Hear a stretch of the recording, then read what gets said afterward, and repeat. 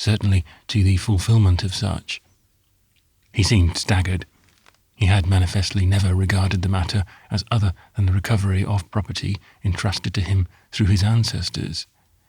I took advantage of his mental disturbance, and as I myself wanted time to think, so that I might fix on some course of action which would suit Marjorie's wishes as well as my own, I began to tell him the impression left on my mind by such a study of the subject of treasure trove as I had been able to achieve. I quoted now and again from notes made in my pocket book. The Scotch law is much the same as the English, and as we are in Scotland, we are of course governed by the former. The great point of difference, seen with the eyes of a finder, is that in Scotland the fraudulent concealment of treasure trove is not a criminal offence, as it is in England. Thus, from my point of view, I have nothing to fear as to results, for though by the General Police Act the finder is bound to report the find to the Chief Constable, the statute only applies to things found on roads or in public places. So far as this treasure is concerned, it may turn out that it can, in a sense, be no treasure trove at all. According to Blackstone, treasure trove is where any money or coin, gold, silver, plate or bullion is found hidden in the earth or other private place, the owner thereof being unknown. If found upon the earth or in the sea, it belongs not to the Crown, but to the finder, if no owner appears. It is the hiding, not the abandoning, which gives the Crown the property. Coin or bullion found at the bottom of a lake or in the bed of a river is not treasure trove.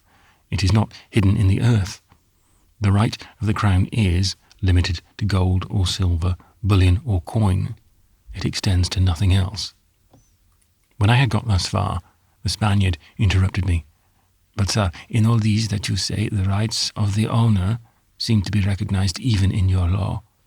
But there comes in again a fresh difficulty, or rather a fresh series of difficulties, beginning with what is, in the eye of the law, the owner. Let us for a moment take your case. You claim this treasure, if it can be found, as held by you for the original possessor. The original possessor was, I take it, the Pope, who sent it with the Armada to be used for the conversion or subduing of England. We will take the purpose later, but in the meantime, we are agreed that the original owner was Pope Sixtus V. Now the popedom is an office, and on the death of one incumbent, his successor takes over all his rights and powers and privileges, whatever they may be. Thus, the Pope of today stands in exactly the same position as did Pope Sixtus V when he sent through King Philip, and in trust of Bernardino de Escoban the aforesaid treasure. I felt that the words aforesaid treasure sounded very legal. It helped to consolidate even my own ideas as I went along. So, too, you as the representative of your own family are in the same position of original trustee as was your great ancestor, of which this record takes cognizance. This too was convincingly legal in sound. I do not think that British law would recognise your position or that of your predecessors in the trust in the same way as it would the continuation of the ownership, if any, on the part of the succession of the popes. However, for the sake of the argument, let us take it they would be of equal force. If this be so, the claim of ownership and guardianship would be complete. As I paused, the Spaniard, who had been listening to me with pent-up breath, breathed more freely. With a graceful movement, which was almost a bow, he said, "If so that you recognize the continued ownership, and if you speak as the exponent of the British law, wherein then is the difficulty of ownership at all, should it be that the treasure may be found?" Here was the real difficulty of both my own argument and Don Bernardino's.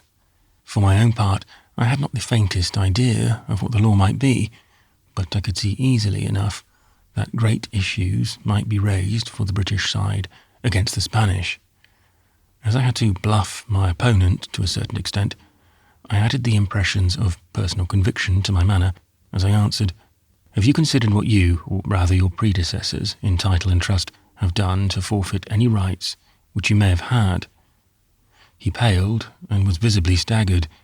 It was evident that this view of the question had not entered his mind. The mere suggestion of the matter now opened up for him grave possibilities. His lips grew dry, and it was with a voice hoarser than hitherto that, after a pause, he said, "Go on." This treasure was sent in time of war by the enemies of England for the purpose of her undoing, that is, her undoing from the point of view of the established government of the time. It was, in itself, an act of war. The very documents that could, or can, prove the original ownership would serve to prove the hostile intent of such owners in sending it. Remember that it came in a warship, one of the great armada built and brought together to attack this country. The owner of the treasure, the Pope, gave it in trust for the Cestui Que Trust. The King of Spain to your ancestor Bernardino de Escoban as hereditary trustee. Your ancestor himself had the battleship San Cristobal built at his own cost for the king's service in the war against England. You see, they were all, the individual as well as the nation, hostile to England, and the intention of evil towards that country, what British law calls malice prepense, or the mens rea, was manifest in all. The Spaniard watched me intently. I could see by the darkening of his swarthy face and the agonized contraction of his brows that the argument was striking home to his very heart. The man was so distressed that, enemy as I felt him to be, it was with a pang that I went on. It remains to be seen what view the British law would take of your action, or what is the same, that of your predecessor in the trust in hiding the treasure in the domains of Britain. As a foreigner, you would not have, I take it, a right in any case, and certainly as a foreigner in arms against this country, you could have no right in either domestic or international law. The right was forfeit on landing from your warship in time of war on British shores. There was a long pause. Now that I came to piece out into an argument the scattered fragments of such legal matters as I had been able to learn, and my own ideas on the subject, the resulting argument was stronger than I had at first imagined. A whole host of collateral matters also cropped up. As I was expounding the law, as I saw it, the subject took me away with it. This question would then naturally arise if the forfeiture of the rights of the original owner would confer a right upon the Crown of Britain, standing as it does in such a matter as the remainder man. Also, whether the forfeited treasure, having been hidden, being what the law calls bona vacantia, can be acquired by the finder, subject to the law relating to the royal prerogative. In both the above cases, there would arise points of law. In either, for instance, the nature of the treasure might limit the Crown claim as over against an individual claiming rights as finder. "How so?" asked Don Bernardino. He was recovering his sang-froid and manifestly was wishful to reassert himself. According to the statement of Don Bernardino, which would assuredly be adduced in evidence on either side, the treasure was, or is, of various classes: coined money, bullion, gems, and jewel work. By one of the extracts which I have read you, the Crown prerogative only applies to precious metals or bullion. Gems or jewellery are therefore necessarily excluded, for it could not, I think, be claimed that such baubles were contraband of war. Again, the place of hiding may make a bar to Crown claim as treasure trove. According to the cipher narrative, the place of hiding was a sea cave. This could not be either on the ground, which would give title to the finder, or in the ground, which would give Crown claim. But beyond this, again, there might arise the question as to whether the treasure should in any way come into the purview of the law at all. You will remember in one of my excerpts, Blackstone accepts the sea from the conditions of treasure trove. It might have to be fought out in the law courts, right up to the House of Lords, which is our final court of appeal, whether the definition of sea would include a cave into which the tide ran. Here I stopped. My argument was exhausted of present possibilities. The Spaniard's thought now found a voice. "But still ownership might be proved. Our nations have been at peace ever since that unhappy time of the Invincible Armada. Nay, more, have not the nations fought side by side in the peninsula? Besides, at no time has there been war between England and the Pope, even when his priests were proscribed and hunted and imprisoned when captured. The friendship of these countries would surely give a base for the favourable consideration of an international claim. Even if there may have been a constructed forfeiture, such was never actually exacted. England might, in her wisdom, yield the point to a friendly nation when 300 years had elapsed. Here another idea struck me. Of course, I said, such might be so. England is rich and need not enforce her right to a treasure, however acquired. But let me remind you that lawyers are very tenacious of points of law, and this would have to be decided by lawyers, who are the servants of the state and the advisers of the governments. Such would no doubt be guided by existing principles of law, even if the specific case were not on all fours with precedents. I learned that in India, which is governed by laws made by Britons and consonant with the scheme of British law, there is actually an act in existence which governs treasure trove. By this, the managerial decision can be held over to allow the making of a claim of previous ownership within 100 years. So you see that by analogy, your claim of 300 years of peace would put you clean out of court. We both remained silent. Then the Spaniard, with a long sigh, rose up and said courteously, "I thank you, Senor, for the audience which you have given to me. As there is to be no rapprochement to us, what I can say may not avail. I must now take my own course. I am sad, for what that course may have to be, I know not. I would have given my fortune and my life to have acquitted me honourably of the trust imposed on me, but such happiness may not, alas, be mine, Senor." This he said very sternly. "I trust that you will always remember that I tried all ways that I know of peace and honour, to fulfil my duty. Should I have to take means other to discharge my duty, even to the point of life and death, you will understand that I have no alternative." "Would you take life?" I said impulsively, half incredulous. "I would not scruple regarding my own life. Why should I? Regarding that of another?" he said simply. Then he went on, "But, oh, Senor, it is not the taking of life, my own or another's, which I dread. It is that I may have to walk in devious ways, where honour is not. Have I not already tasted of its bitterness? Understand me, that this duty of guardianship of the trust is not of my choosing. It was set to me and mine by other and greater powers than ourselves, by the Vice-Regent of God himself. And what is ordained by him I shall do in all ways that are demanded of me." I was sorry for him, very sorry, but his words made a new fear. Hitherto I had been dealing with a gentleman, and there is much protection in this thought to any opponent. Now, however, he calmly announced that he would act without scruple. I was in future to dread, not fair fighting alone, but crooked ways and base acts. So I spoke out. "Am I not then to look on you as a man of honour?" His face darkened dangerously, but all its haughty pride was obliterated by a look of despair and grief as he said sadly, "Alas, I know not. I am in the hands of God. He may deal mercifully with me and allow me to pass to my grave not dishonoured, but for myself my path has been set in ways that may lead I know not whither." Somehow his words made me feel like a cad. I didn't mind fighting a man fair, or indeed fighting him anyway, so long as we understood the matter from the first. But this was against the grain.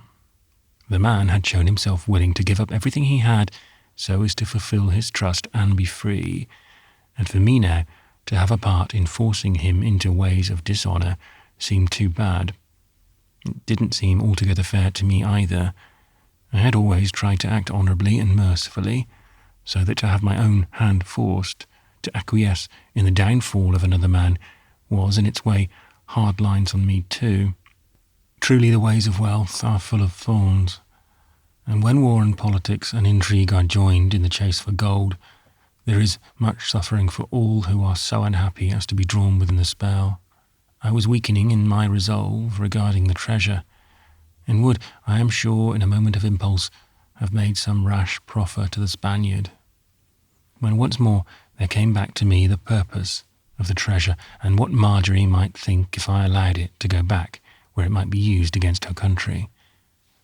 Whatever I might do, there was no hope of compromise on the part of Don Bernardino, whose one purpose, blind and set, was to fulfill the obligation set by his forefather and to restore the treasure to Spain, by whom it might or might not be restored to the Pope. The intensity of my thought had concentrated my interest to such an extent that I did not consciously notice what was going on around me. Only in a sort of dim way did I know that the Spaniard's eyes were roving round the room, seeking in the blind agony of the despair which was upon his soul for a clue or opening somewhere. All at once I became broad awake to the situation of things which had happened in those few seconds. He was gazing with eyes of amazement on the heap of metal caskets, dimmed with 3 centuries of sea-water, which were piled on the side table amongst the scattered heaps and odds and ends of various kinds, made manifest by some trick of light. Then there came a light into his eyes as he raised his hand and pointed, saying, "So, the treasure has been found." Chapter 42. A Struggle. I think that at first sheer amazement had controlled the Spaniard's thoughts, but whatever the cause of the control was, it soon passed away. Then the whole fiery nature of the man seemed to sweep from him like a torrent. "And so all the learned arguments with which you have overwhelmed me were but a cloak to cover your possession of the treasure, which it was given to me and mine to guard. I might have guessed that without the certainty of possession, you would not have been so obdurate to my offer, given in all sincerity as it was. From other things, too, I might have known that woman so old, who watches with eyes that see more than is to see, and who have reason of her own to mistrust you. She told to me that nightly she has heard you dig in the rock as though you make grave. Take care it is not so. I am guardian of that treasure, and I am desperate. Already have I told you that all things are to me, always to fulfill the trust of my fathers. We are here alone. I am armed, and already my life is forfeit to this course. Yield yourself, then, to me." Like a flash of light, he had drawn a dagger from his breast, and with an upward sweep of his hand, held it poised, either to strike or throw. But already I had taken warning from his eyes. Ever since danger had threatened Marjorie, I had carried my revolver with me. Even at night it rested under my pillow. The practice which Marjorie and I had often had, till she had taught me the old trick which her father had taught her of getting the drop on an adversary, stood me now in good stead. Whilst he had been drawing his dagger, I had already covered him. He finished the words with his command straight into the muzzle of my 6-shooter. I said as quietly as I could, for it was with a mighty effort I kept approximately calm under stress of such a sudden attack. "Drop that dagger, quick, or I shall shoot it from your hands." He recognized his helplessness in the matter. With a despairing sigh, he opened his fingers. The dagger fell jingling to the floor. I went on. "Now hold up your hands, well above your head. Move back to the wall." He did so, and stood facing me with a disdainful smile. I stooped, and with my right hand picked up the dagger, still keeping him covered with my left. I put the weapon on the far side of the table and approached him. He did not move, but I could see that he was sizing me up. This gave me no anxiety, for I knew my own strength, and I had also a shrewd idea that if he had any other arm about him, he would not be calculating his chances for a physical struggle, cautioning him that his life depended on his stillness, for I still held my revolver to his breast. I passed my hand lightly over him. He had manifestly no other weapon. The only sign of one was the sheath of his dagger.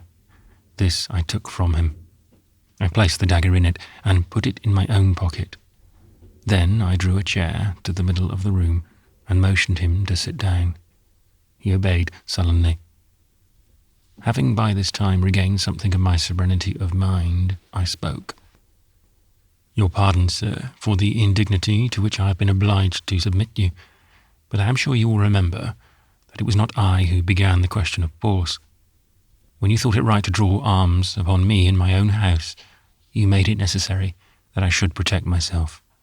Now let me say something in answer to your charge against me. The finding of the treasure has nothing whatever to do with my theory of action.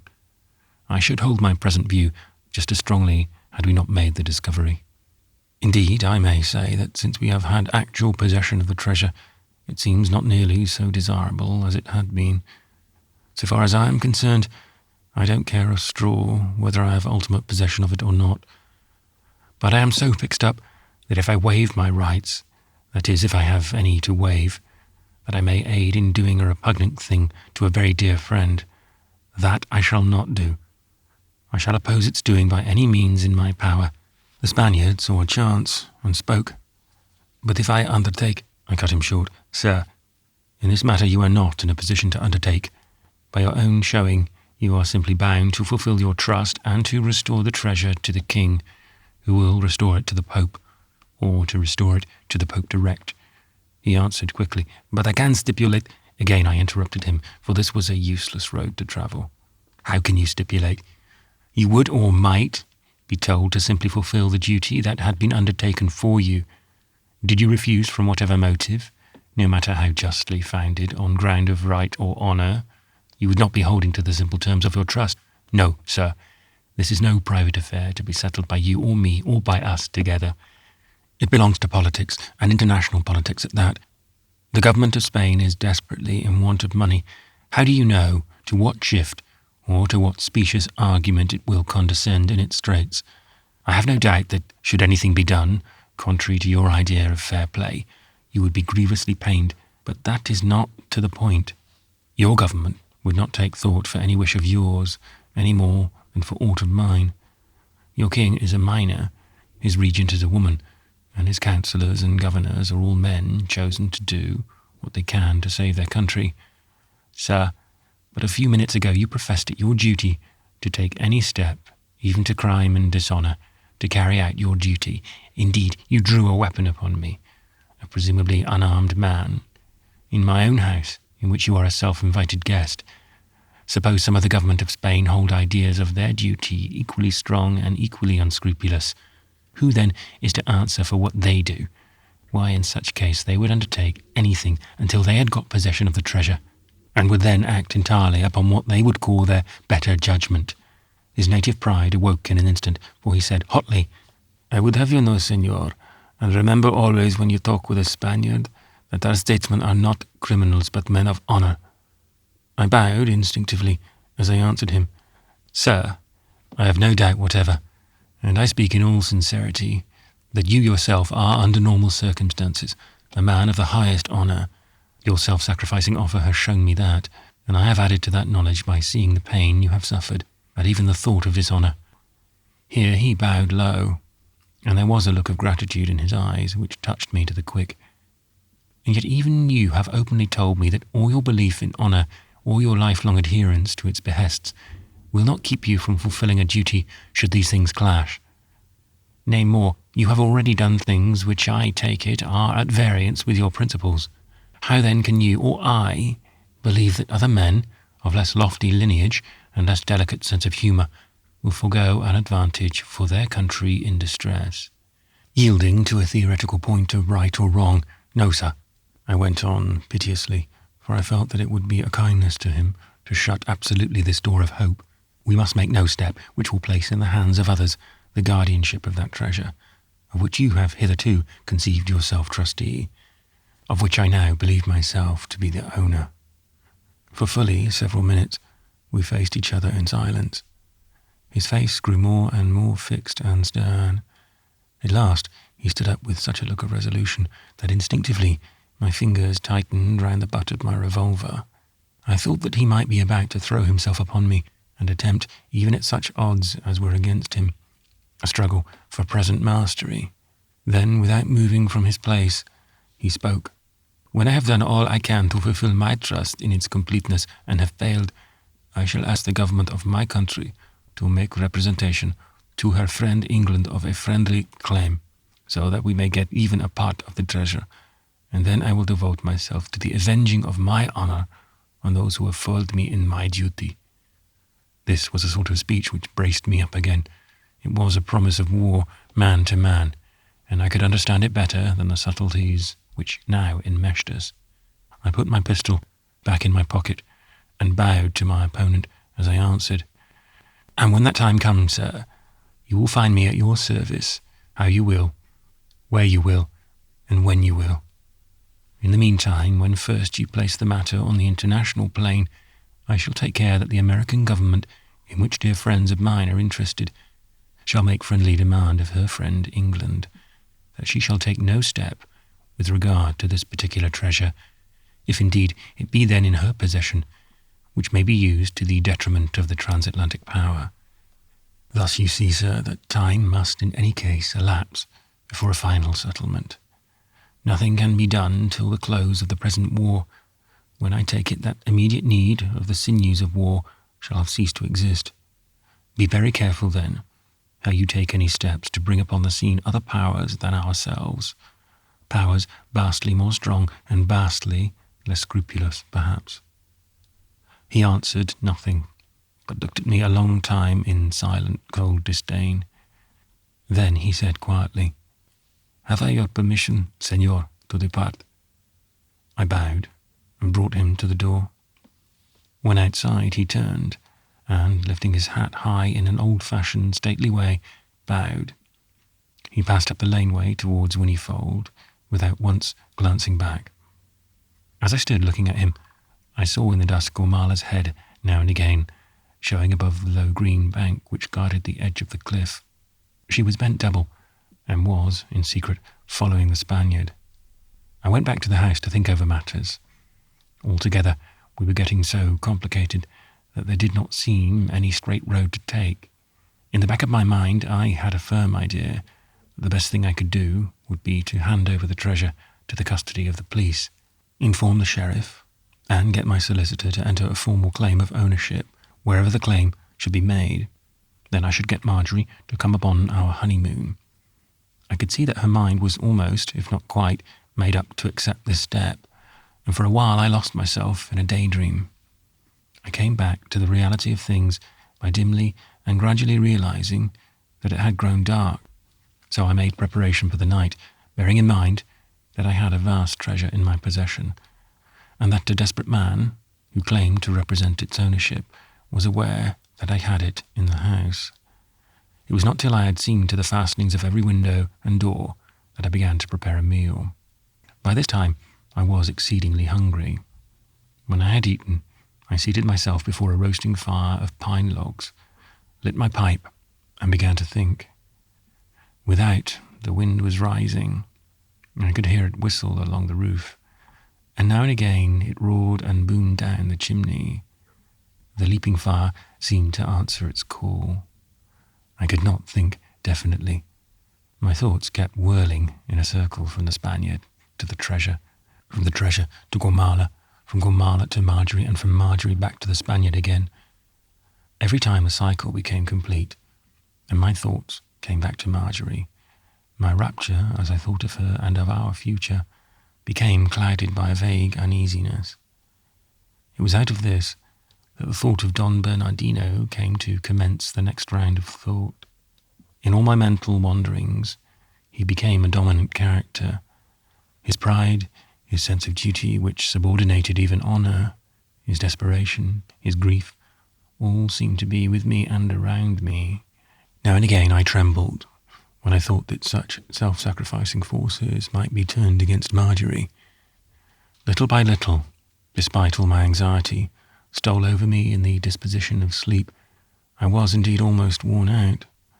The events of the past few days had crowded together so quickly that I had had no time for pause. Even the long sleep which had crowned the vigil in the water cave had not enabled me to lay in, so to speak, a provision of sleep. It had been the payment of a debt to nature rather than the putting by of capital. I had the consoling thought that Marjorie had promised me she would not leave Crom Castle till I came. Safe in this thought, I rolled myself in rugs, choosing those that she had used, and fell asleep. I think that even in sleep I did not lose the sense of my surroundings, for in dreams my thoughts ran in their waking channel. Here again, all the disturbing elements of my life of late became jumbled together, and a sort of anxiety regarding something unknown seemed to brood over me. So far as I remember, I slept fitfully, waking often in a sort of agony of indefinite apprehension. A couple of times I made up the fire, which was falling low, for there was a sort of companionship in it. Without, the wind howled more loudly, and each time as I sank back to rest, I pulled the rugs more closely around me. Once I started, broad awake. I thought I heard a cry, and naturally in my present frame of mind, my thoughts flew to Marjorie in some danger. She was calling me. Whatever the cause was, it reached my brain through a thick veil of sleep. My body answered, and before I had time to think of why or wherefore, I was standing on the floor, broad awake, alert and panting. Again there came a sharp cry outside, which threw me in an instant into a cold sweat. Marjorie was in danger and was calling me. Instinctively I ran to the window, and pulling open the shutters, threw up the sash. All was dark outside, with just that cold line on the far eastern horizon which told of coming dawn. The wind had risen high and swept past me into the room, rustling papers and making the flames dance. Every now and again a bird swept by me on the wings of the wind, screaming as it flew, for the house was so close to the sea that the birds took no note of it, as they would ordinarily do of a human habitation. One of them came so close that its scream seemed to sound loudly in my ears. It was, doubtless, just such a cry as this which had torn me from my sleep. For a while I hesitated whether I should go right away to Crom, but second thoughts prevailed. I could not get into the house at such an hour without creating alarm and causing comment. So I went back to the chimney corner, and piling on fresh logs and snuggling into my nest of rugs, soon found sleep again descending on me. The serenity of thought which comes with the day was using its force. This time I woke more slowly. The knocking was continuous and imperative, but it was not a terrifying sound. We are all, more or less, used to such sounds. I listened, and gradually consciousness of my surroundings came back to me. The knocking was certainly persistent. I put on my shoes and went to the door. Outside was Mrs. Jack, looking troubled and hot in spite of the cold of the wind which seemed to sing around the house. As I opened the door, she slipped past me and closed it behind her. Her first words made my heart sink and my blood run cold with vague terror. "Is Marjorie here?" Chapter 43. The Honour of a Spaniard. Mrs. Jack saw the answer in my eyes before speech came, and staggered back against the wall. "No," I said. "Why do you ask?" "She is not here. Then there is something wrong. She was not in her room this morning." This morning. The words set my thoughts working. I looked at my watch. It was past 10 o'clock. In a dazed kind of way I heard Mrs. Jack go on. "I did not say a word to any of the servants at first, for I didn't want to set them talking. I went all over the house myself. Her bed had not been slept in.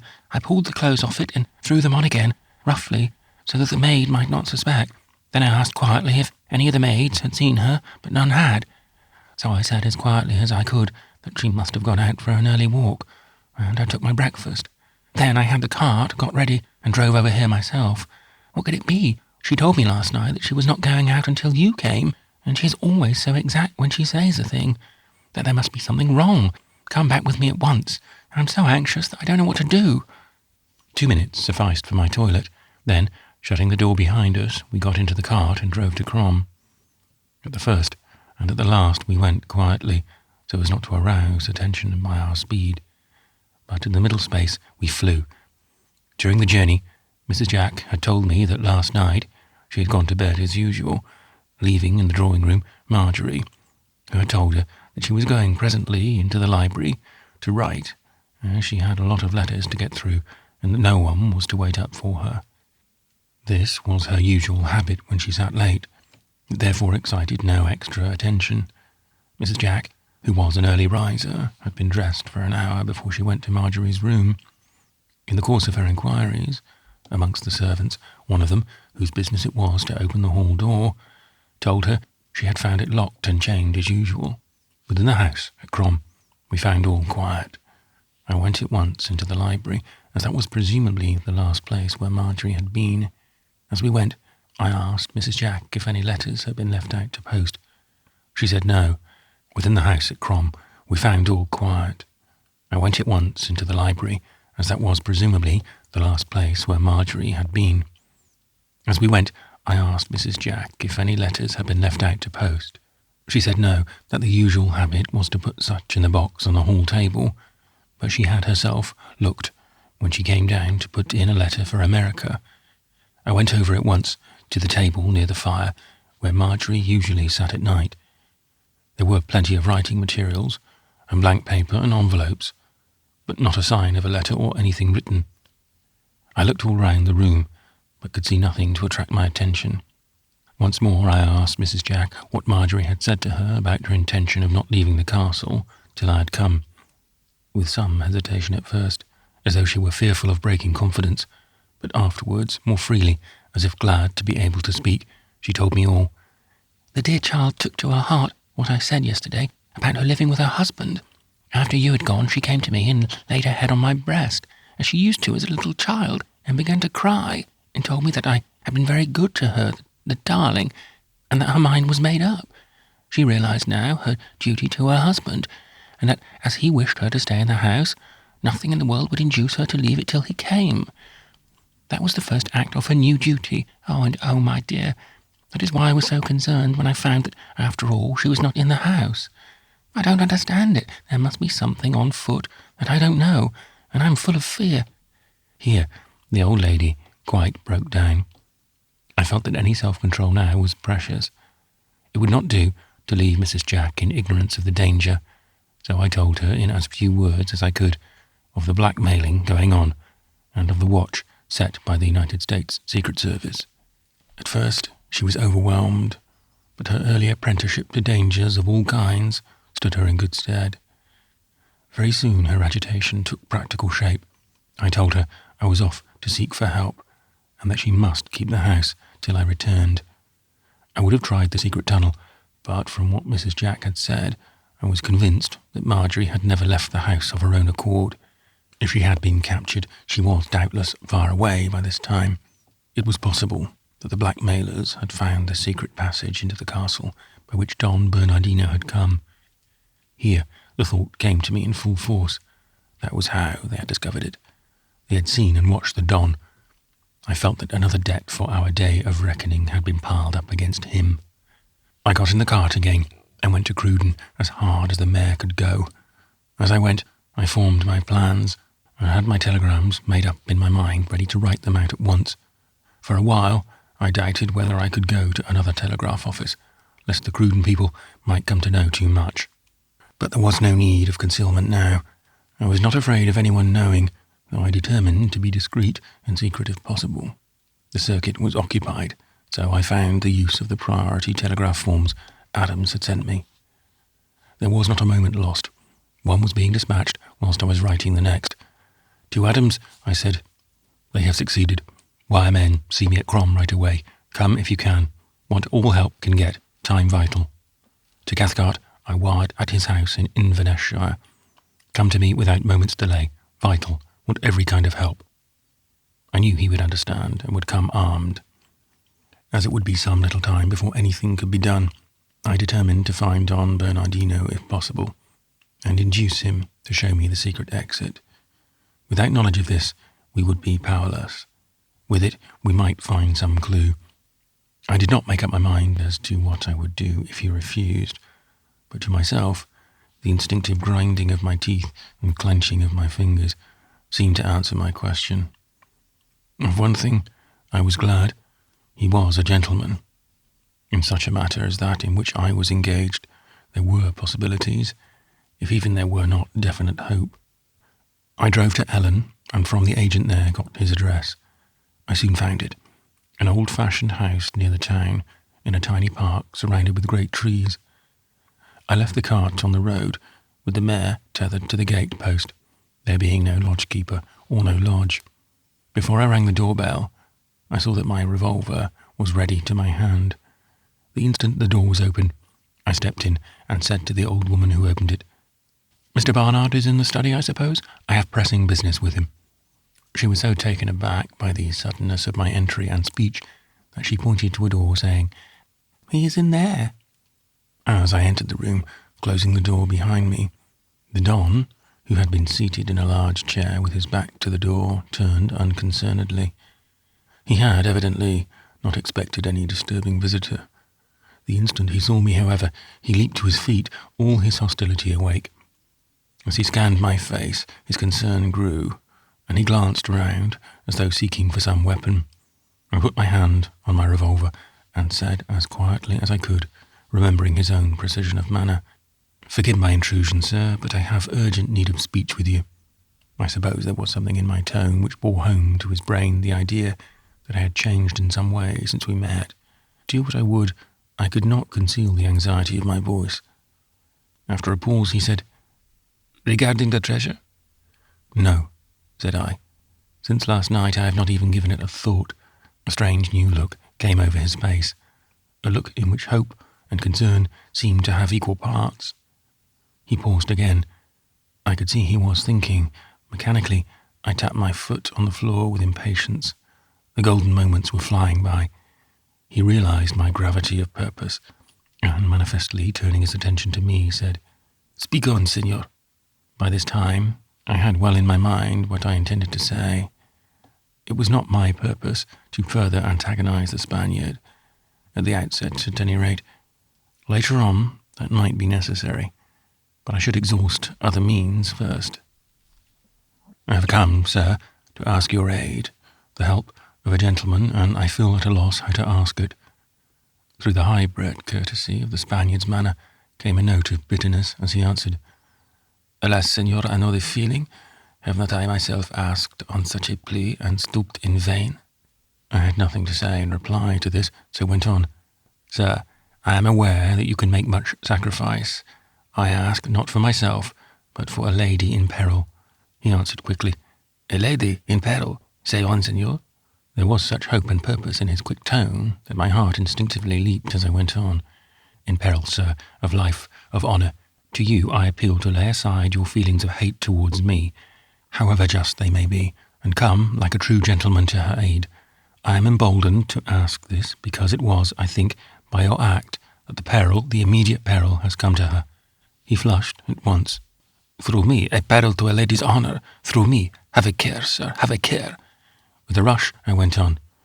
"By your going into the castle through a secret passage, other enemies of the lady, low, base, and unscrupulous, who have been plotting to carry her off for ransom, have doubtless made an entry otherwise impossible to them. Now we must find a clue, and at once. Tell me, I implore you, of the secret way, that thus we may at once begin our search." For a few seconds he looked me through and through. I think he suspected some plot or trap, for he said slowly, "And the treasure, can you leave it?" I answered hotly, "The treasure? I have not even thought of it since the news came of Marjorie's disappearance." Here I took it that he was beginning his unscrupulous purpose, and was playing my loss against his own, and a thought came to me that had not even crossed my mind before, had he been the abductor for the purpose of just such a bargain. I took from my pocket the key of the house in Whinnyfold and held it out to him. "Here, sir," I said, "is the key of my house. Take it with all it contains and all it leads to. The treasure is as you left it last night. Only help me in my need." He waved my hand aside with an impatient gesture as he said simply, "I do not bargain with a woman's honour. Such comes before all the treasures of popes or kings, before the oath and duty of a de Escoban. Come, senor, there is no time to lose. Let us settle this affair first. Later we can arrange matters that rest between thee and me." "Your hand, sir," was all I could say. "In such trouble as mine there is no help like that of a gentleman. But will you not honour me by keeping the key? This other is a trust which you have won by honour, as your great ancestor won his glorious duty long ago." He did not hesitate. All he said as he took the key was, "It is a part of my duty which I must not forego." As we left the house, he looked like a new man, a man born again. There was such joyous gladness in his face and voice and movements that I wondered. I could not help saying, when we had got into the cart and were on our way, "You seem happy, sir." I would that I could feel the same. "Ah, Signor, I am happy beyond belief. I am happy as one raised from hell to heaven, for now my honour is no more perilled. God has been good to me to show a way even to death without dishonour." As we flew along to Crom, I told him what I knew of the secret passage between the chapel and the monument. He wondered at my having discovered the secret, but when I told him of how the blackmailing gang had used the way to evade the Secret Service men, he suddenly cried out, "There was but one who ever knew the secret of that passage. My kinsman, with whom I stayed in Crom when young, told me of him. He tried much to find the entrance to the castle, and finally, under threat, he went away to America. He was a base-born and a thief.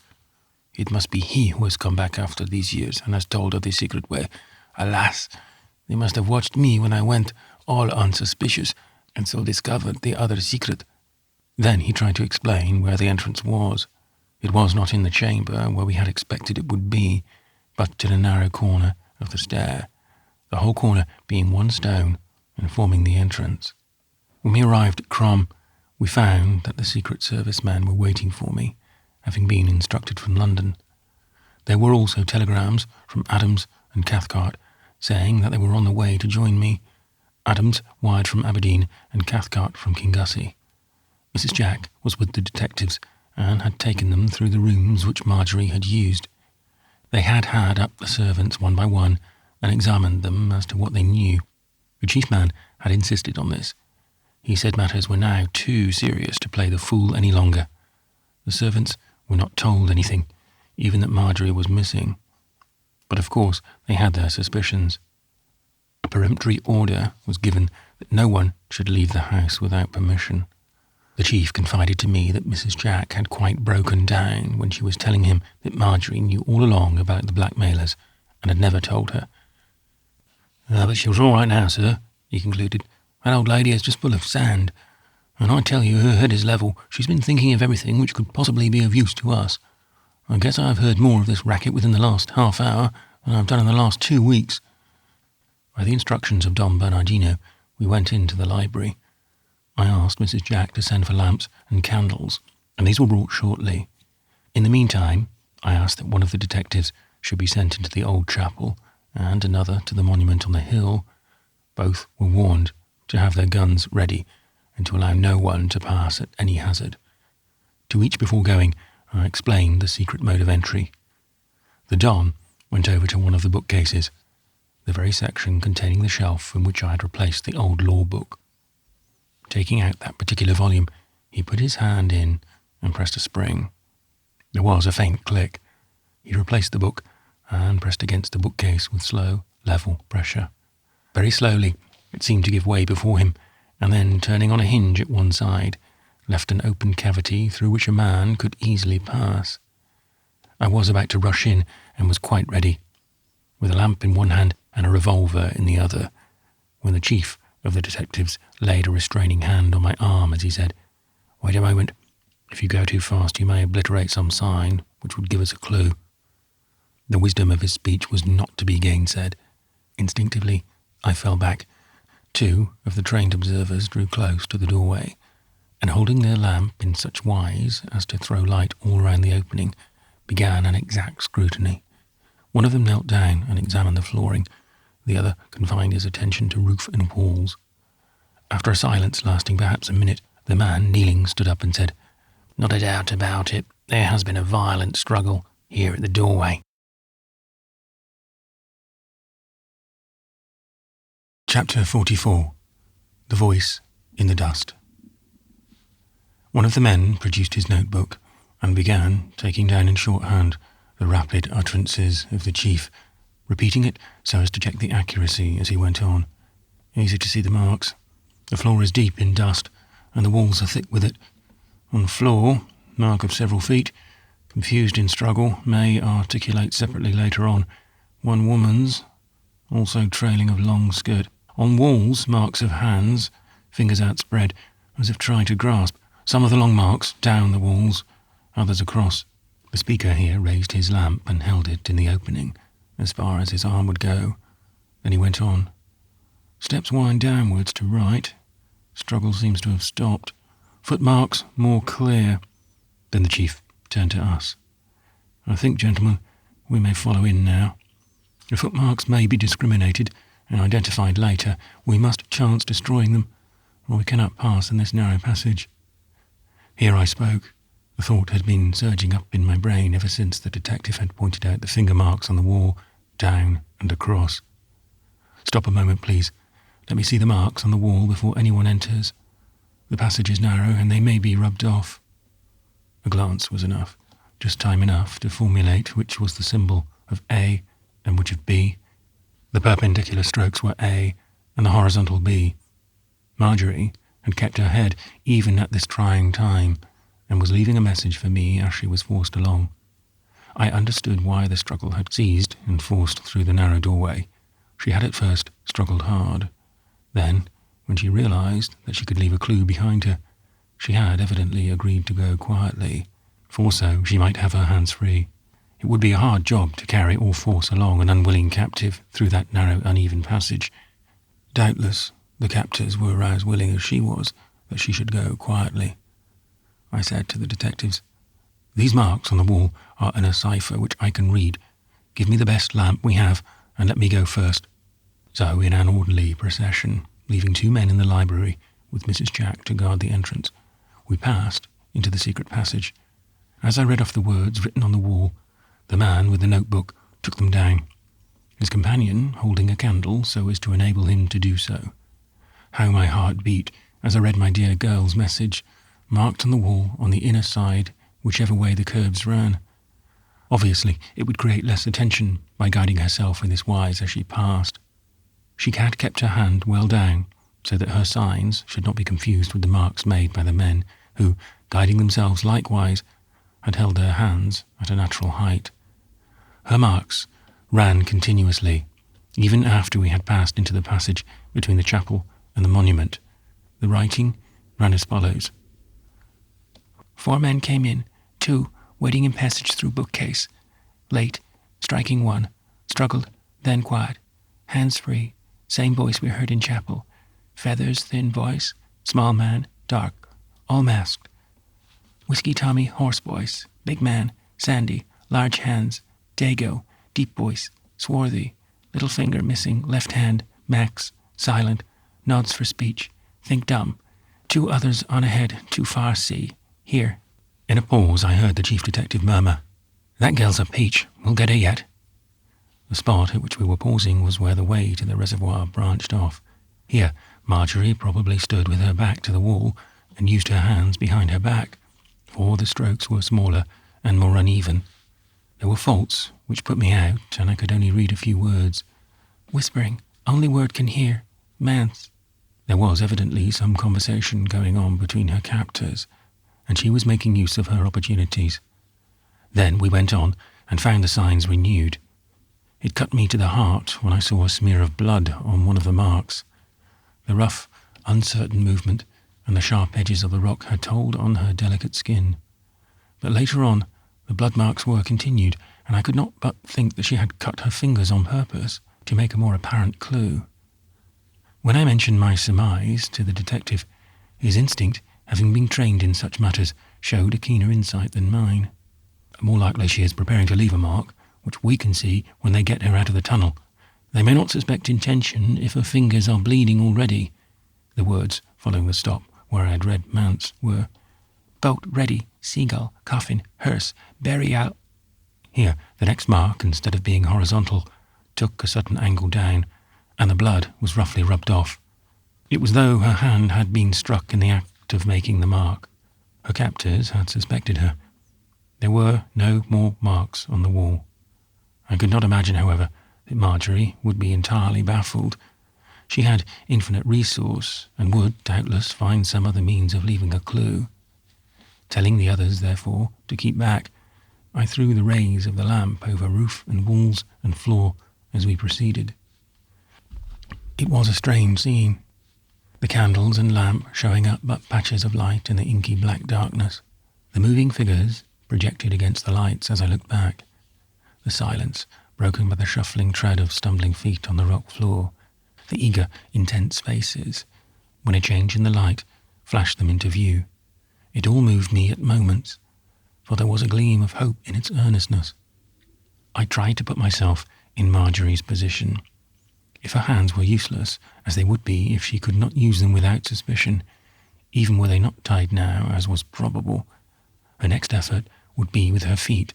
I therefore looked out carefully for any sign made this way. Presently I came across a mark which I suspected.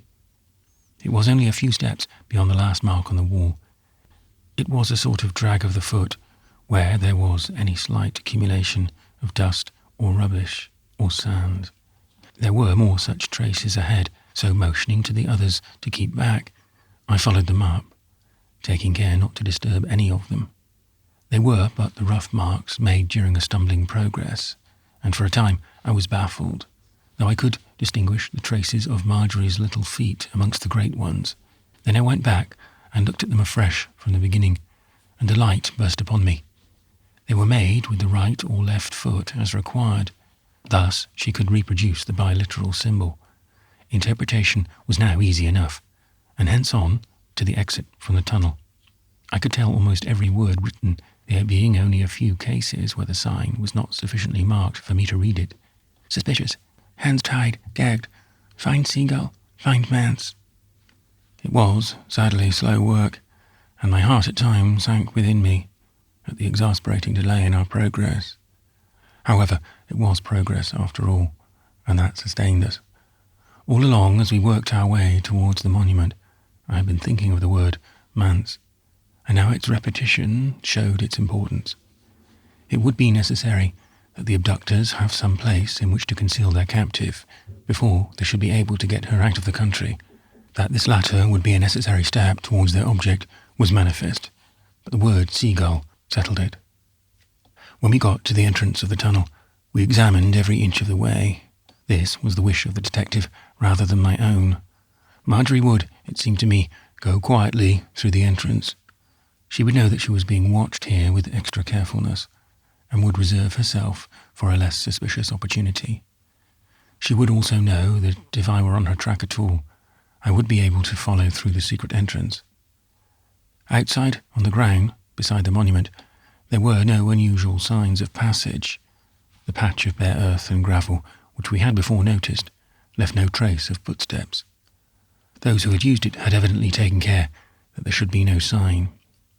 We went slowly along the route, which, by my former experiments with the thread, I had found was habitually used.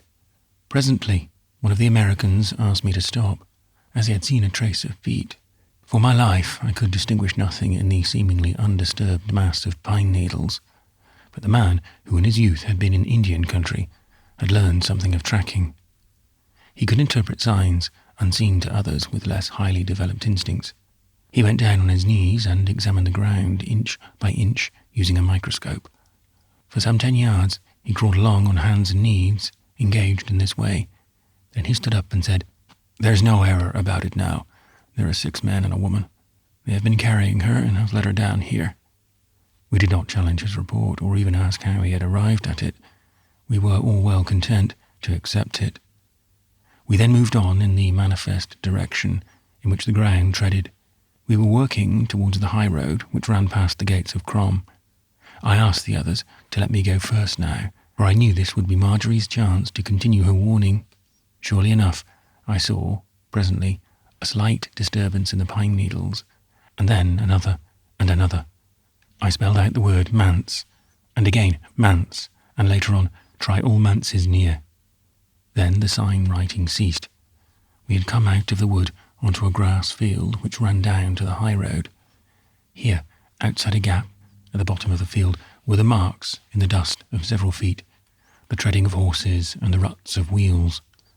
A little further on, the wheel marks, some 4-wheeled vehicle, were heavy, and from the backward propulsion of the dust and gravel in the hoof tracks, we could easily see that the horses were galloping. We stopped and held a council of war. It was, of course, understood by us all that someone should follow on the track of the carriage and try to reach the quarry this way. For my own part, I felt that to depend on a wheel mark in such a country of crossroads was only the off chance. In any case, this stern chase must be a long one, whereas time was vital, every moment being precious. I determined to try to follow out Marjorie's clue. Try every manse near. To do this, we should get to some centre where we could obtain a list of all the churches in the neighbourhood. Ellen was naturally the place, as it was in the centre of the district. They all acquiesced in my view, so we hurried back to Crom, leaving 2 men, the tracker and another, to follow the fugitives. Hitherto Dom Bernardino had hardly said a word. He was alert, and the eager light of his eye was helpful, but after he had shown us the secret way, and found that already I knew the outer passage as well as he did, or better, he had contented himself with watchfulness. Now he suggested, "There is also the boat. May it not be well that someone should follow up that side of the matter? Thus we shall be doubly armed." His advice commended itself to the chief of the detectives, though I could see that he took it suspiciously from the Spaniard. It was with manifest purpose of caution that he answered, "Quite right, but that we shall see to ourselves. When Mr. Adams comes, he will work that racket." The Spaniard bowed, and the American returned the courtesy with a stiff back. Even in such times of stress, racial matters were not to be altogether forgotten. In the hall at Crom, we found, when we came back through the old chapel, Sam Adams. He had arrived just after we had set out on our search, but was afraid to follow over ground, lest he should miss us. Wisely, he did not attempt the underground way, as he had no proper light. His coming had been a great comfort to Mrs. Jack, who, always glad to see a countryman of her own, now almost clung to him. He had brought with him 2 young men, the very sight of whom made my heart warmer. One of them he introduced as Lieutenant Jackson of West Point, and the other as Lieutenant Montgomery of Annapolis. "These boys are all right," he added, laying a hand affectionately on the shoulder of each. "I'm sure they are. Gentlemen, I thank you with all my heart for coming," I said as I wrung their hands. They were both fine specimens of the 2 war academies of the United States, clean-built from top to toe, bright-eyed, resolute and alert, the very type of highly bred and trained gentleman. The young soldier Jackson answered me. "I was too delighted to come when Adams was good enough to get leave for me." "Me too," echoed the sailor. "When I heard that Miss Drake was in trouble, and I was told I might come, I think I danced. Why, sir, if you want them, we've only got to pass the word, and we can get you a man-of-war's crew, if every man of them has to desert." Whilst we were speaking, there was a sound of rapid wheels, and a carriage from Ellen drew up at the door. Out jumped Cathcart, followed by a tall, resolute-looking young man, who moved with the freedom of an athlete. "Am I in time?" was Cathcart's greeting as he rushed towards me. I told him exactly how he stood. "Thank God," he said fervently, "we may be in time yet." Then he introduced his friend, MacRae of Strathspiel. This was the host with whom he had been staying, and who had volunteered to come on hearing of his summons. "You may trust Donald," was his simple evidence of the worth of his friend. This addition to our forces gave us great hope. We had now a sufficiency of intelligent, resolute men to follow up several clues at once, and in a brief council we marked out the various duties of each. Cathcart was to go to Ellen and get a list of all the manses in the region of Buchan, and try to find out if any of them had been let to strangers. We took it for granted that none of the clergy of the place were themselves concerned in the plot. MacRae was to go with Cathcart and to get all the saddle horses he could without attracting public attention, and bring them, or have them brought, to Crom as soon as possible. Secrecy of movement was insisted on with almost agonized fervour by Adams and the Secret Service men. "You don't know these wretches," said the chief of the latter. "They are the most remorseless and cruel villains in the world, and if they are driven to bay, will do anything however cruel or base. They are well plucked too, and don't know what fear means. They will take any chances and do anything to get their way and protect themselves. If we don't go right in this matter, we may regret it to the last of our days." The silence in the room was only broken by the grinding of teeth and by Mrs. Jack's suppressed sobs. Adams was to go to Aberdeen as a working centre, and was to look after the nautical side of the adventure. He was to have Montgomery in this work with him. Before he left Crom, he wrote some cipher telegrams to the embassy, He explained to me that one of his suggestions was that an American warship, which was cruising in the North Sea, should, if possible, be allowed to lie off the coast of Aberdeen, ready for any emergency. When Montgomery heard it, he asked that, if possible, a message should be sent from him to the first officer of the Keystone. "Tell the men privately that they are helping Marjorie Drake.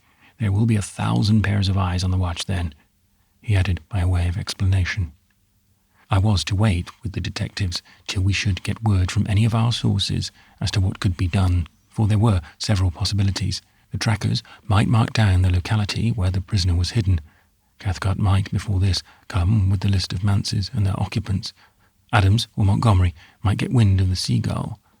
For Montgomery had already orders to go to Petershead and Fraserburgh, where the smacks for the summer fishing were gathered. Don Bernardino remained with me at Crom.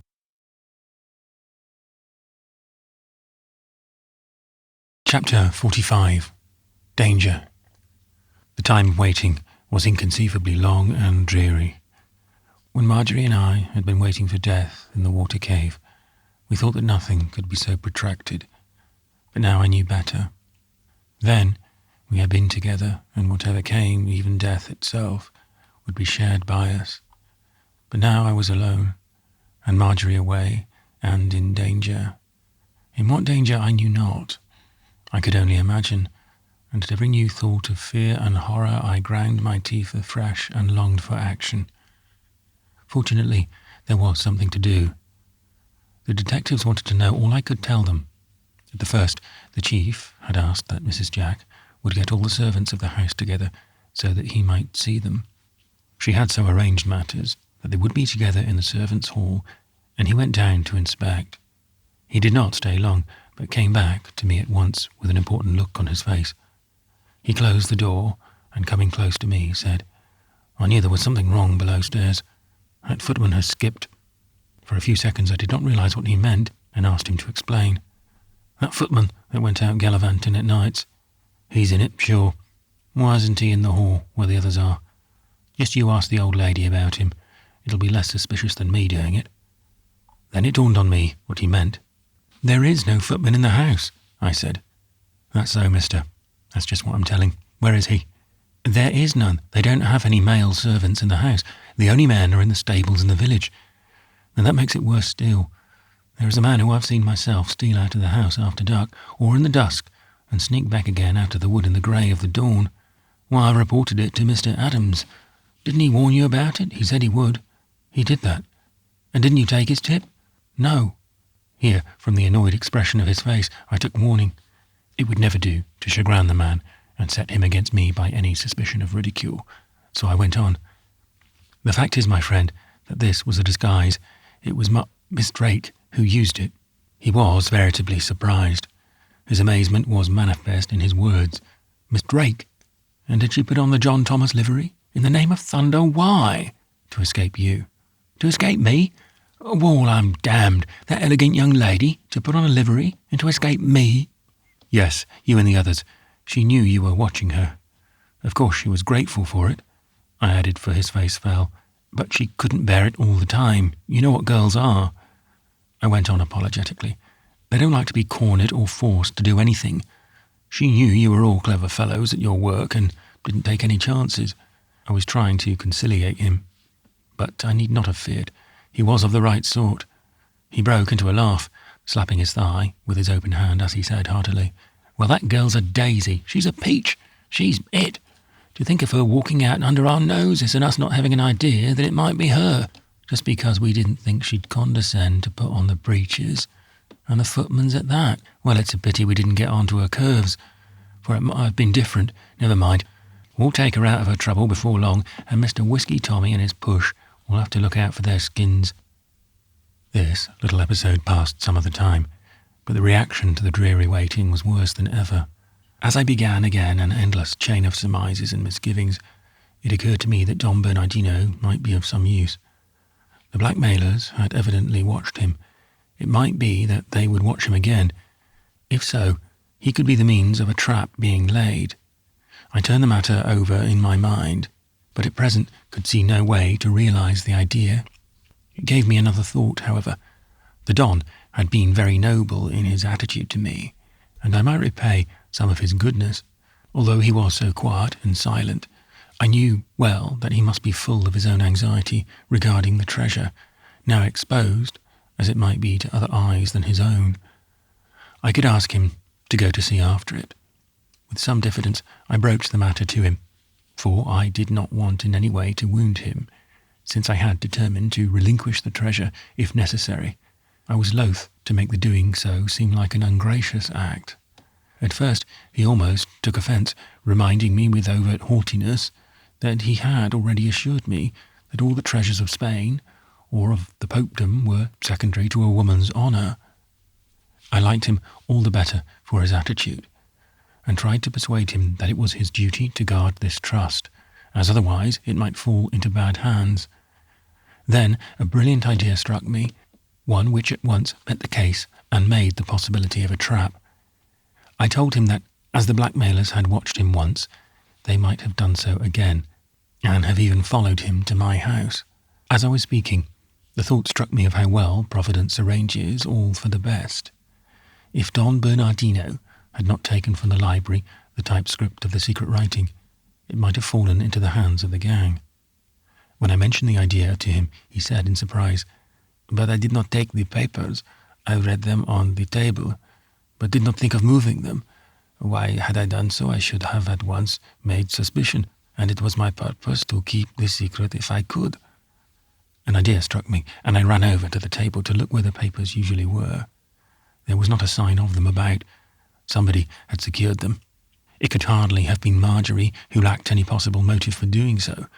The Spaniard, eagerly following my face, saw the amazement which I felt. He cried out, "Then they have taken them. The treasure may yet prove a lure through which we may catch them. If it be that they have followed me to your house, and if they have any suspicions that came to me on reading that paper, then they will surely make some attempt." If anything were to be tried on this line, there was no time to lose. I had to carry out the matter privately, for on mentioning to Don Bernardino that I should ask one of the detectives to go with him, he at once drew back. "No," he said, "I have no right to imperil further this trust. The discovery was yours, and you knew of the hiding place before I did. But I could not, with my consent, allow any other person to know the secret. Moreover, these men are enemies of my country, and it is not well that they should know, lest they should use their knowledge for their country's aid. You and I, senor, are caballero. To us there is somewhere a high rule of honor, but to these people there is only law." "Well," I said, "if you are going, you had better lose no time. These people have had nearly 6 hours already. I left the house with Mrs. Jack a little after 10, but you had better go carefully. The men are desperate, and if they find you alone, you may have a bad time." For answer, he pulled a revolver from his pocket. "Since yesterday," he said, "I go armed till these unhappy businesses are all over." I then told him of the entrance to the caves, and gave him the key of the cellar. "Be sure you have light," I cautioned him, "plenty of light and matches. It will be towards low water when you get there. The rope which we used as a clue is still in its place. We did not take it away." I could see that this thought was a new source of anxiety to him. If the gang were before him, it would have served to lead them to the treasure itself. As he was going, I bade him remember that if there was any sign of the men about, he was to return at once or send us word, so that we could come and catch them like rats in a trap. In any case, he was to send us word, so that we might have knowledge of his movements, and inferentially of those of our enemies. In such a struggle as ours, knowledge was everything. Not long after he had gone, Cathcart and McRae arrived on horseback. They said there were 3 other saddle horses coming after them. Cathcart had a list of all the churches and the manses of the clergy, of all shades of doctrine in Buchan, and a pretty formidable list it made. He had also a map of Aberdeen County, and a list of such houses as had been let for the summer or at any period during it. Such was, of course, only an agent's list, and would not contain every letting privately.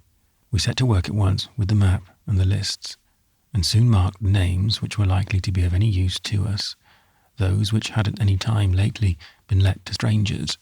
Then Cathcart and Gordon and all the detectives, except the chief, went off on horseback with a list of places to visit. They were all to return to report as soon as possible. The chief kept tab of the places to be visited by each. When the rest had gone, I asked him if he knew where any of those supposed to be of the gang lived in the neighbourhood. He said he felt awkward in answering the question, and he certainly looked it. "The fact is," he said sheepishly, "since that young lady kicked those names on the dirt, and so into my thick head, I know pretty well who they are. Had I known before, I could easily have got those who could identify them, for I never saw them myself.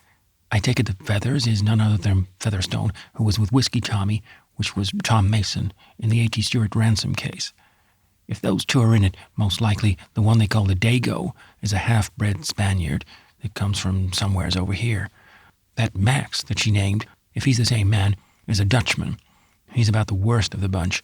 Then for this game there's likely to be 2 Chicago bums from the levee, way down politicians and healers.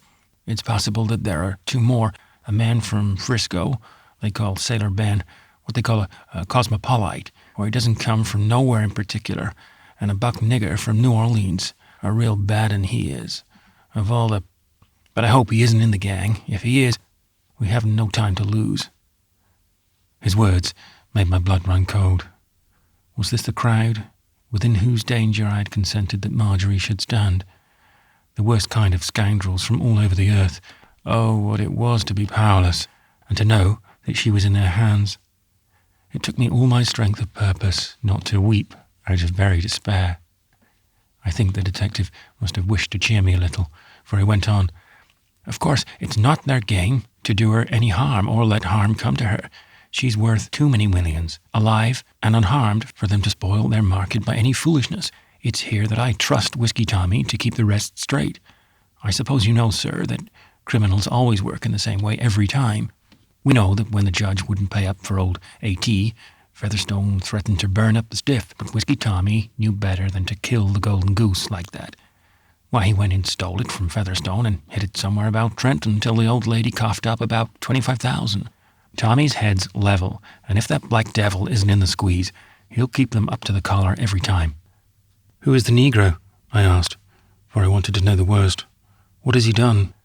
"What hasn't he done that's vile is what I'd like to know. They're a hard crowd in the darky side of New Orleans, and a man doesn't get a bad name there easily, I tell you. There are dens there that'd make God Almighty blush, or the devil either. A darky that is bred in them and gets to the top of the push doesn't stick at no trifles. But you be easy in your mind as yet, sir. At present there's naught to fear, but if once they get safe away, they will try to put the screw on. God knows when that may happen. In the meantime, the only fear is lest, if they're in a tight place, they may kill her." My heart turned to ice at his words. What horrible possibilities were there when death for my darling was the only fear? It was in a faint enough voice. I asked him, would they really kill her?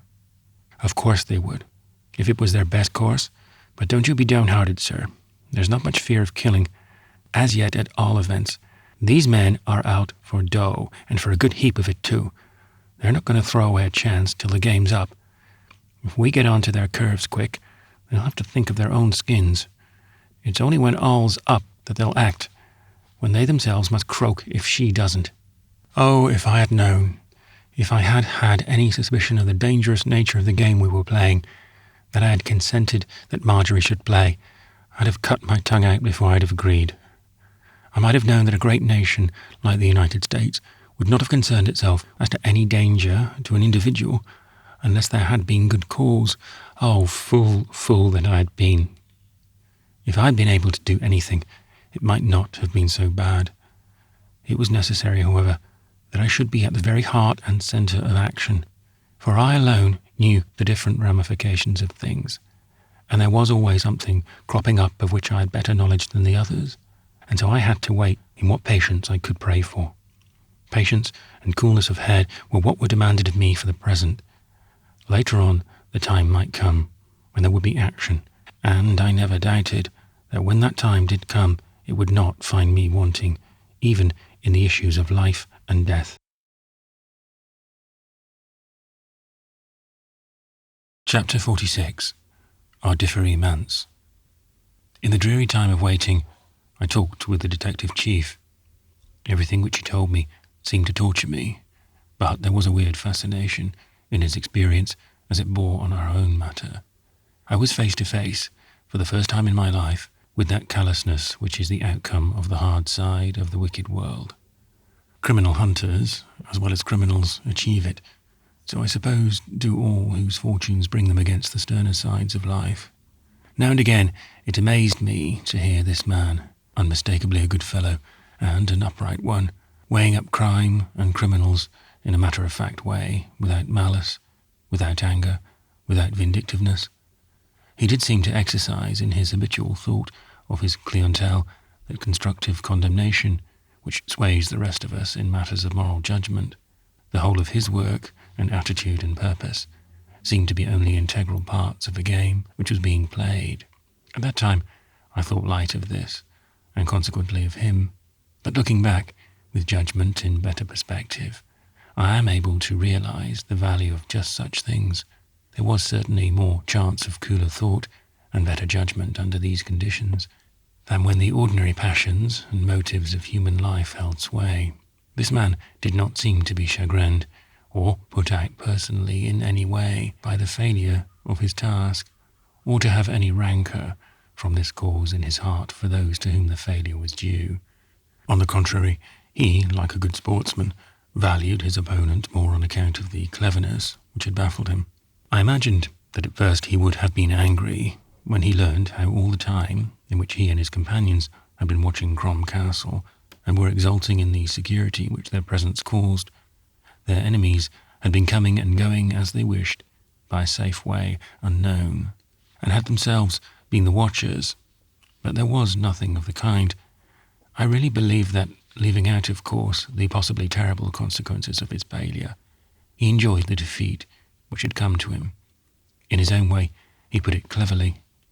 Those ducks knew their work well. I tell you this, in spite of the softies we have been, it isn't easy to play any of us for a sucker. Just fancy, a lot of us on sentry go, day and night, round the castle, for, mind you, we were never neglected the job for 1/2 hour, and all the time, 3 lots of people, this push, you and the girl, and this Dago lord of yours, all going and coming like rabbits in a warren. What puzzles me is how you and Miss Drake managed to escape the observation of Whisky Tommy's lot, even if you went through us.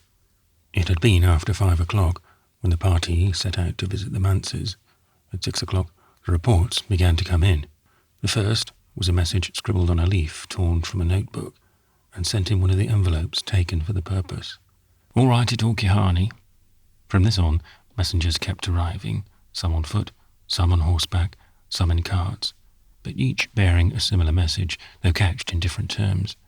They came from Ochlenrhys, Helia, Mullinachi, Ardendracht, Invercohomri, Skelmere, and Ocharachen.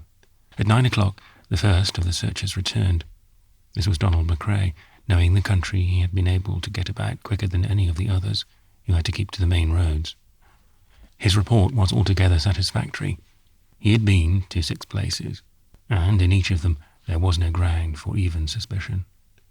It was nearly 3 hours before the rest were in, but all with the same story. In none of the manses, let to visitors through an agent, and in none, if occupied by their incumbents, could the fugitives have hidden. The last to come in were the 2 trackers, disappointed and weary. They had lost the track several times, but had found it again on some crossroad.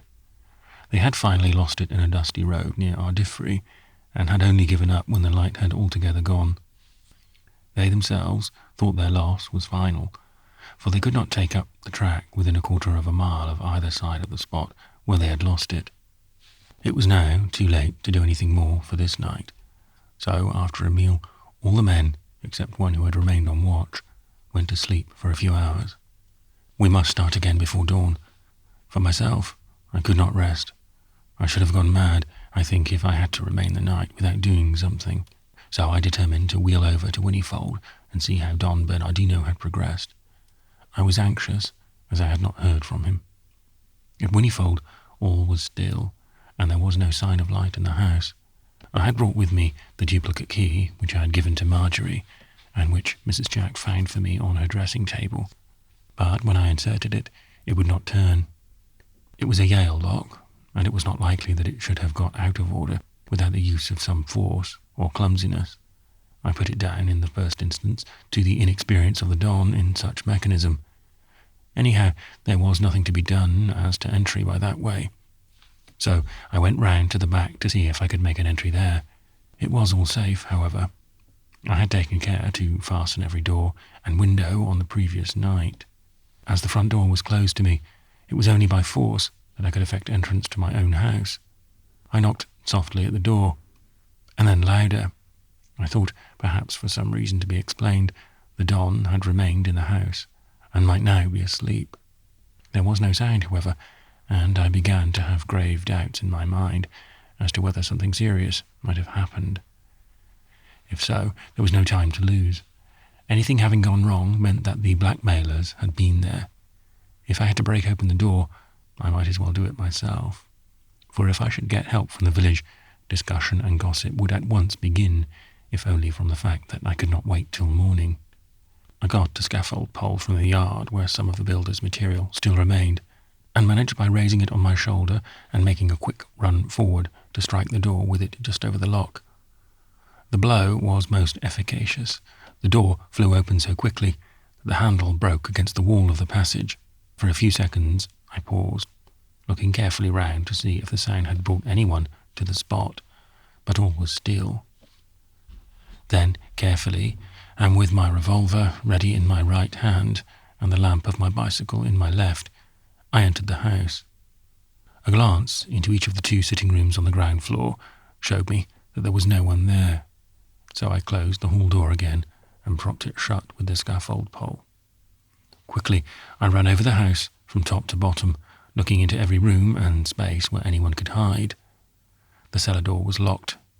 It was odd indeed. There was not a sign of Don Bernardino anywhere.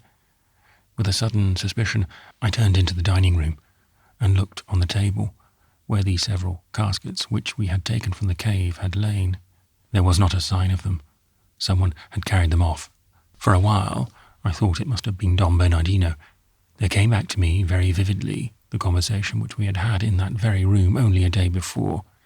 I seemed to see the red light of his eyes blaze again, as when he had told me that he would not stop at anything to gain possession of the treasure. It must have been that when he found himself in possession, the desire overcame him to take away the treasure to where he could himself control it. But this belief was only momentary. Hard upon its heels came the remembrance of his noble attitude when I had come to ask his help for a woman in distress. I, who had refused his own appeal to my chivalry only a few hours before. No, I would not believe that he could act so now. In strength of my belief, I spoke aloud. No, I will not believe it. Was it an echo to my words, or was it some mysterious sound from the sea beneath? Sound there certainly was, a hollow, feeble sound that seemed to come from anywhere or nowhere. I could not locate it at all. There was but one part of the house unsearched, so I got a great piece of wood and broke open the door of the cellar. There was no one in it, but the square hole in the centre of it seemed like a mystery itself. I listened a moment, and the hollow sound came again, this time through the hole. There was someone in the cave below, and the sound was a groan. I lit a torch, and leaning over the hole, looked down. The floor below was covered with water, but it was only a few inches deep, and out of it came the face of the Spaniard, looking strangely white, despite its natural swarthiness. I called to him. He evidently heard me, for he tried to answer, but I could distinguish nothing. I could only hear a groan of agony. I rigged up the windlass, and taking with me a spare piece of rope, lowered myself into the cave. I found Don Bernardino just conscious. He was unable, seemingly, to either understand my questions or to make articulate reply.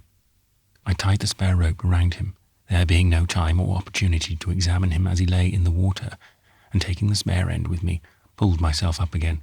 Then, putting the rope, to which he was attached, on the windlass, I easily drew him up to the cellar. A short time sufficed to give him brandy, and to undress him and wrap him in rugs. He shivered at first, but the warmth soon began to affect him. He got drowsy, and seemed all at once to drop asleep. I lit a fire and made some tea and got provisions ready. In less than half an hour, he awoke, refreshed and quite coherent. Then he told me all that had passed. He had opened the door without trouble, and had looked into the dining room where he found the caskets still on the table. He did not think of searching the house. He got a light and went into the cellar, leaving the door open, and set about examining the winch so as to know the mechanism sufficiently well as to be able to raise and lower himself. While stooping over the hole, he got a violent blow on the back of the head, which deprived him of his senses. When he became conscious again, there were 4 men in the cellar, all masked. He himself was tied up with ropes and gagged. The men lowered each other till only one remained on guard. He heard them calling to each other. After a long wait, they had come back, all of them carrying heavy burdens, which they began to haul up by the windlass. He said that it creaked loudly with the weight as they worked it. He had the unutterable chagrin of seeing them pack up in sacks and bags, extemporized from the material in the house, the bullion of the treasure which his ancestor had undertaken to guard, and to which he had committed his descendants until the trust should have been fulfilled. When all was ready for departure, which was not for many hours, and when 2 of the men had returned with a cart of some sort, whose wheels he heard rumbling, they consulted as to what they should do with him. There was no disguise made of their intent. All was spoken in his hearing with the most brutal frankness. One man, whom he described as with the grey lips of terrific thickness, and whose hands were black, was for knifing him at once or cutting his throat, and announced his own readiness to do the job. He was overruled, however, by another, presumably the leader of the gang, who said there was no use taking extra risk. "Let us put him in the cave," he said. "He may break his neck, but anyhow it does not matter, for the tide is rising fast, and if anyone should come they will find that he met his death by an accident." This suggestion was carried out.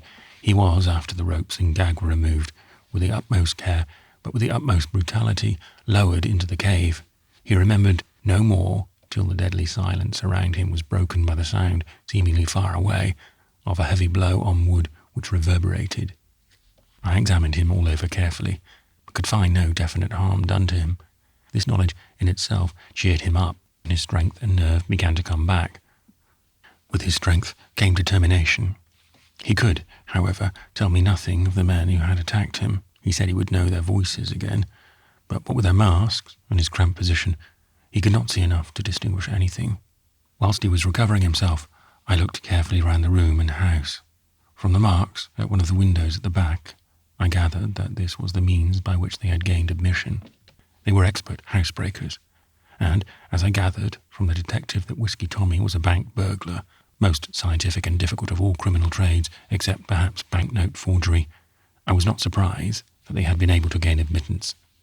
None of the jewels which Marjorie and I had taken from the cave were left behind. The robbers had evidently made accurate search. Even the rubies which I had left in the pocket of the shooting coat which I had worn in the cave had disappeared. One thing I gathered from their visit: they evidently felt secure as to themselves. They dared not risk so long delay, had not their preparations been complete, and they must have been satisfied as to the mechanism of their escape, since they could burden themselves with such weight of treasure. Moreover, their hiding place, wherever it was, could not be far off. They were engaged in this job 4 men. Besides, there were probably watchers. Marjorie had only recorded in her cipher 6 engaged in her abduction, when presumably their full strength would have been needed in case of unexpected difficulties or obstacles. The Secret Service chief presumed at least 8. I determined, therefore, that I would get back to Crom as soon as possible, and, with the aid of this new light, consult as to what was best to be done. I wanted to take Don Bernardino with me, or to try to get a trap or take him on, but he said he would be better remaining where he was. "I can be of no use to anyone till I get over this shock," he said. "The rest here, if I remain longer, will do me good, and in the morning I may be able to help." I asked him if he was not afraid to be left alone in his present helpless condition. His reply showed great common sense. "The only people whom I have to fear are the last who will come to this place." I made him as comfortable as I could, and fixed the catch of the door so that the lock would snap behind me. Then I got on my bicycle and rode to Crom as quickly as I could. As it was now nearly early morning, the men were getting ready for their day's work. Cathcart and I discussed the new development with the detective chief. I did not tell him of the treasure. It was gone, and all I could do was to spare the Spaniards' feelings. It was enough that they knew of the attack on Don Bernardino, and that they had taken from my house whatever was of value in it. As I went over the practical side of the work before us, I had an idea. It was evident that these men had some secret hiding place not far away. Why should it not be an empty house? I made the suggestion to my two companions, who agreed with me that we should at once make search for such a place. Accordingly, we arranged that one man of the force should go into Ellen as soon as it was possible to find anyone up, and another into Aberdeen to try to find out from various agents what houses in the district were at present unoccupied. In the meantime, I looked over the list of manses and found that there were two which were open for letting, but had not yet been occupied, Ocheri's and Ardiffery. We determined to visit the latter first, as it was nearer, amid a network of crossroads on the high road to Fraserburgh. When we were arranging plans of movement, the two trackers, who wanted to resume their work, said that we might put them down on our way, as the spot they aimed for lay in the same direction. We left the two men behind. The rest of us kept together. As we drove along in the brake, the trackers showed us how they had followed the carriage. It brought an agonizing hope to me to think that we were actually travelling on the same road as Marjorie had gone. I had a secret conviction that we were going right. Something within me told me so. I had in former days that now seemed so long ago, when I realised that I had the second sight, come to have such confidence in my own intuition that now something of the same feeling came back to me as a reality. Oh, how I longed that the mysterious gift might now be used on behalf of her I loved. What would I not have given for one such glimpse of her in her present situation, as I had before seen of Lachlan MacLeod, or of the spirits of the dead from the scares?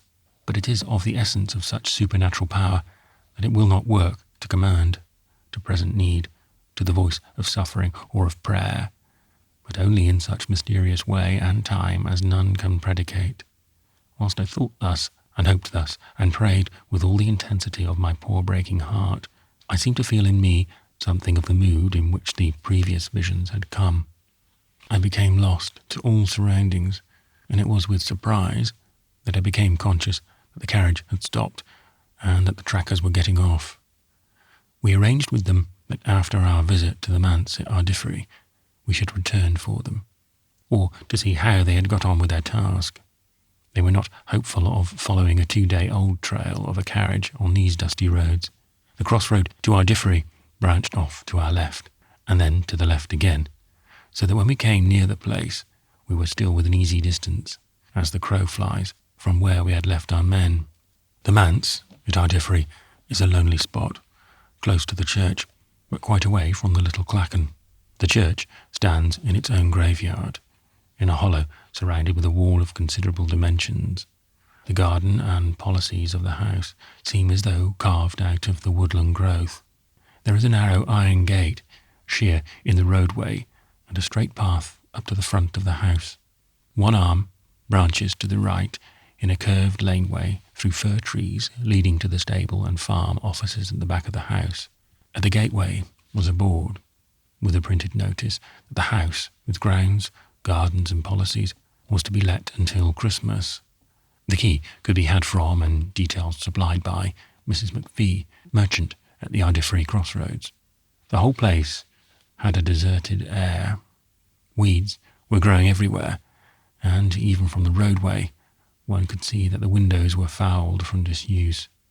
As we drew near, the odd feeling of satisfaction, I can hardly describe it more fully, seemed to grow in me. I was not exultant, I was scarcely hopeful, but somehow the veil seemed to be lifting from my soul. We left the break on the road and went up the little avenue to the front of the house. For form's sake we knocked, though we knew well that if those we sought should be within, there would be little chance of their responding to our call. We left one man at the door, in case by any chance anyone should come. The rest of us took the other way round to the back of the house. We had got about halfway along it, where there was an opening into the fields, when the detective chief, who was in front of us, held up his hand to stop. I saw at a glance what had struck him. whilst the rest of the rough roadway was unkempt and weed-grown. The gravel from this on to the back of the house had been lately raked. Why? The only answer to the unspoken query of each of us was that Marjorie had made some marks, intentionally or unintentionally, or someone had, and the gang had tried to efface them. Fools, their very effort to obliterate their trace was a help to us. Chapter 47. The Dumb Can Speak. The Secret Service men spread round the house, moving off silently right and left in accordance with the nods of their chief in answer to their looks of query. As they moved, keeping instinctively in shelter from any possible view from the house, so far as the ground afforded opportunity, I could see that each felt that his gun was in its place. They all knew the gang they had to deal with, and they were not going to take any chances. McRae said to me, "I'll go and get the key. I know this country better than any of you. I can run over to the crossroads in a few minutes, and it will be less marked than driving there." As he went out at the gate, he told the driver to pull down the road till the curve shut him out of sight. Whilst he was gone, the men surrounded the house, keeping guard at such points that nothing coming from it could escape our notice. The chief tried the back door, but it was shut. From its rigidity, it was manifestly bolted, top and bottom. In less than a quarter of an hour, McRae returned and told us that Mrs. McPhee was coming with the key as quickly as she could. He offered to take it, telling her who he was, but she said she would come herself and make her service, as it would not be respectful to him and the other gentlemen to let them go alone. In a few minutes she was with us. The chief detective, Cathcart, and I stayed with McRae, the rest of the men remaining on watch and hidden. There was a little difficulty with the lock, but we shortly got in, Mrs. McPhee leading the way. While she was opening the shutters of the back room, which was evidently the minister's study, Cathcart and the chief left the room and made a hurried though thorough search of the house. They came back before the old lady was well through her task and shook their heads. When the light was let in, the room presented a scene of considerable disorder. It was evident that it had been lately inhabited, for there were scattered about a good many things which did not belong to it. These included a washing jug and a bowl full of dirty water, a rug and pillows on the sofa, and a soiled cup and plate on the table. On the mantelpiece was a guttered-out candle. When the old woman saw the state of the room, she lifted her hands in horrified amazement as she spoke. "Keeps her, the tramps must have been here, in the minister's own study too, and turning the whole place topsy-turvy. Even his books all jumbled up together. My certies, but won't he be upset by yon?" Whilst she had been speaking, my eyes had been taking in everything. All along one side of the room was a bookcase, rough shelves graduated up in height to suit the various sizes of books. There were in the room more than enough books to fill them, but still some of the shelves towards the right-hand end were vacant, and a great quantity of books lay on the floor. These were not tumbled about as if thrown down recklessly, but were laid upon the floor in even rows. It looked as if they had been taken down in masses and laid out in the same order as though ready to put back. But the books on the shelves, it was no wonder that the old woman, who did not understand the full meaning, was shocked, for never was seen such seeming disorder in any library. Seldom did a volume of a series seem to be alongside its fellow, even when several were grouped together. The rest of the selection would be missing or seen in another part of the shelf. Some of the volumes were upside down, others had the fronts turned out instead of the back. Altogether there was such disorder as I had never seen, and yet the whole place was planned by a clever and resolute woman, fighting for her life, her honour. Marjorie, evidently deprived of any means of writing, there was neither pen nor ink nor pencil in the room, and probably forbidden under hideous threats to leave any message, and yet, under the very eyes of her captors, left a veritable writing on the wall, full and open for all to read, did they but know how. The arrangement of the books was but another variant of our biliteral cipher. Books, as they should be, represented A, all others B. I signed to the man with the notebook, who took down the words wrought in the cipher as I read them off. Oh, how my heart beat with fear and love and pride as I realised in the message of my dear girl the inner purpose of her words. Tomorrow, off north coast of Banff, Seagull, to meet whaler Wilhelmina. To be shanghaied, whatever that means. Frightful threats to give me to the Negro, if any trouble, or letters to friends. Don't fear, dear, shall die first. Have sure means, God with us. Remember the cave. Just heard garden. Here the message ended. The shelf was empty, and the heap of books from which she had selected so many items remained as they had been placed ready to her hand. She had been coerced, or else she feared interruption in her task and did not want to cause suspicion. Coerced. I felt as though joking.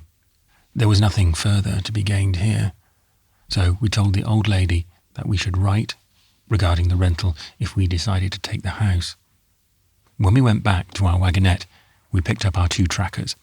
There was no use for them now, and went back to Crom as fast as the horses could gallop. It was necessary that we should arrange from headquarters our future plans. Such maps and papers as we had were at Crom, where also any telegrams might await us. In the carriage, I asked the detective chief what was meant by shanghaied, for it was evidently a criminal class word. Don't you know the word? He said, surprised. Well, I thought everyone knew that. It isn't altogether a criminal class word, for it belongs partly to a class that call themselves traders. The whalers and others do it when they find it hard to get men. As a rule, men nowadays don't like shipping on long whaling voyages. They get such men delivered on board by the crimps, drunk, or more generally hocussed. Then, when they get near a port, they make them drunk again, which isn't much of a job after all, and they don't make no kick. Or if things are serious, they hocus them a bit again. So they keep them one way or another out of sight for months, or perhaps years. Sometimes, when those that are not too particular want to get rid of an inconvenient relative, or mayhap a witness or a creditor or an inconvenient husband, they just square some crimp. When he gets his hooks on the proper party, there ain't no more jamboree for him, except between the bulwarks, till the time is up. All the money spent, or whatever he is put away for, is fixed as they want it. This was a new and enlightening horror to me. It opened up fresh possibilities of distress for both Marjorie and myself. As I thought of this, I could not but be grateful to Montgomery for his message to the man-of-war's men. If once they succeeded in getting Marjorie on board the Seagull, we should, in the blindness of our ignorance as to her whereabouts, be powerless to help her. The last word of her message through the books might be a clue. It was someplace and was east of Banff. I got the big map out at once and began to search. Surely enough, there it was. Some 7 or 8 miles east of Banff was a little port in a landlocked bay called Garden Town. At once I sent off a wire to Adams at Aberdeen and another to Montgomery to Peterhead on chance that it might reach him even before that which Adams, whom he kept posted as to his every movement, would be sure to send to him. It was, above all things necessary, that we should locate first the Seagull, and then the Wilhelmina. If we could get hold of either vessel, we might frustrate the plans of the miscreants. I asked Adams to have the touching of the Wilhelmina at any port telegraphed to him at once from Lloyd's. He was quite awake at his end of the wire. I got back an answer in an incredibly short time. Wilhelmina left Lerwick for Arctic seas yesterday. Very shortly afterwards, another telegram came from him. Montgomery reports seagull fishing this summer at Fraserburgh. Went out with fleet 2 days ago. Almost immediately after this came a third telegram from him. Keystone notified. Am coming to join you. After a consultation, we agreed that it was better that some of us should wait at Crom for the arrival of Adams, who had manifestly some additional knowledge. In the meantime, we dispatched 2 of the Secret Service men up to the north of Buchan. One was to go to Fraserburgh, and the other to Banff. Both were to follow the cliff or the shore to Garden Town. On their way, they would get a personal survey of the coast and might pick up some information. McRae went off himself to send a telegram ordering his yacht, which was at Inverness, to be taken to Peterhead, where he would join her. It may be handy to have her at the mouth of the Firth, he said. She's a clipper, and if we should want to overhaul the Seagull or the Wilhelmina, she can easily do it. It was a long, long wait till Adams arrived. I did not think that a man could endure such misery as I suffered and live. Every minute, every second was filled with some vague terror. Omni ignotum pro mirifico. When fear and fancy joins hands, there is surely woe and pain to some poor human soul. When Adams at last arrived, he had much to tell, but it was the amplification of what we had heard rather than fresh news. The US cruiser Keystone had been reached from Hamborough, and was now on her way to a point outside the 3-mile limit off Peterhead, and a private watch had been set on every port and harbour between Wick and Aberdeen. The American embassy was doing its work quietly, as befits such an arm of the state. But its eyes and ears were open, and I had no doubt its pockets too. Its hand was open now, but it would close, did there be need. When Adams learned our purpose, he became elated. He came over to me and laid his hand tenderly on my shoulder as he said, "I know how it is with you, old fellow. A man don't want more than 2 eyes for that. But there's a many men who would give all they have to stand in your shoes for all you suffer. Cheer up. At the worst now, it's her death. For myself, I feared at first there might be worse. But it's plain to me that Miss Drake is up to everything and ready for everything. My, but she's a noble girl. If anything goes wrong with her, there's going to be some scrapping around here before the thing's evened up." He then went on to tell me that Montgomery should be joined at Peterhead by 2 other naval fellows who were qualified in all ways to do whatever might be required. "Those boys won't stop it much, I can tell you," he said. "They're full of sand, the lot, and I guess that when this thing is over, it won't do them harm at Washington to know that they've done men's work of one kind or another." It was comfort to me to hear him talk. Sam Adams knew what he meant when he wanted to help a friend. Thinking it all over, I don't see what better he could have said to me. Things being as they were, he went back to Aberdeen to look out for news or instructions, but was to join us later at Banff. We left 2 men at Crom, one to be always on the spot, and the other to be free to move about and send telegrams, etc. Then the rest of us drove over to Fyvie and caught the train to Macduff. When we arrived, we sent 1 man to the hotel in Banff in case we should want to communicate, and the rest of us drove over in a carriage to Gardentown. It is a lovely coast, this between Banff and Gardentown, but we should have preferred it to be less picturesque and more easy to watch. When our man met us, which he did with exceeding caution, he at once began. "They've got off, some of them, but I think the rest of the gang's ashore still. That's why I'm so particular. They may be watching us now, for all I can tell." Then he proceeded to give us all the information he had gleaned.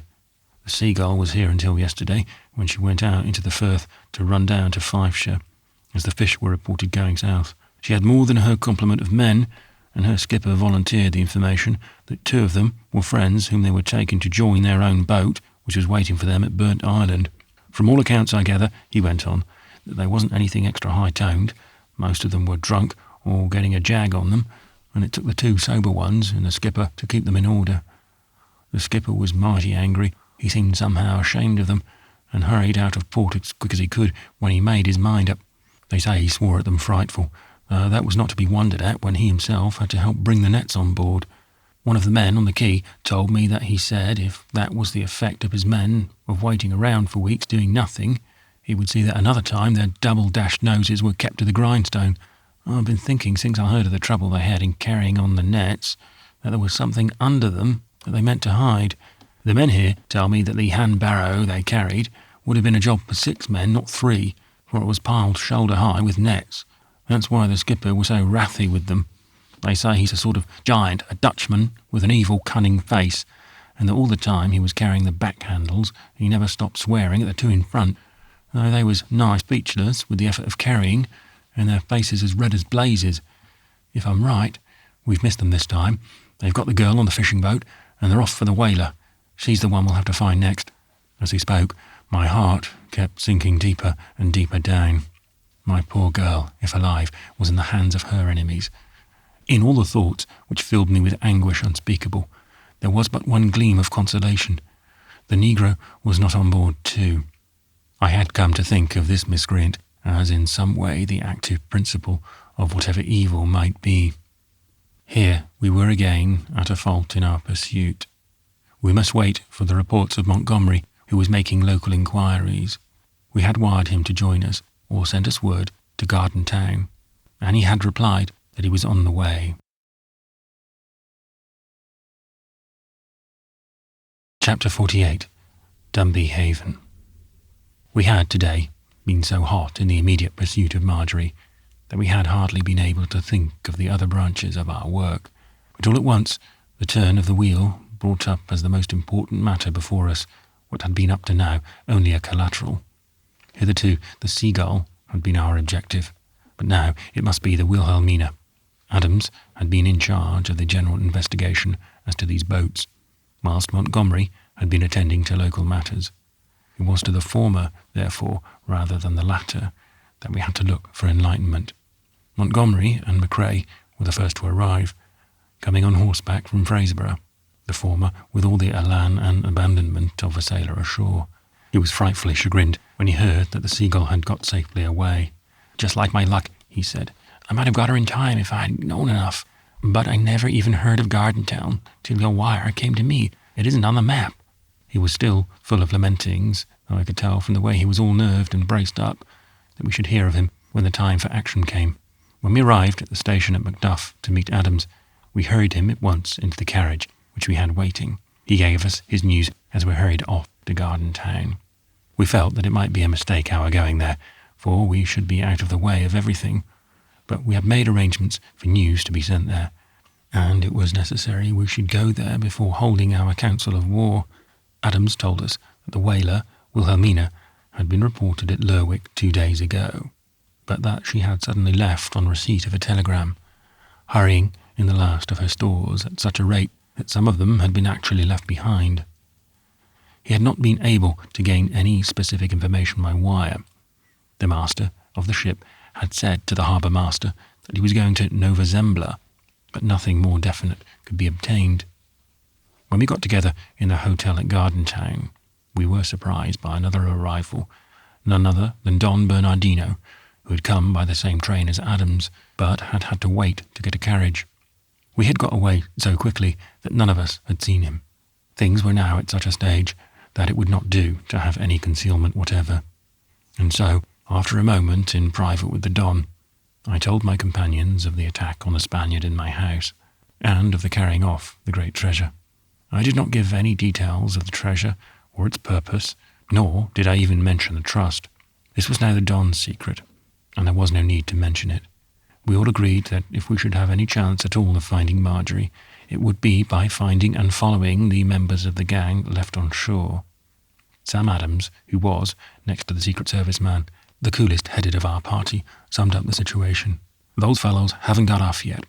It is evident that they only came to look out for the treasure after Miss Drake had been shipped off from Gardentown, and I'm pretty sure that they are waiting somewhere around the coast for the Wilhelmina to pick them up, or for them to get aboard her somehow.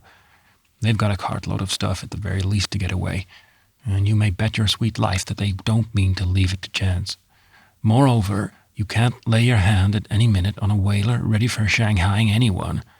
This one has been fixed up on purpose, and was waiting up at Lerwick for a long time ready to go when told. I think myself that it's more than likely she has orders to take them off herself for a fishing smack like the Seagull, and has to be in and out of these ports all the time, and doesn't want to multiply the chances of her discovery.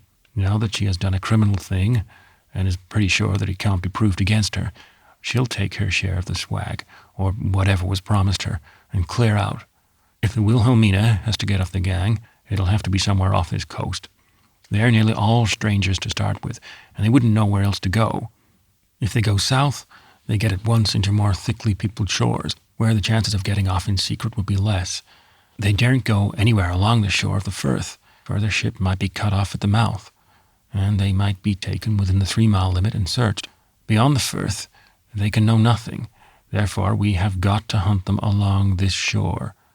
And from the lie of the land, I should say that they will try to get off somewhere between Old Slains and Peterhead. And I'll say further that inasmuch as the shore dips in between Whinnyfold and Girdleness outside Aberdeen, the ship will prefer to keep up the north side, so that she can beat out to sea at once when she has got her cargo aboard. Sam is about right, broke in Montgomery. I've been all along the coast since we met, surveying the ground for just this purpose. I tried to put myself in the place of that crowd, and to find a place just as they would wish.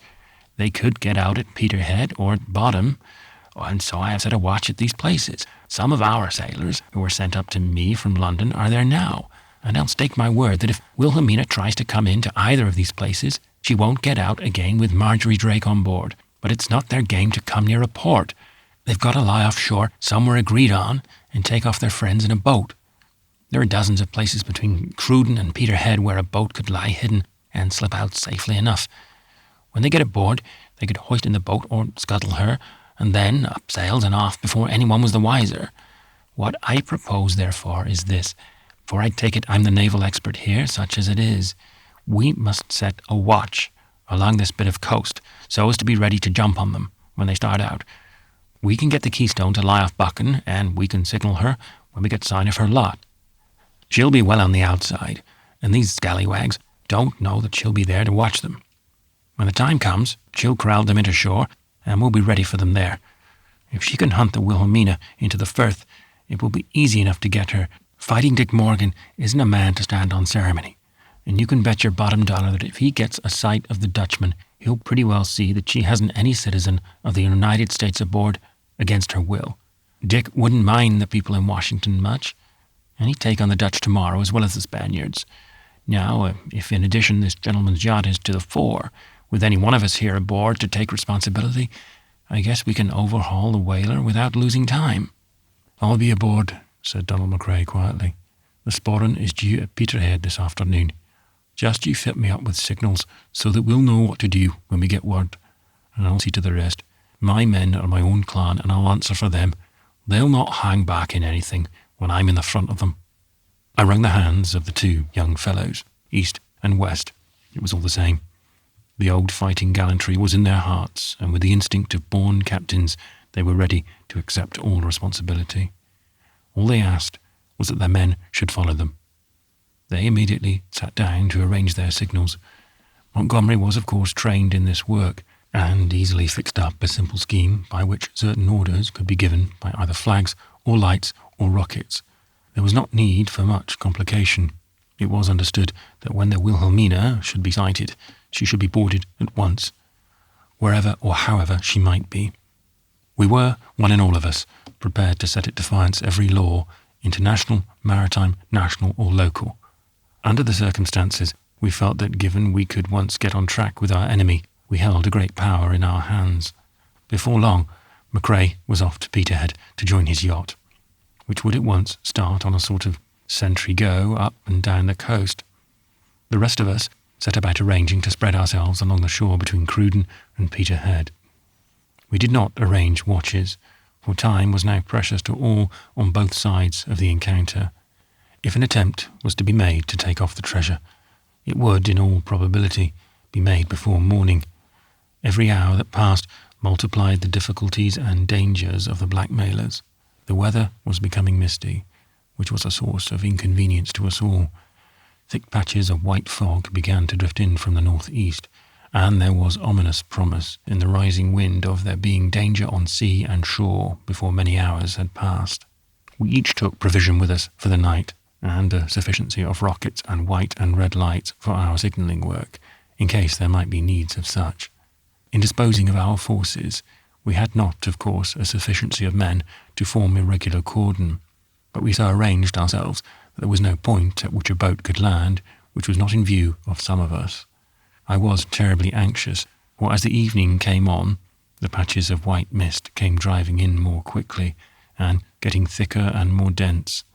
Between them, the sea was clear, and there was no difficulty in keeping accurate observation. But as each fog belt came down on the rising wind, our hearts fell. It would come on like a white cloud, which would seem to strike the land and then close in on every side, as though wrapping the shore in a winding sheet. My own section for watching was between Slains Castle and Dunby, as wild and rocky a bit of coast as any one could wish to see. Behind Slains runs in a long narrow inlet with beetling cliffs sheer on either sides, and at its entrance a wild turmoil of rocks are hurled together in titanic confusion. From this point northward, the cliffs are sheer to where the inlet of Dunby has its entrance guarded by the great rock, with its myriad of screaming wildfowl and the white crags marking their habitation. Midway between those parts of my sentry-go is a spot which I could not but think would be eminently suited for their purpose, and on this for some time I centred my attention. It is a place where in old days the smugglers managed to get in many a cargo, safe, almost within earshot of the coastguards. The modus operandi was simple. On a dark night, when it was known that the coastguards were, intentionally or by chance, elsewhere, a train of carts would gather quickly along the soft grass tracks, or through the headlands of the fields. A crane was easily improvised, of 2 crossed poles, with a longer one to rest on them. One end, held inland, could be pushed forward or drawn back, so as to make the other end hang over the water, or fall back over the inner edge of the cliff. A pulley at the end of this pole, and a long rope with its shore end attached to the harness of a strong horse, completed the equipment. Then, when the smugglers had come under the cliff, the rope was lowered and the load attached. The waiting horse was galloped inland, and in a few seconds the cluster of barrels or cases were swung up on the cliff and distributed amongst the waiting carts. It would be an easy matter to invert the process if all were ready, and I knew that the gang were too expert to have any failing in that respect. A few minutes would suffice to place the whole of the treasure in a waiting boat. The men, all save one, could be lowered the same way, and the last man could be let down by the rope held from below. I knew that the blackmailers had possession of at least one cart. In any case, to men so desperate and reckless, to get temporary possession of a few carts in a farming country like this would be no difficult task. So I determined to watch this spot with extra care. It was pretty bare at top, but there was a low wall of stone and clay, one of those rough fences which are so often seen round cliff fields. I squatted down behind a corner of this wall, from which I could see almost the whole stretch of my division. No boat could get into Dunby or Langhaven, or close to the Castle Rocks, without my seeing it. The cliff from there up to where I was sheer, and I could see well into the southern passage of the haven inside Dunby Rock. Sometimes, when the blanket of fog spread over the sea, I could hear the trumpeting of some steamer far out, and when the fog would lift, I could see her funnels spouting black smoke in her efforts to clear so dangerous a coast. Sometimes a fishing boat on its way up or down would run inshore, close-hauled, or a big sailing vessel would move onward with that imperceptible slowness which marks the progress of a ship far out at sea. When any fishing boat came along, my heart beat as I scanned her with the field glass which I had brought with me. I was always hoping that the Seagull would appear, though why I know not, for there was now little chance indeed that Marjorie would be on board her. After a spell of waiting, which seemed endless and unendurable, in one of the spells of mist, I thought I saw on the cliff a woman, taking shelter of every obstacle, as does one who is watching another. At that moment, the mist was thick, but when it began to thin and to stream away before the wind in trails like smoke, I saw that it was Gormala. Somehow, the sight of her made my heart beat wildly. She had been a factor of so many strange incidents in my life of late years, incidents which seemed to have some connection or fatal sequence, that her presence seemed to foretell something fresh and to have some kind of special significance. I crouched still lower behind the corner of the wall and watched with enhanced eagerness. A very short study of her movements showed me that she was not watching any specific individual.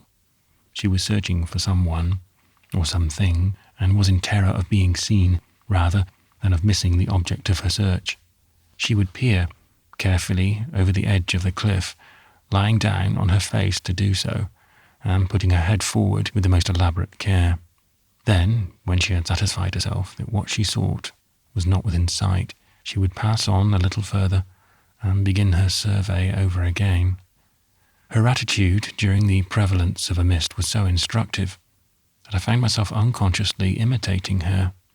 She would remain as still as if turned to stone, with one ear to windward, listening with sharp, preternatural intentness. I wondered at first that I could not hear the things that she manifestly did, for the expression of her face was full of changes. When, however, I remembered that she was born and reared amongst the islands, and with fisher folk and sea folk of all kinds whose weather instincts are keener than is given to the inland born, Her power was no longer a mystery. How I longed at that moment to have something of her skill. And then came the thought that she had long ago offered to place that very power at my disposal, and that I might still gain her help. Every instant, as things crowded back to my memory, did that help seem more desirable.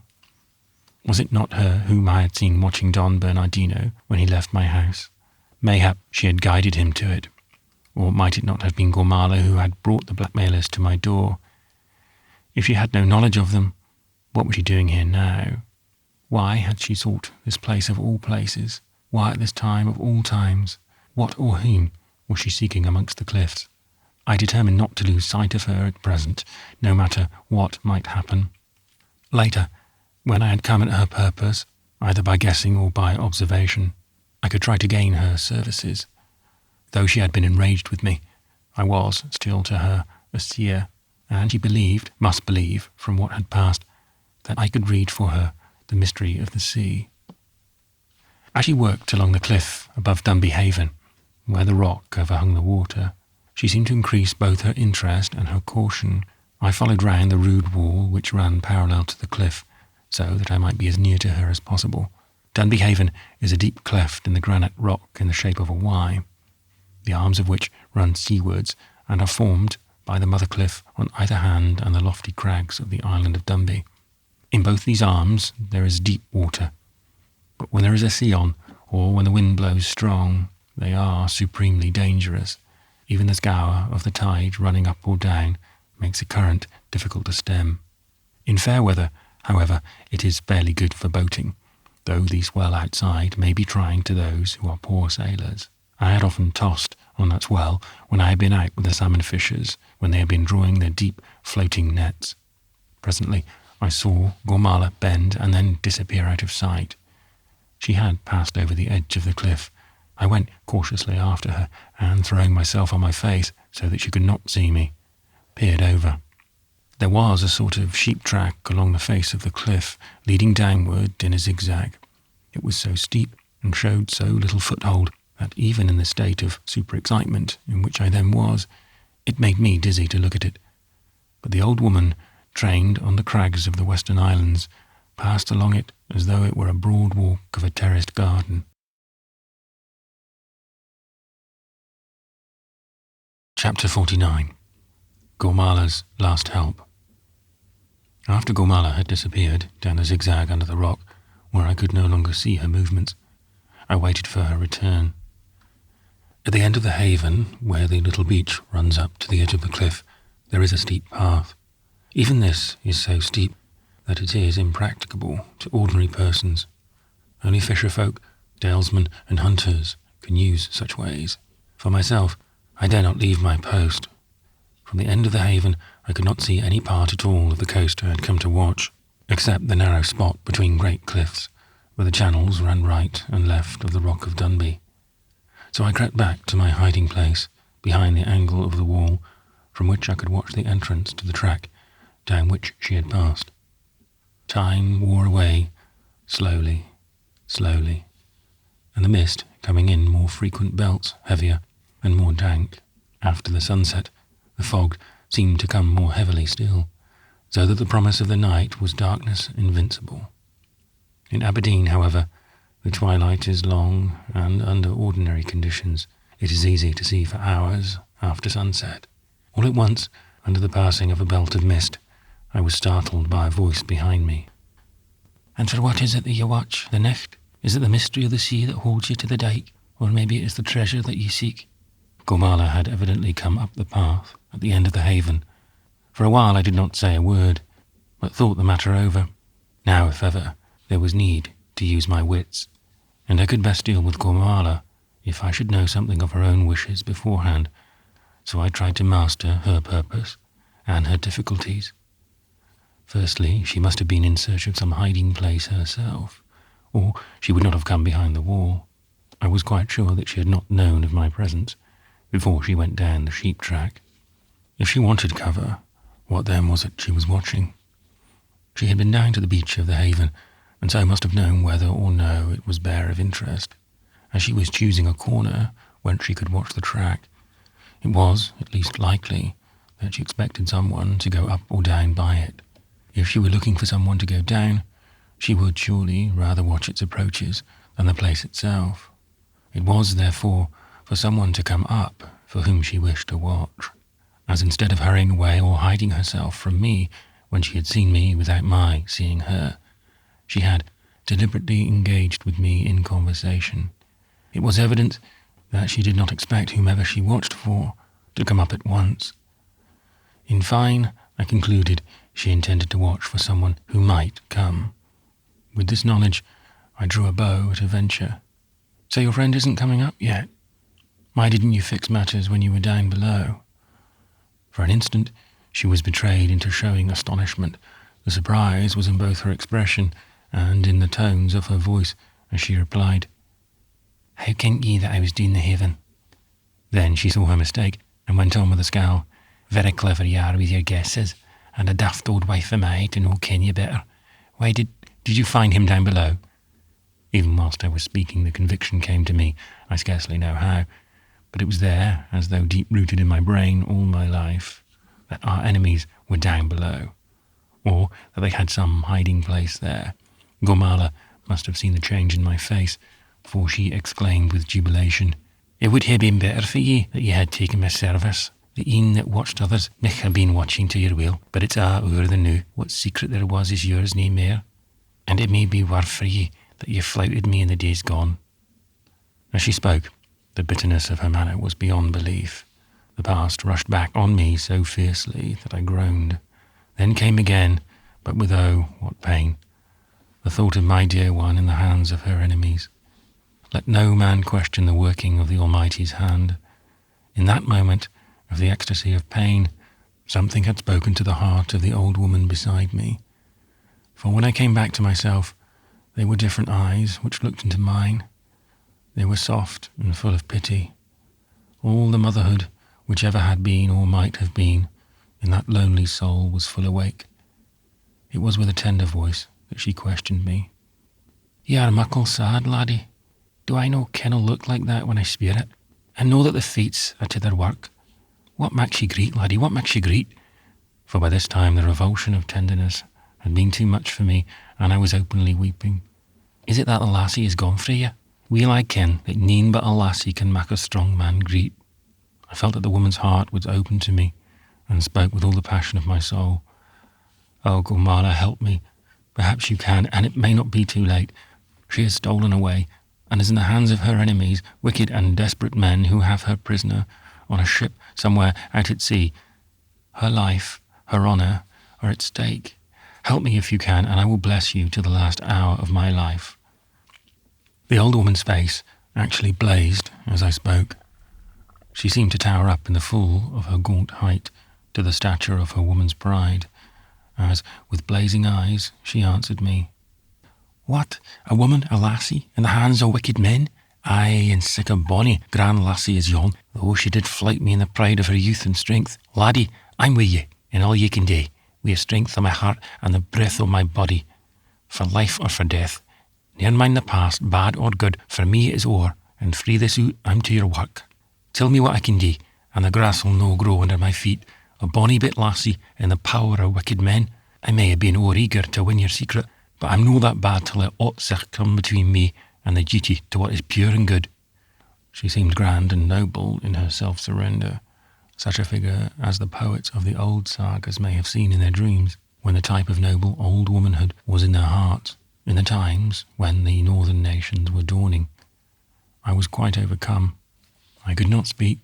I took her hand and kissed it. It seemed to touch her to the quick. With a queer little cry she gasped out, "Oh, laddie, laddie," and said no more. Then I told her of how Marjorie had been carried off by the blackmail gang. I felt that she was entitled to this confidence.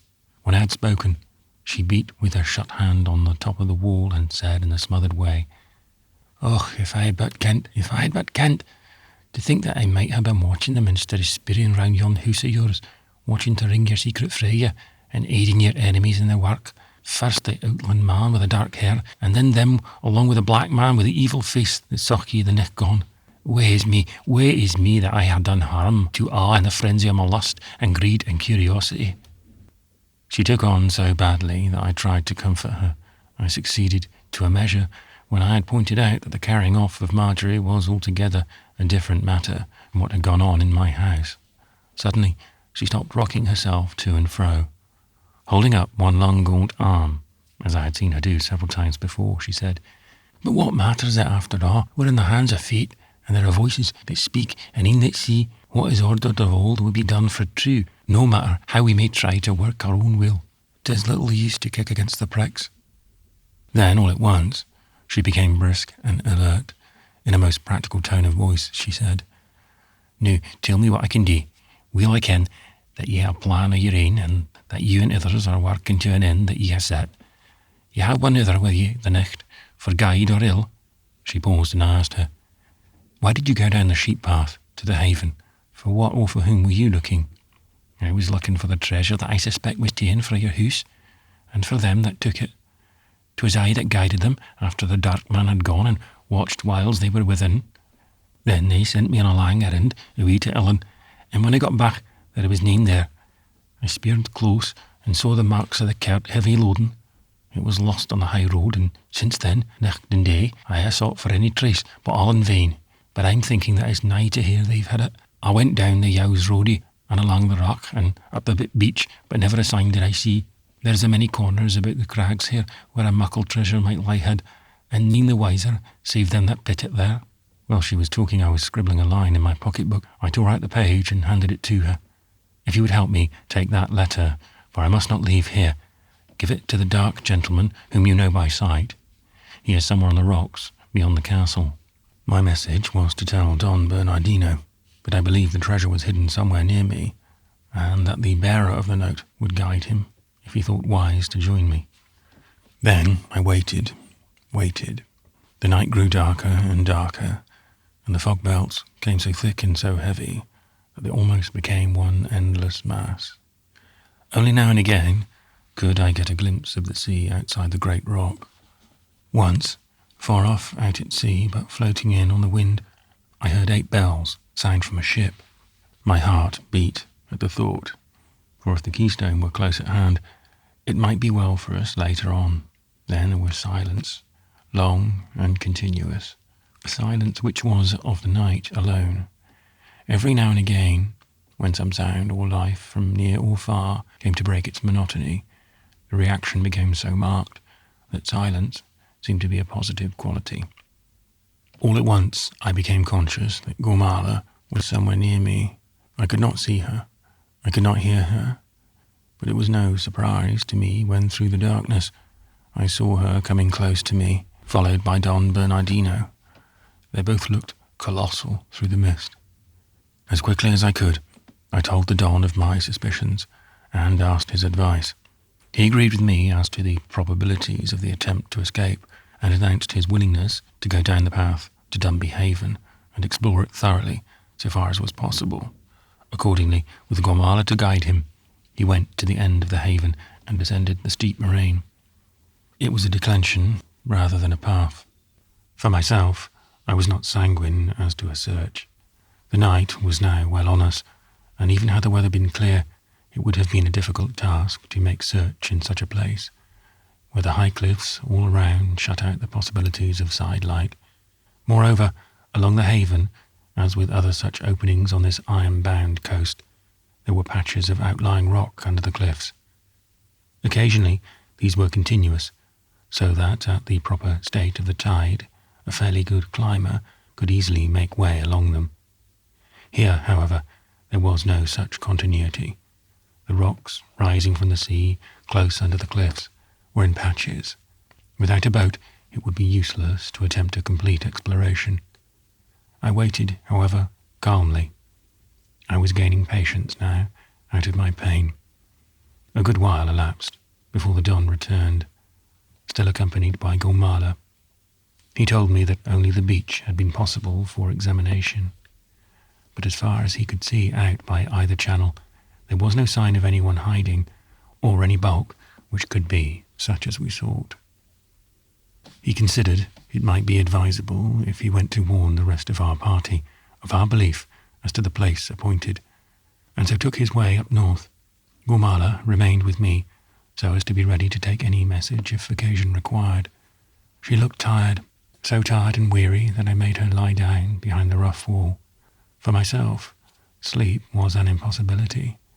I could not have slept had my life or sanity depended on it. To soothe her and put her mind at rest, I told her what she had always wanted to know, what I had seen that night at Whinnyfold when the dead came up from the sea. That quieted her, and she soon slept, so I waited and waited, and the time crept slowly away. All at once, Gormala sat up beside me, broad awake and with all her instincts at her keenest. "Wish," she said, raising a warning hand. At this moment the fog belt was upon us, and on the wind, now risen high, the white wreaths swept by like ghosts. She held her ear, as before, towards seaward, and listened intently. This time there could be no mistake. From far off, through the dampness of the fog, came the sound of a passing ship. I ran out from behind the wall and threw myself face down at the top of the cliff. I was just at the angle of the opening of the haven, and I could see if a boat entered by either channel. Gormala came beside me and peered over. Then she whispered, "I shall gang down the Yowes roadie. It brings me to the haven's mouth, and frae thence I can warn ye if there be aught." Before I replied, she had flitted away, and I saw her pass over the edge of the cliff and proceed on her perilous way. I leaned over the edge of the cliff, listening. Down below, I heard now and again the sound of a falling pebble, dislodged from the path, but I could see nothing whatever. Below me, the black water showed now and again in the lifting of the fog. The track outwards leads down to the sea at the southern corner of the opening of the haven, so I moved on here to see if I could get any glimpse of Gormala. The fog was now on in a dense mass, and I could see nothing a couple of feet from me. I heard, however, a sort of scramble, the rush and roll of stones tumbling, and the hollow reverberating splash as they struck the water. My heart jumped, for I feared that some accident might have happened to Gormala. I listened intently, but heard no sound. I did not stay, however, for I knew that the whole effect of the woman engaged on such a task would be to avoid betraying herself. I was right in my surmise, for after a few minutes of waiting, I heard a very faint groan. It was low and suppressed, but there was no mistaking it as it came up to me through the driving mist. It was evident that Gormala was in some way in peril, and common humanity demanded that I should go down to help her if I could. It was no use my attempting the sheep track. If she had failed on it, there would not be much chance of my succeeding.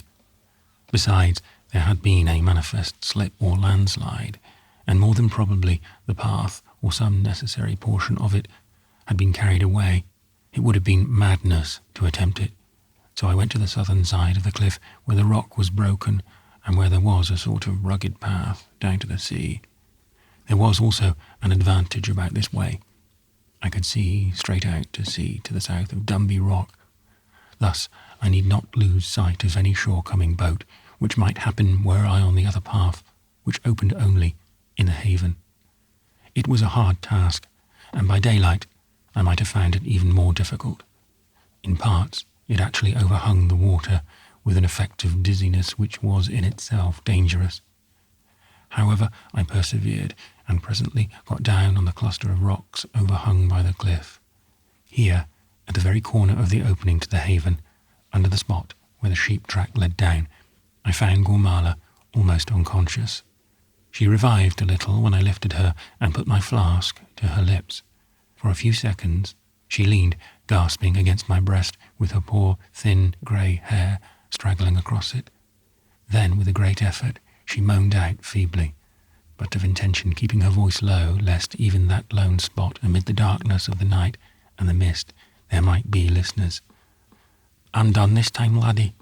The rocks have broke me when the roadie gave way. Listen to me, I'm about to die. All the secrets and the mysteries will be mine soon. When the end is coming, hold both my hands in ane of yours, and keep the other o'er my ain. Then when I'm passing, ye shall see what my dead eyes see, and hear with the power of my dead ears. Mayhap too, laddie, ye may ken the secrets and the wishes of my heart. Dinna lose your chance, laddie.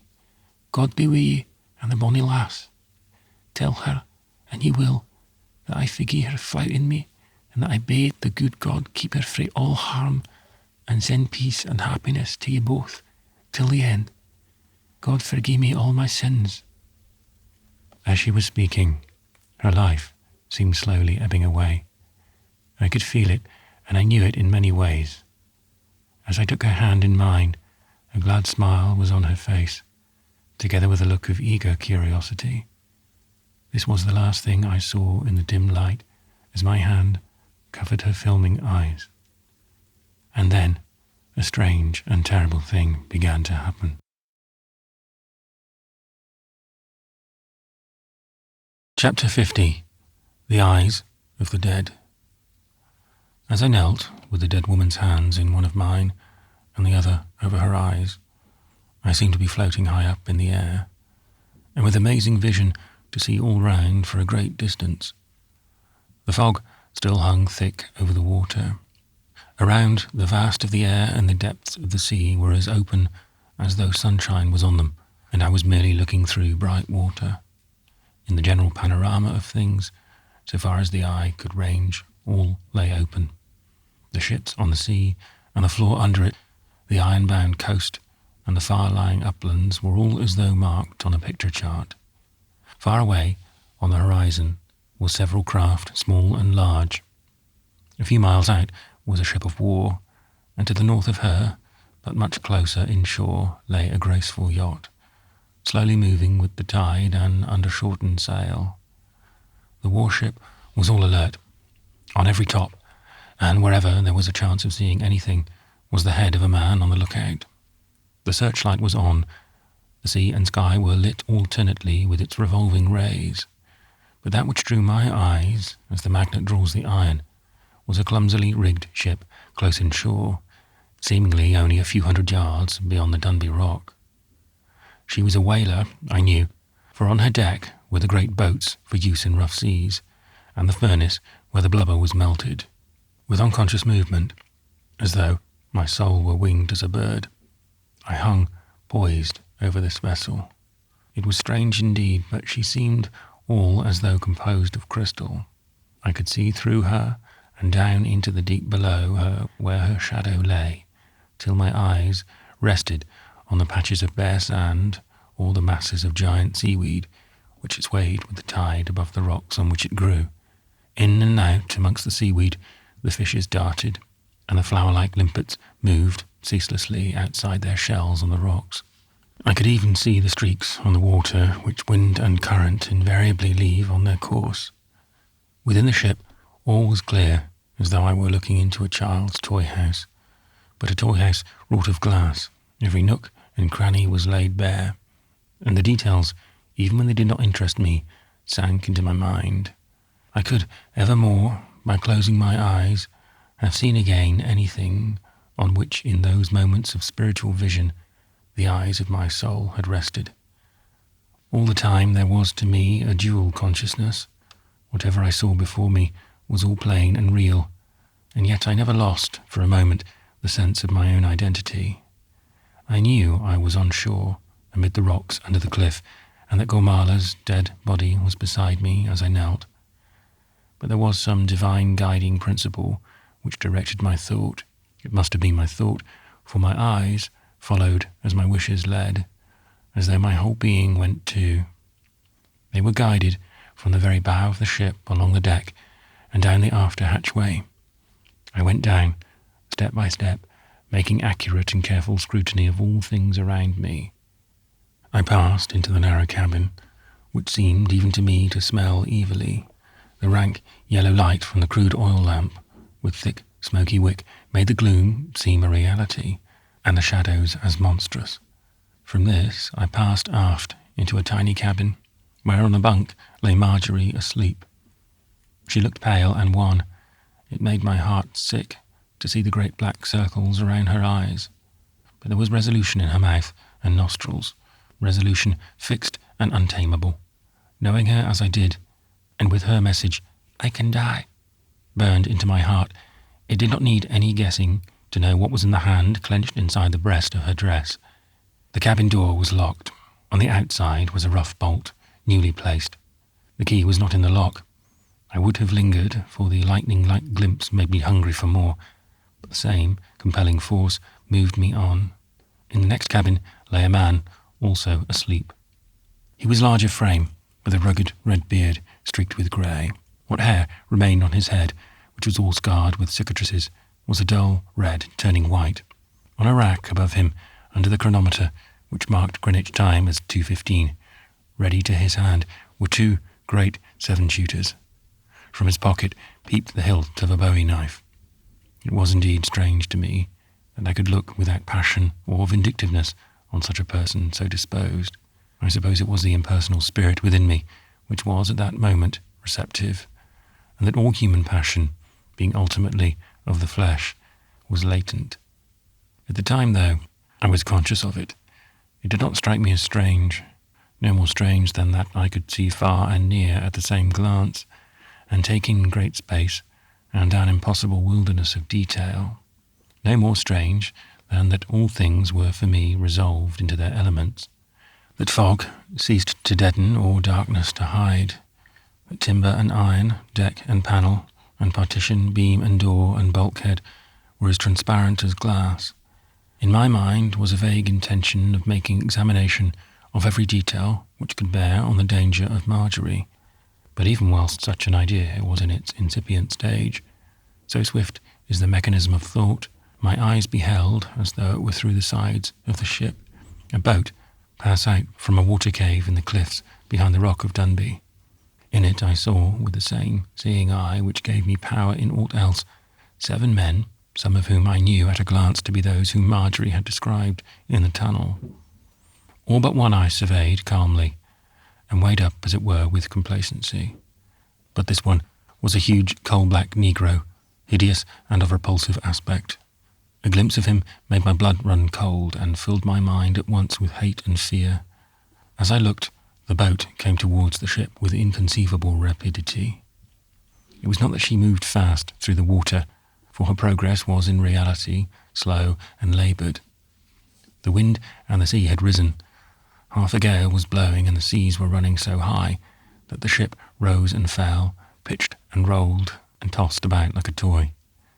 It was that time, like distance, was in my mind obliterated. Truly, I was looking with spirit eyes and under all spiritual conditions. The boat drew close to the whaler on the port side, and I saw, as if from the former, the faces of several men who, at the sound of oars, came rushing from the other side of the ship and leaned over the bulwarks.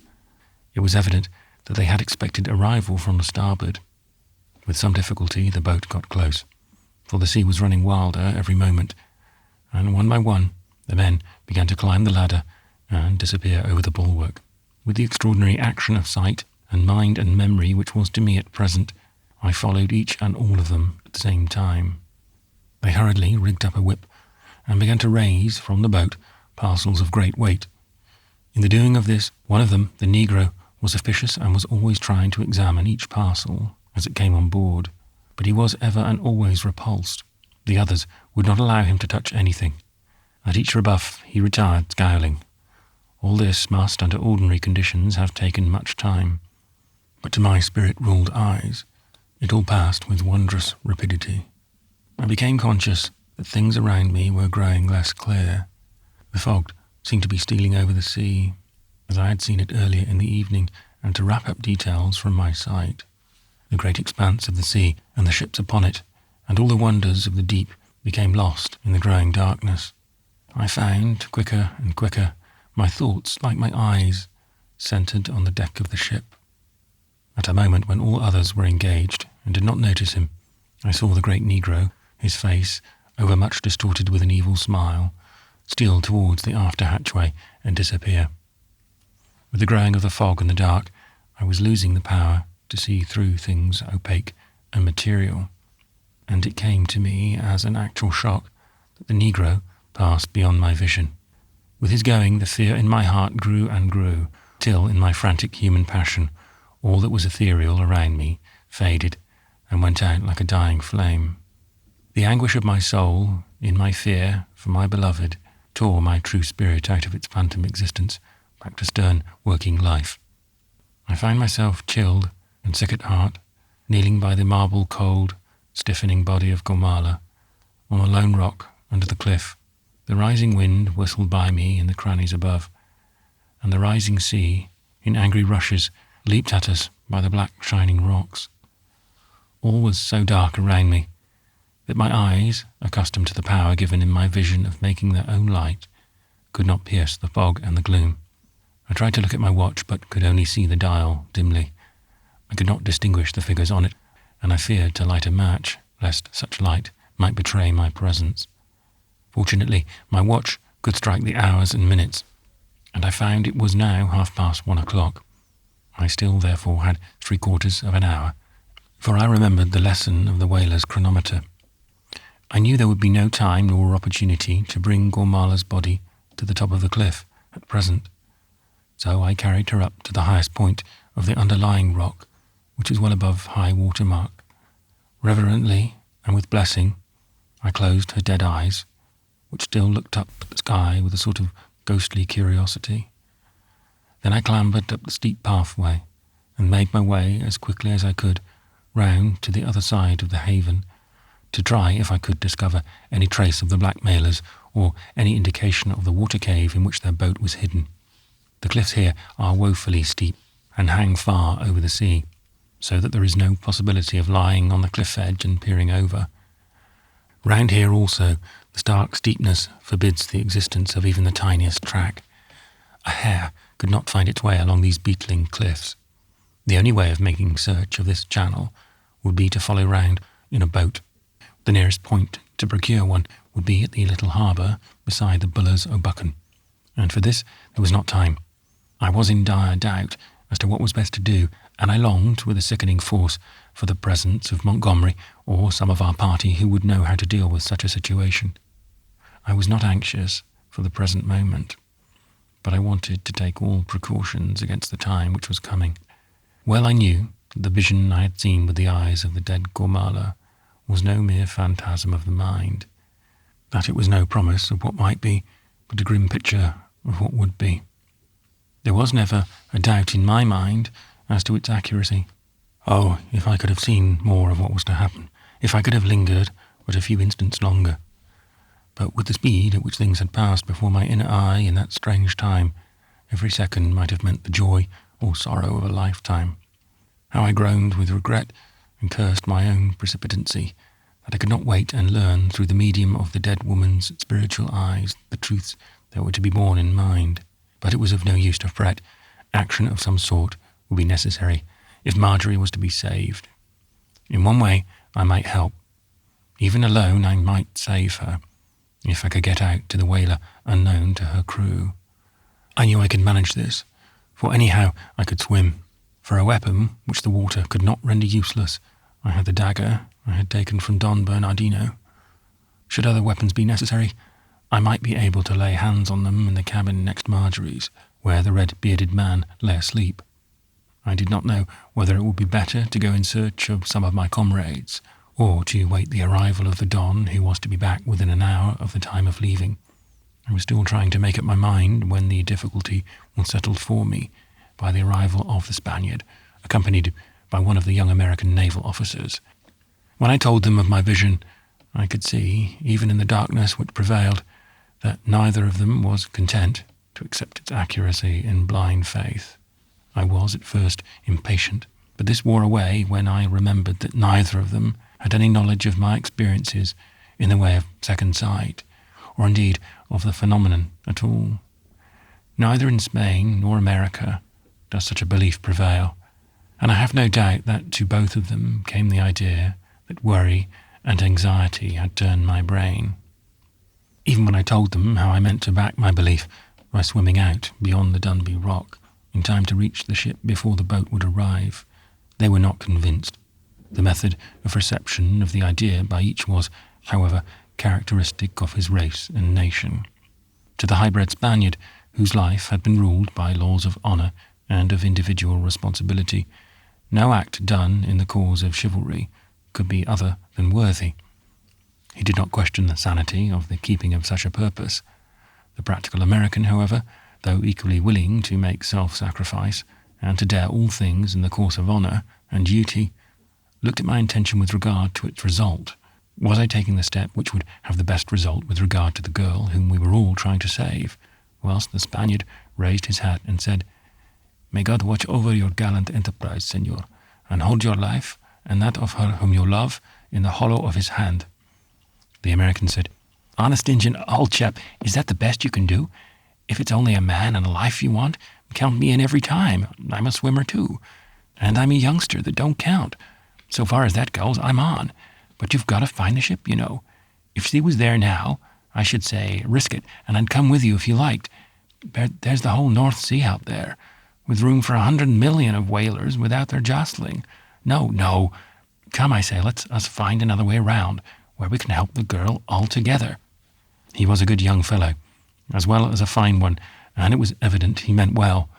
But there was no use arguing. My mind was made up, and after assuring him that I was in earnest, I told him that I was taking a couple of rockets with me, which I would try to keep dry, so that, should occasion serve, I would make manifest the whereabouts of the whaler. He already knew what to do with regard to signalling from shore, in case the boats of the whaler should be seen. When we had made what preparations we could for the work each of us had in hand, the time came for my starting on my perilous enterprise. As my purpose became more definite, my companions, who I think doubted in their hearts its sincerity, became somewhat more demonstrative. It was one thing to have a vague intention of setting out on a wild journey of the kind, and even here common sense rebelled. But on the edge of the high cliff, in the dark, amid the fog which came boiling up from below as the wind puffs drove it on shore, when below our feet the rising waves broke against the rocks with an ominous sound, made into a roar by the broken fastnesses of the cliffs, the whole thing must have seemed as an act of madness. When, through a break in the fog belt, we could catch a glimpse of the dark water leaping far below into furious, scattering lines of foam, to dare the terrors of such a sea at such a time was like going deliberately to certain death. My own heart quailed at moments when I saw through the fog wreathed the narrow track down which I must again descend to where Gormala's body lay, fading into a horrid gloom, or when the sound of breaking water drove up, muffled by the dark mist. My faith in the vision was strong, however, and by keeping my mind fixed on it, I could shut out present terrors. I shook hands with my two friends, and taking courage from the strong grip of their hands, set myself resolutely to my journey down the cliff. The last words the young Navy man said to me were, "Remember, if you do reach the whaler, that a gleam of light of any kind will give us a hint of where you are. Once the men of the Keystone see it, they'll do the rest at sea, as we shall on land. Give us such a light when the time comes, if you have to fire the ship to get it." At the foot of the cliff path, the prospect was almost terrifying. The rocks were so washed with the churning water as the waves leaped at them, that now and again only black tops could be seen rising out of the waste of white water, and a moment after, as the wave fell back, there would be a great mass of jagged rocks, all stark and grim, blacker than their own blackness, with the water streaming down them, and great rifts yawning between. Outside, the sea was a grim terror, a wildness of rising waves and lines of foam, all shrouded in fog and gloom. Through all came a myriad of disconcerting sounds, vague and fearsome, from where the waves clashed or beat into the sounding caverns of Dunby. Nothing but the faith which I had in the vision of Marjorie, which came to me with the dead eyes of the western seer, could have carried me out into that dreadful gloom. All its possibilities of horror and danger woke to me at once, and for a moment appalled me. But faith is a conquering power. Even the habit of believing, in which I had been taught, stood to me in this wild hour. No sceptic, no doubter could have gone forth as I did into that unknown of gloom and fear. I waited till a great wave was swept in close under my bare feet. Then, with a silent prayer and an emboldening thought for Marjorie, I leaped into the coming water. Chapter 51. In the Sea Fog. For a few minutes I was engaged in a wild struggle to get away from the rocks and not to be forced back by the shoreward rush and sweep of the waves. I was buffeted by them and half choked by the boiling foam, but I kept blindly and desperately to my task, and presently knew that I had only to deal with the current and the natural rise and fall of the rollers. Down on the water, the air was full of noises, so that it was hard to distinguish any individual sound. But the fog lay less dense on the surface than above it, so that I could see a little better around me. On the sea there is always more or less light, even in this time of midnight gloom, with moon and stars hidden by the fog, and with none of that phosphorescence which at times makes a luminous glow of its own over the water. I could see things at an unexpected distance. More than all was I surprised, as well as cheered, to find that I could distinguish the features of the land from the sea better than I could from land discern anything at sea. When I looked back, the shore rose, a dark, uneven line, unbroken, save where the haven of Dunby, running inland, made an angle against the sky. But beside me, the great rock of Dunby rose gigantic and black.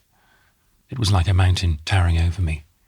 The tide was running down, so that when I had got out of the current running inland behind the rock, I was in comparatively calm water. There was no downward current, but only a slow backwater, which insensibly took me closer to the rock. Keeping in this shelter, I swam on and out.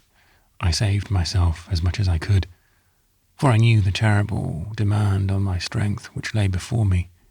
It must have been about 10 minutes, though it seemed infinitely longer, when I began to emerge from the shelter of the rock and to find again the force of the outer current. The waves were wilder here too, not so wild as just inshore before they broke, but they were considerably larger in their rise and fall. As I swam on, I looked back now and then and saw Dunby behind me, towering upward, though not so monstrously as when I had been under its lee. The current was beginning already to bear me downwards, so I changed my course and got back to the sheltered water again. Thus I crept round under the lee of the rock, till all at once I found myself in the angry race, where the current beat on and off the cliff.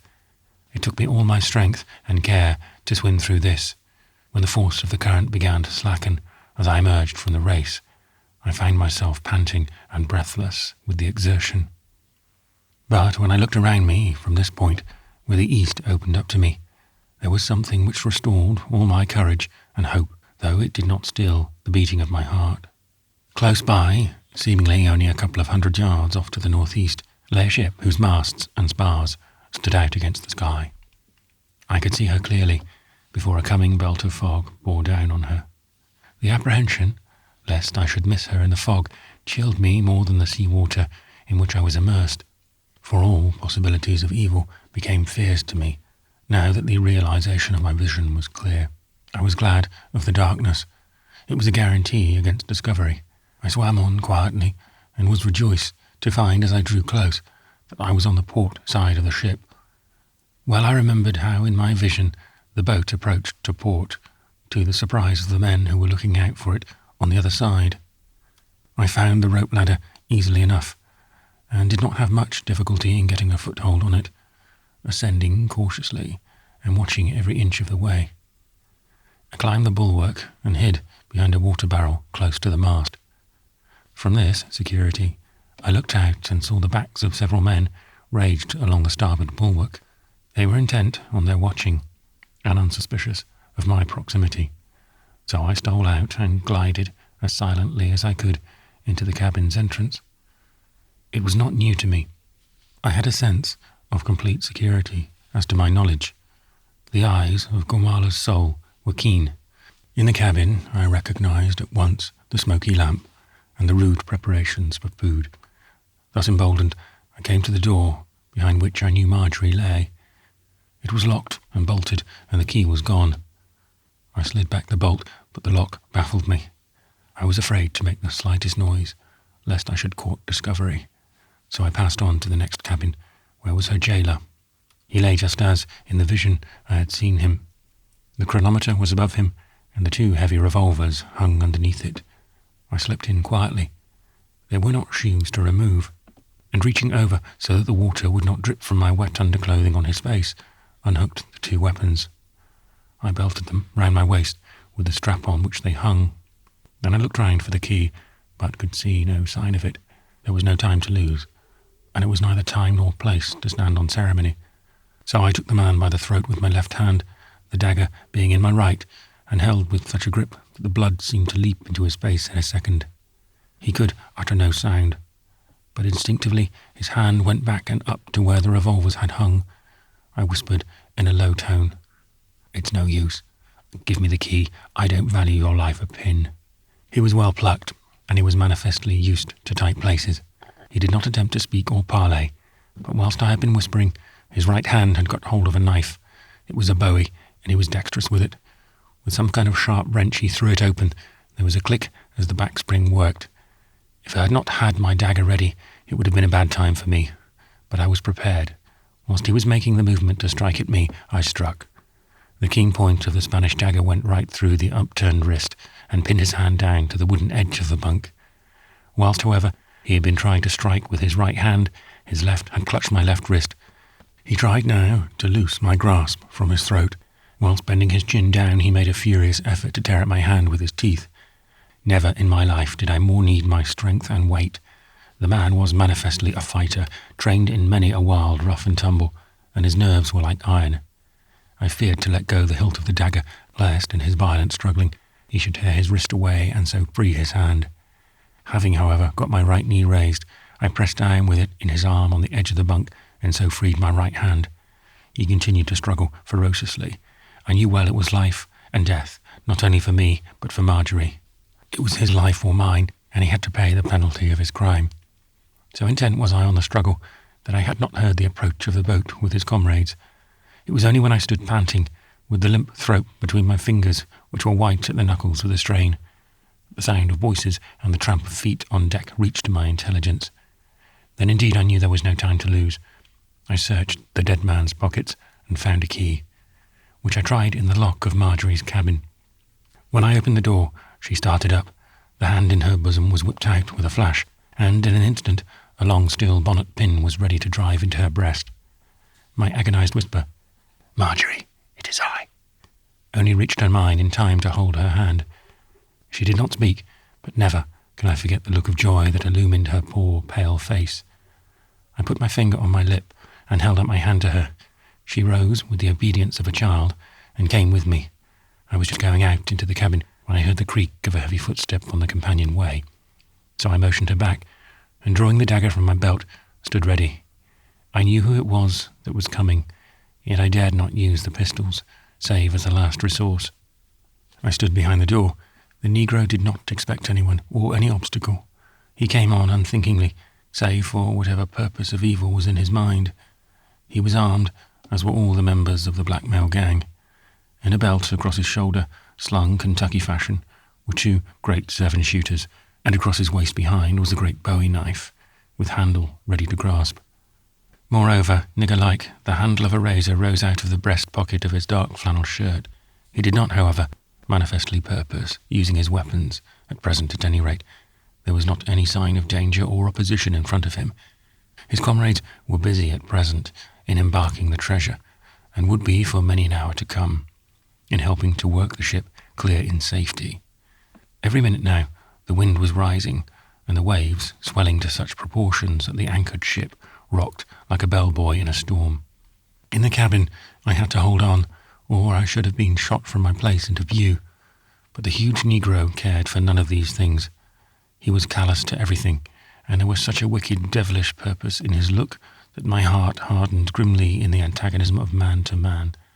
Nay more, it was not a man that I loathed. I would have killed this beast with less compunction than I would kill a rat or a snake. Never in my life did I behold such a wicked face. In feature and expression there was every trace and potentiality of evil, and these superimposed on a racial brutality which made my gorge rise. Well indeed did I understand now the one terror which had in all her troubles come to Marjorie, and how these wretches had used it to mould her to their ends. I knew now why, sleeping or waking, she held that steel spike against her heart. If the thought was too much for me.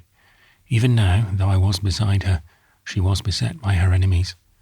We were both still practically prisoners on a hostile ship, and even now this demon was intent on unspeakable wrong. I did not pause. I did not shrink from the terrible task before me. With a bound, I was upon him, and I had struck at his heart, struck so truly and so terrible a blow that the hilt of the dagger struck his ribs with a thud like the blow of a cudgel. The blood seemed to leap out of me, even as the blow fell. With spasmodic reaction, he tumbled forwards, fell without a sound, and so quickly that had not I, fearing lest the noise of his falling might betray me, caught him, he would have dropped like a stricken bullock. Never before did I understand the pleasure of killing a man. Since then, it makes me shudder when I think of how so potent a passion or so keen a pleasure can rest latent in the heart of a righteous man.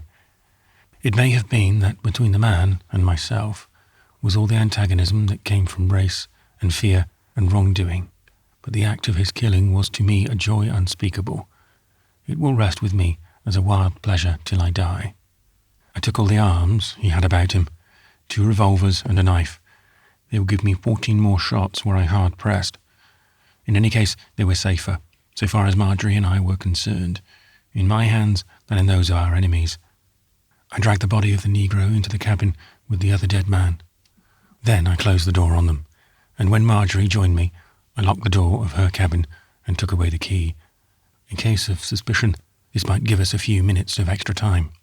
Marjorie came with me up on deck, and as she caught sight of the open sea, there was an unspeakable gladness on her face. We seized a favourable opportunity when no one was looking, for all on deck were busy hauling up the treasure, and slipped behind the cask fastened to the mast. There we breathed freely. We both felt that, should the worst come to the worst, we could get away before anyone could touch us. One rush to the bulwarks and over. They would never attempt to follow us, and there was a chance of a swim to shore. I gave Marjorie a belt with 2 revolvers. As she strapped it on, she felt safer. I knew it by the way she drew herself up and threw back her shoulders. When the last of the bags which held the treasure came on board, the men who had come with it closed in a ring around the mass as it lay on deck. They were all armed. I could see that they did not trust the sailors. For each moment, someone's hand would go back to his gun. We heard one of them ask, as he looked round, "What has become of that damned nigger?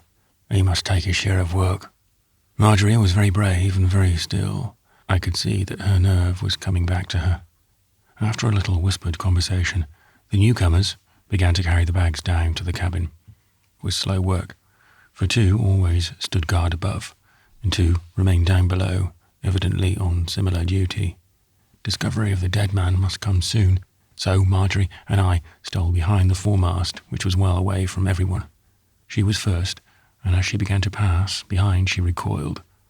She got the drop on someone in front of her. There was a smothered "shh," and she lowered her weapon. Turning to me, she said in a faint whisper, "It is the Spaniard. What is he doing here?" I whispered back, "Be good to him. He is an able fellow and has behaved like a knight of old." I pressed forward and took his hand. "How did you get here?" I asked. His answer was given in so faint a voice that I could see that he was so spent and tired, if not injured. "I swam too. When I saw that boat pull out of the northern channel, I managed to scramble down part of the cliff and then jumped. Fortunately, I was not injured. It was a long, weary swim, and I thought I should never be able to get through, but at last the current took me and carried me to the ship. She was anchored with a hawser, not a cable. I managed to climb up it, and when I was on board, I cut it nearly through." Even as he spoke, there was a queer lurch of the ship which lay stern forward, and a smothered ejaculation from all the seamen. The hawser had parted, and we were drifting before wind and tide. Then it was that I felt we should give warning to the yacht and the battleship. I knew that they were not far off. Had I not seen them in my vision, which had now been proven? Then it was also that the words of the young American came back to me. "Give us a light if you have to fire the ship to get it." All this time, from the moment when I had set foot on the whaler's deck till this instant, events had moved with inconceivable rapidity. There had been one silent, breathless rush, during which 2 lives had been taken and Marjorie set free. Only a few minutes had elapsed in all, and when I looked around under the altered conditions, things seemed to be almost where they had been. It was like the picture in one's mind made by a lightning flash, when the period of reception is less than the time of the smallest action, and movement is lost in time. The fog belt was thinning out, and there was, in the night air, a faint suggestion that one might see, if there were anything to be seen. The great rock of Dunby towered up. I could just distinguish so much on the land side, Whilst I was looking, there came a sudden light, and then a whir. High overhead, through the sea fog, we could see faintly the fiery trail of a rocket. Instantly out at sea was an answer. A great ray of light shot upwards, and we could see its reflection in the sky. None of us said anything, but instinctively Marjorie and I clasped hands. Then the light ray seemed to fall downward to the sea. But as it came down, the fog seemed to grow thicker and thicker till the light was lost in its density. There was stir of all on our ship. No loud word was spoken, but whispered. Directions, given with smothered curses, flew. Each man of the crew seemed to run to his post, and with a screeching and straining the sails rose. The vessel began to slip through the water with added speed. Now, if ever, was our time to warn our friends. The little rockets which I had brought had been sodden with water and were useless, and besides, we had no way of getting a light. The only way of warning was by sound, and the only sound to carry was a pistol shot. For an instant I hesitated, for a shot meant a life if we should be pushed to it, but it must be done. So, signing to the others, I ran aft, and when close to the mast, fired my revolver. Instantly around me was a chorus of curses. I bent double and ran back, seeing through the darkness vague forms rush to where I'd been. The fog was closing thicker around us. It seemed to boil over the bulwarks as we passed along. We had either passed into another belt of fogs, or one was closing down upon us with the wind. The sound of the pistol shot had evidently reached the warship. She was far off us, and the sound came faintly over the waste of stormy sea. But there was no mistaking the cheer followed by commands. These sounded faint and hoarsely. A few words were spoken with the trumpet, and then came the shrill whistle of the boatswain's pipe. On our own deck was rushing to and fro, and frenzied labour everywhere. The first object was to get away from the searchlight. They would seek presently, no doubt, for who had fired the betraying shot. If I could have known what to do so as to stay our progress, there would have been other shots, for now that we were moving through the water, every second might take us further from the shore and place us deeper in the toils of our foes. Chapter 52. The Scares. I whispered to Marjorie and Don Bernardino. If they once get away, we are lost. We must stop them at all hazards. The Spaniard nodded, and Marjorie squeezed my hands. There was no need of speech. Then I fixed the order of battle. I was to fire first, then the Spaniard, then Marjorie, each saving his fire till we knew whether another shot was required. This precaution was necessary, as we had no reserve ammunition. We took it for granted that the chambers of the revolvers were full. My one shot had been satisfactory in this respect.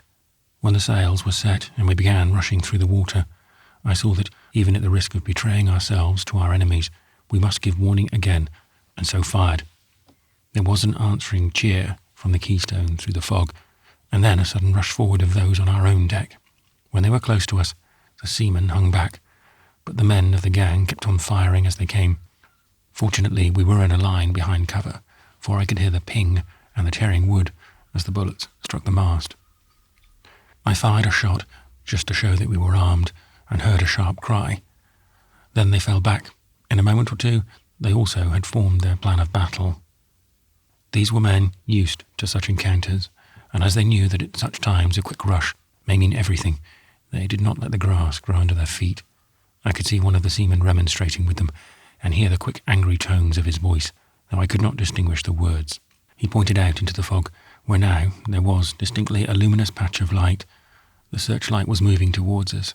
The Keystone was coming down on us. The blackmailer shook off the seaman, and then gave some directions to his comrades. They spread out right and left of us, and tried to find some kind of cover.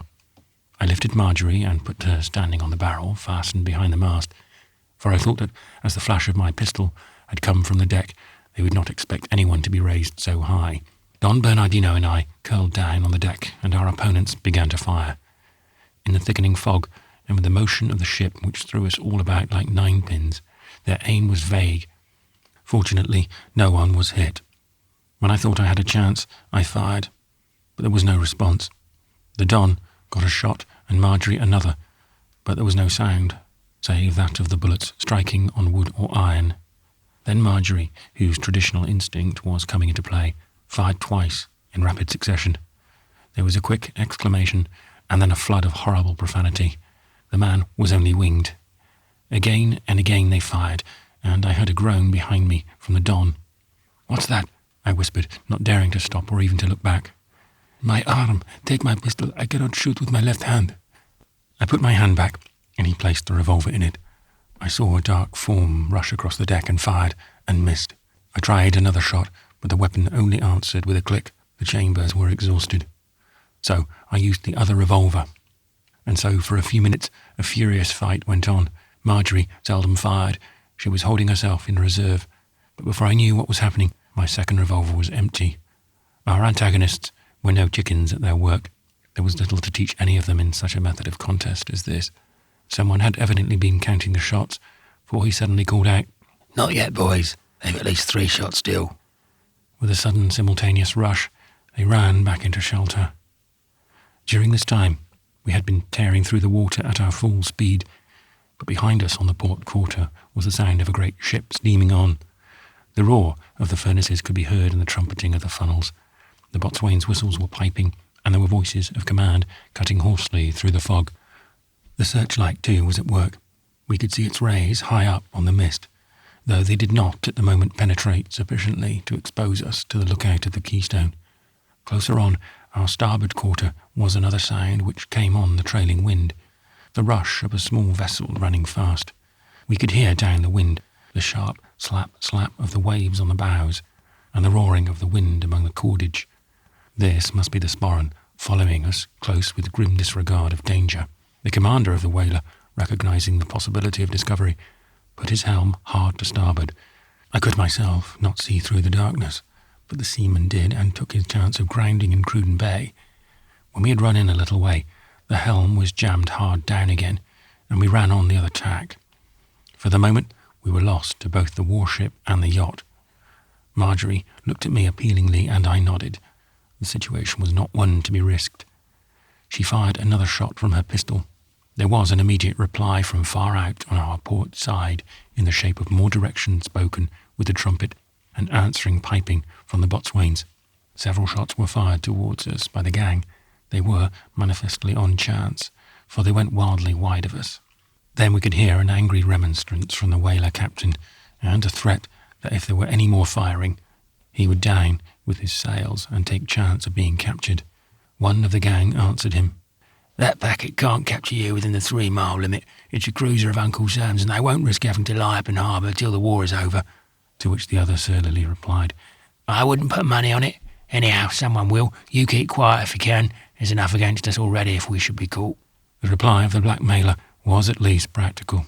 I could not see what he did, but I took it that he put his pistol to the captain's head, as he said, with a frightful oath, "You'll go on, as you arranged with me, or I'll blow your brains out where you stand. There's quite enough against any of us, you included. So your one chance anyhow is to get out of this hole, see?" The captain accepted the position and gave his orders with a quiet delivery, to the effect that we ran first shorewards and then to starboard again, till we were running back on our tracks like a hare. Suddenly, however, this course was brought to an end by our almost running into a small vessel, which, as we passed, I could see by its trim appearance was a yacht. We were so close for a few seconds, whilst we ran across her stern, that I shouted out, "All right, McRae, all safe as yet. She's trying to run out to sea. Try to tell the Keystone." The answer was a cheer from all aboard. As our ship swept into the fog, several of our enemies ran at us. I handed Don Bernardino his own dagger and took the bowie knife myself. Then we stood ready in case our foes should get to close quarters.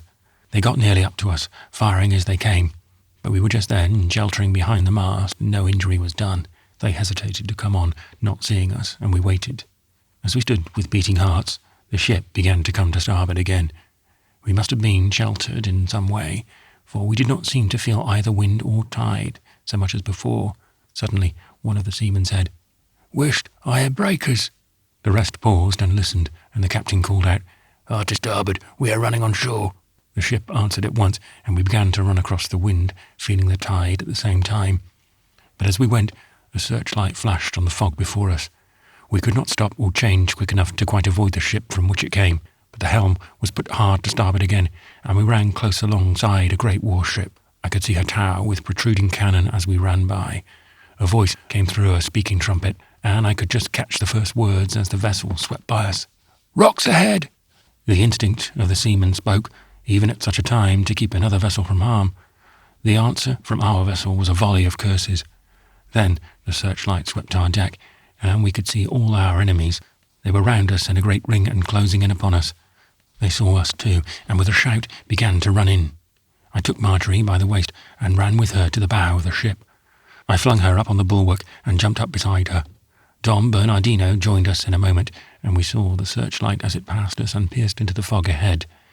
Already the bulk of the battleship was almost lost in the mist. There was only a faint indication of her presence in a monstrous mass behind the searchlight, and the end of a spar rising above the fog. In front of us there was a great roaring of water, and that sharp rushing sound which comes from the back sweep of a broken wave. Our skipper saw the danger, and in a voice like a trumpet gave his orders, but it was too late to do anything. As the searchlight again swept our deck, I saw the ring of men break up and scatter. Almost at the same moment, the rays passing beyond us fell on a low rock, rising from the sea, up whose sides great waves were dashing. We were rushing to it, borne by wind and tide in a terrible haste. At that instant, we struck a rock below the water. With the shock, we three were thrown forward into the sea. I heard a despairing shout behind us, and the water closed over my head. When I rose, it was in a wild agony of fear for Marjorie. She had been sitting to my left on the bulwark, and must therefore have fallen to seaward of me. I raised myself as well as I could and looked around, and, by God's grace, saw two hands rising above the water a few yards from me. With all my might, I struggled towards them, and was able to drag my wife up to the surface. When I had her with me, though my terror and anxiety increased, I could think. At such moments the mind acts with lightning speed, and in a second or two I came to the conclusion that the rock we had struck must be amongst the scares. If so, the only chance was to edge in with the tide and try to avoid striking any of the underlying rocks, which I knew well were so deadly. Had not I seen Lachlan MacLeod come to his death through them? It was a desperate struggle before us. The tide was racing amongst the rocks, and even were there no waves, it should have been a difficult task to have won through it into shore. For myself, I was a strong enough swimmer to have found my way in, even if I had had to round the outer rock and keep up to the harbour of Whinnyfold, but with Marjorie to care for too, Marjorie who had only lately learned to swim. The prospect was indeed a terrible one.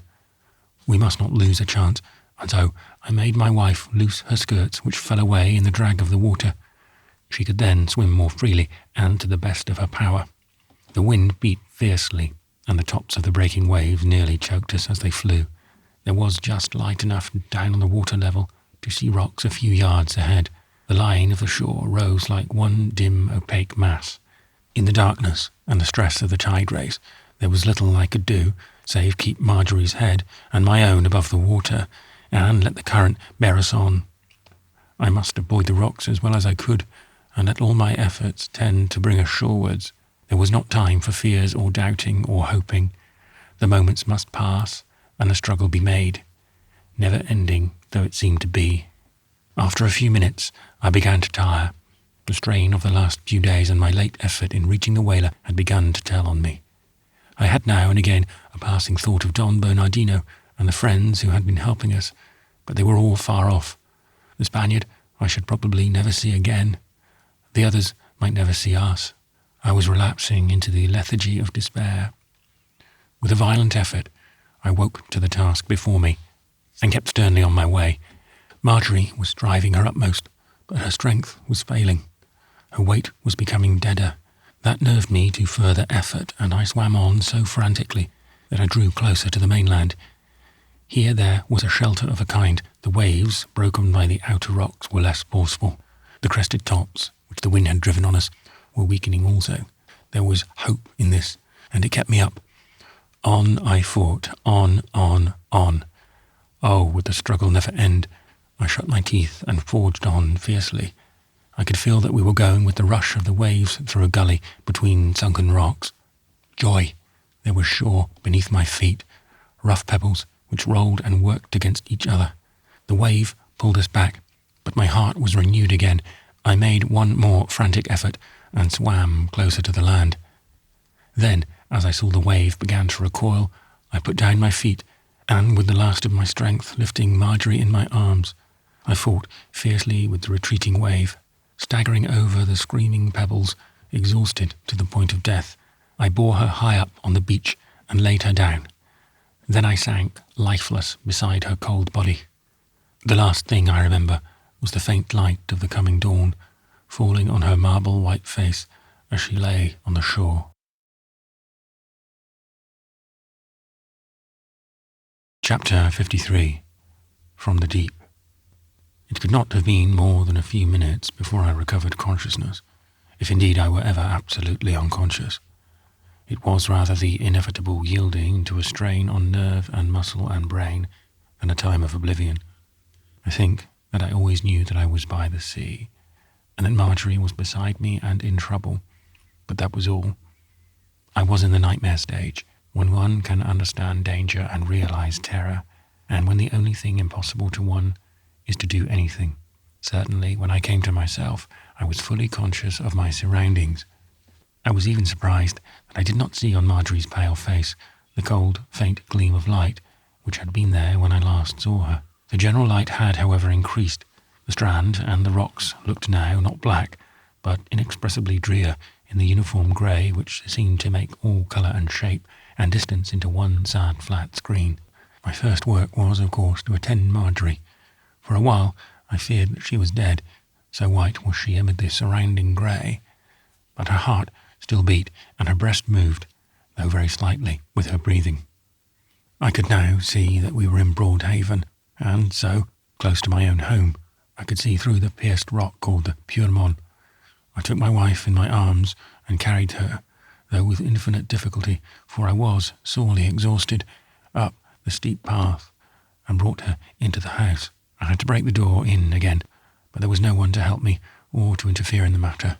I got some brandy and poured a few drops into her mouth, and laid her in a pile of rugs whilst I lit the fire.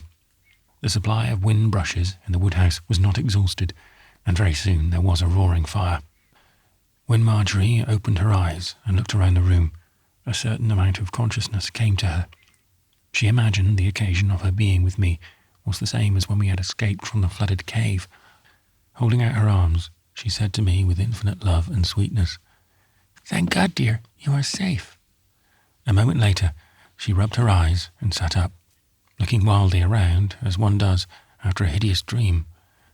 In her survey, however, her eyes lit on her own figure, and a real wave of shame swept over her. She hastily pulled the rug round her shoulders and sank back. The habit of personal decorum had conquered fear. She closed her eyes for a moment or two to remember, and when she opened them, was in full possession of all her faculties and her memory. "It was no dream. It is all real, and I owe my life to you, darling, once again." I kissed her, and she sank back with a sigh of happiness. A moment later, however, she started up, crying out to me, "But the others, where are they? Quick, let us go to help them if we can." She looked wildly around. I understood her wishes, and hurrying into the other room, brought her an armful of her clothes. In a few minutes she joined me, and hand in hand we went out on the edge of the cliff. As we went, I told her of what had happened since she became unconscious in the water. The wind was now blowing fiercely, almost a gale. The sea had risen till great waves, driving amongst the rocks, had thrashed the whole region of the Skares into a wild field of foam. Below us, the waves, dashing over the sunken rocks, broke on the shore with a loud roaring, and washed high above the place where we had lain. The fog had lifted, and objects could be seen even at a distance. Far out, some miles away, lay a great ship, and by the outermost of the Skares, a little to the north of the great rock, and where the sunken reef lies, rose part of a broken mast. But there was nothing else to be seen, except away to south a yacht tossing about under double-reefed sails. Sea and sky were of a leaden grey, and the heavy clouds that drifted before the gale came so low as to make us think that they were the fog belts risen from the sea. Marjorie would not be contented till we had roused the whole village of Whinnyfold, and with them had gone all around the cliffs and looked into every little opening to see if there were trace or sign of any of those who had been wrecked with us. But it was all in vain. We sent a mounted messenger off to Crom with a note, for we knew in what terrible anxiety Mrs. Jack must be. In an incredibly short time, the good lady was with us and was rocking Marjorie in her arms, crying and laughing over her wildly. By and by, she got round the carriage from the village and said to us, "And now, my dears, I suppose we had better get back to Crom, where you can rest yourselves after this terrible time." Marjorie came over to me and, holding my arm, looked at her old nurse lovingly, as she said with deep earnestness, "You had better go back, dear, and get things ready for us. As for me, I shall never willingly leave my husband's side again." The storm continued for a whole day, growing rougher and wilder with each hour. For another day it grew less and less, till finally the wind had died away, and only the rough waves spoke of what had been. Then the sea began to give up its dead. Some seamen, presumably those of the Wilhelmina, were found along the coast between Whinnyfold and Old Slains, and the bodies of 2 of the blackmailers, terribly mangled, were washed ashore at Cruden Bay. The rest of the sailors and of the desperadoes were never found. Whether they escaped by some miracle or were swallowed in the sea will probably never be known. Strangest of all was the finding of Don Bernardino. The body of the gallant Spanish gentleman was found washed up on shore behind the Lord Nelson rock, just opposite where had been the opening to the cave in which his noble ancestor had hidden the Pope's treasure. It was as though the sea itself had respected his devotion and had laid him by the place of his trust. Marjorie and I saw his body brought home to Spain when the war was over, and laid amongst the tombs of his ancestors. We petitioned the Crown, and though no actual leave was given, no objection was made to our removing the golden figure of San Cristobal, which Benvenuto had wrought for the Pope. It now stands over the Spaniard's tomb in the church of San Cristobal in Far Castile. The End. The Mystery of the Sea by Bram Stoker. Read by Mark Young. Appendix A. In the first edition of his work, The Two Books of Francis Bacon, of the Proficience and Advancement of Learning, Divine and Humane, published at London in 1605, the author only alludes briefly to his biliteral cipher. Speaking of ciphers generally, Book 2, he says, "But the virtues of them, whereby they are to be preferred, are 3, but they be not laborious to write and read, that they be impossible to decipher, and, in some cases, that they be without suspicion. The highest degree whereof is to write omnia per omnia, which is undoubtedly possible with a proportion quintuple at most of the writing infolding to the writing infolded, and no other restraint whatsoever." It was not till 18 years later that he gave to the public an explanation of this infolding writing in the rarely beautiful edition of the work in Latin, printed in London by Haviland in 1623. The passage relating to secret writing is much amplified.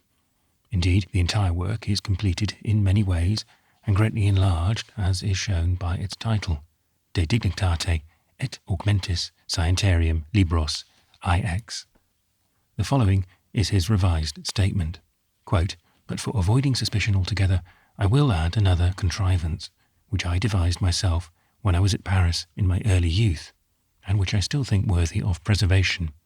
For it has the perfection of a cipher, which is to make everything signifying anything, subject, however, to this condition, that the infolding writing shall contain at least 5 times as many letters as the writing infolded. No other condition or restriction is required. The way to do it is this. First, let all the letters of the alphabet be resolved into transpositions of 2 letters only, for the transposition of 2 letters through 5 places will yield 32 differences, much more 24, which is the number of letters in our alphabet. Here is an example of such an alphabet. See text for details.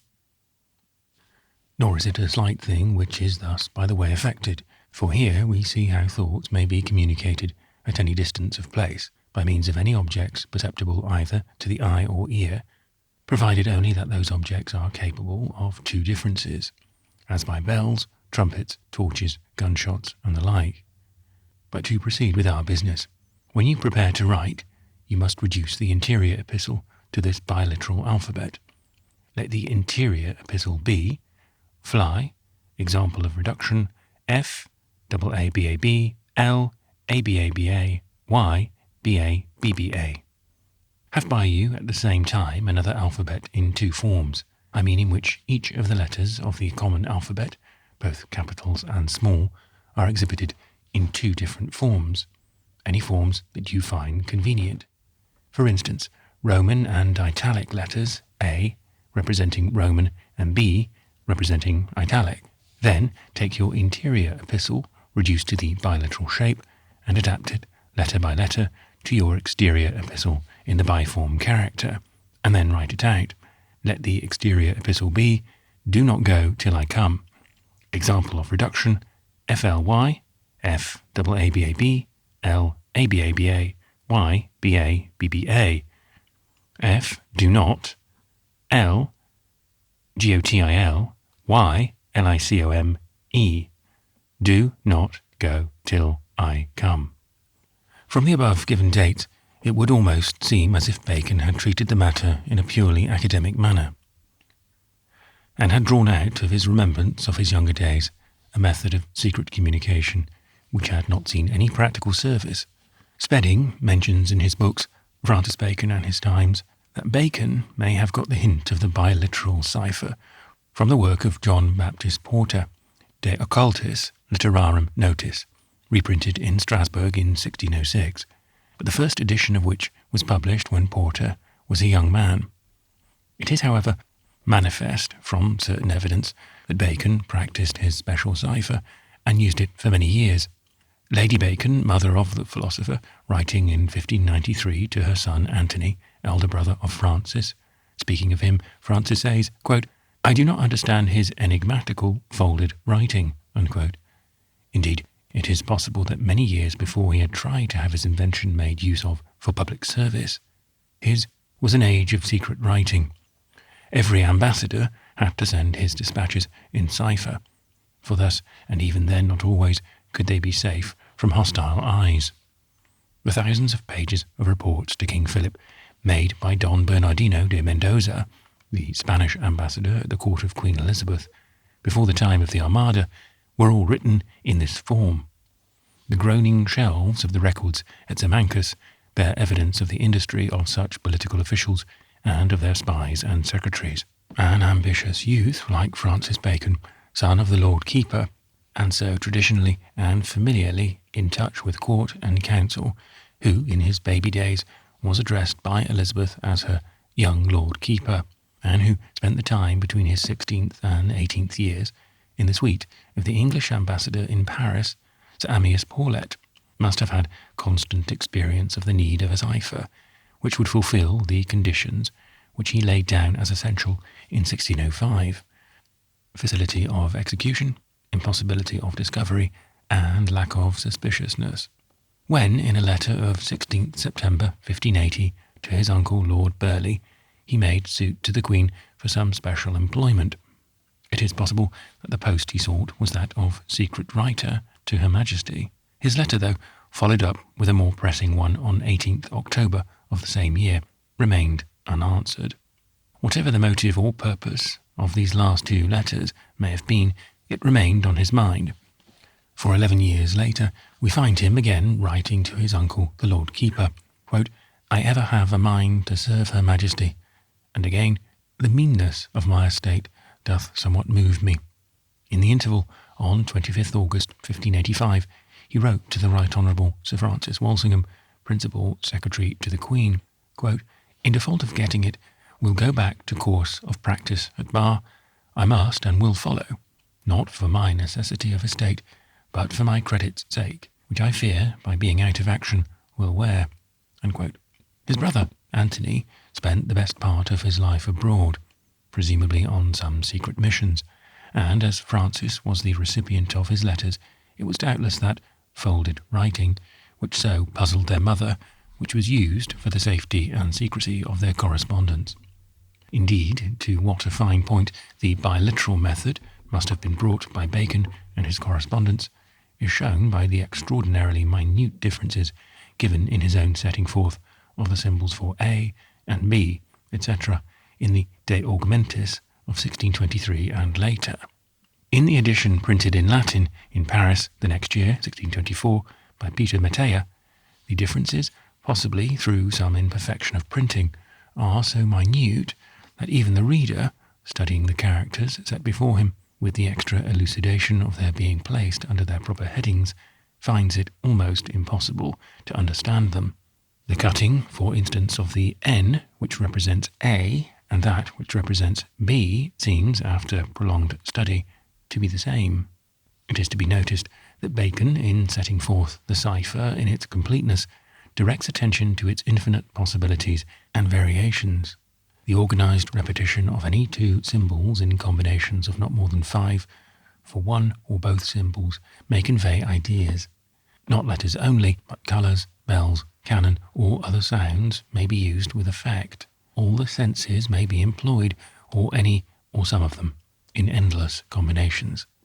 Again, it is to be noted that even in his first allusion to the system in 1605, he says, quote, "To write omnia per omnia, which is undoubtedly possible, with a proportion quintuple at most of the writing enfolding to the writing enfolded," unquote. Quintuple at most. But in the instances of his system, which he gives 18 years later, when probably his time for secret writing as a matter of business had ceased, and when from the lofty altitude of the woolsack he could behold unmoved any who had concealments to make, provided, of course, that they were not connected with bribes. There is only one method given, that of 5 enfolding letters for each one enfolded. In the later and fuller period, he speaks also of the one necessary condition, quote, "that the enfolding writing shall contain at least 5 times as many letters as the writing enfolded," unquote. Even in the example which he gives, "Do not go till I come," there is a superfluous letter, the final E, as though he wished to mislead the reader by inference as well as by direct statement. Is it possible that he stopped short in his completion of this marvellous cipher? Can we believe that he who openly spoke, from the first of symbols, quintuple at most, was content to use so large a number of enfolding letters when he could possibly do with less? Why, the last condition of excellence in a cipher which he himself laid down, namely, that it should be without suspicion, would be endangered by a larger number than was actually necessary. It is by repetition of symbols that the discovery of secret writing is made, and in a cipher where manifestly the eye or the ear or the touch or the taste must be guided by such, and so marked and prolonged symbols, the chances of discovery are enormously increased.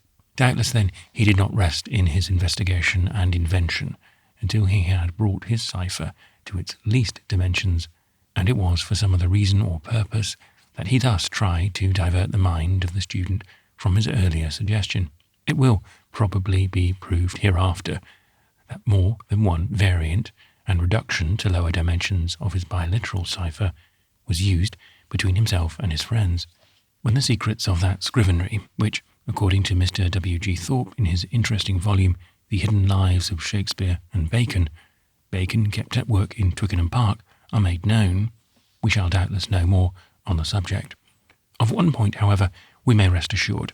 Bacon did not go back in his pursuance of an interesting study, and the change from quintuple at most of the enfolding writing of 1605 to quintuple at least of 1623 was meant for some purpose of misleading or obscuration, rather than as a limitation of his original setting forth of the powers and possibilities of his great invention. It will some day be an interesting theme of speculation and study what use of his biliteral cipher had been made between 1605 and 1623, and what it was that he wished to conceal. That the original cipher, as given, can be so reduced is manifest. Of the quintuple biliteral there are 32 combinations, as in the Elizabethan alphabet. As Bacon himself points out, there were but 24 letters. Certain possibilities of reduction at once unfold themselves, since at the very outset 1 entire fourth of the symbols are unused. Appendix B, on the reduction of the number of symbols in Bacon's biliteral cipher. When I examined the scripts together, both that of the numbers and those of the dots, I found distinct repetitions of groups of symbols, but no combinations sufficiently recurrent to allow me to deal with them as entities. In the number cipher, the class of repetitions seems more marked. This may have been, however, that as the symbols were simpler and of a kind with which I was more familiar, the traces or surmises were easier to follow. It gave me hope to find that there was something in common between the two methods. It might be, indeed, that both writings were but variants of the same system. Unconsciously, I gave my attention to the simpler form, the numbers, and for a long, weary time went over them forward, backward, up and down, adding, subtracting, multiplying, dividing, but without any favourable result. The only encouragement which I got was that I got additions of 8 and 9, each of these many times repeated. Try how I would, however, I could not scheme out of them any coherent result. When in desperation I returned to the dotted papers, I found that this method was still more exasperating, for on a close study of them I could not fail to see that there was a cipher manifest, though what it was or how it could be read seemed impossible to me. Most of the letters had marks in or about them. Indeed, there were very few which had not. Examining more closely still, I found that the dots were disposed in 3 different ways. A, in the body of the letter itself, B, above the letter, C, below it. There was never more than 1 mark in the body of the letter, but those above or below were sometimes single and sometimes double. Some letters had only the dot in the body, and others, whether marked on the body or not, had no dots either above or below. Thus, there was every form and circumstance of marking within these 3 categories. The only thing which my instinct seemed to impress upon me continually was that very few of the letters had marks both above and below. In such cases, 2 were above and 1 below, or vice versa, but in no case were there marks in the body and above and below also. At last I came to the conclusion that I had better, for the time, abandon attempting to decipher and try to construct a cipher on the lines of Bacon's biliteral, one which would ultimately accord in some way with the external conditions of either or both of those before me. But Bacon's biliteral, as set forth in the Novum Organum, had 5 symbols in every case. As there were here no repetitions of 5, I set myself to the task of reducing Bacon's system to a lower number of symbols, a task which in my original memorandum I had held capable of accomplishment. For hours I tried various means of reduction, each time getting a little nearer to the ultimate simplicity, till at last I felt that I had mastered the principle. Take the Baconian biliteral cipher as he himself gives it, and knock out repetitions of 4 or 5, 5 A's, 4 A's and a B, A and 4 B's, B and 4 A's, 4 B's and an A, and 5 B's. This would leave a complete alphabet with 2 extra symbols for use as stops, repeats, capitals, etc. This method of deletion, however, would not allow of the reduction of the number of symbols used. There would still be required 5 for each letter to be infolded. We have therefore to try another process of reduction, that affecting the variety of symbols without reference to the number of times, up to 5, which each one is repeated. Take, therefore, the Baconian biliteral and place opposite to each item the number of symbols required.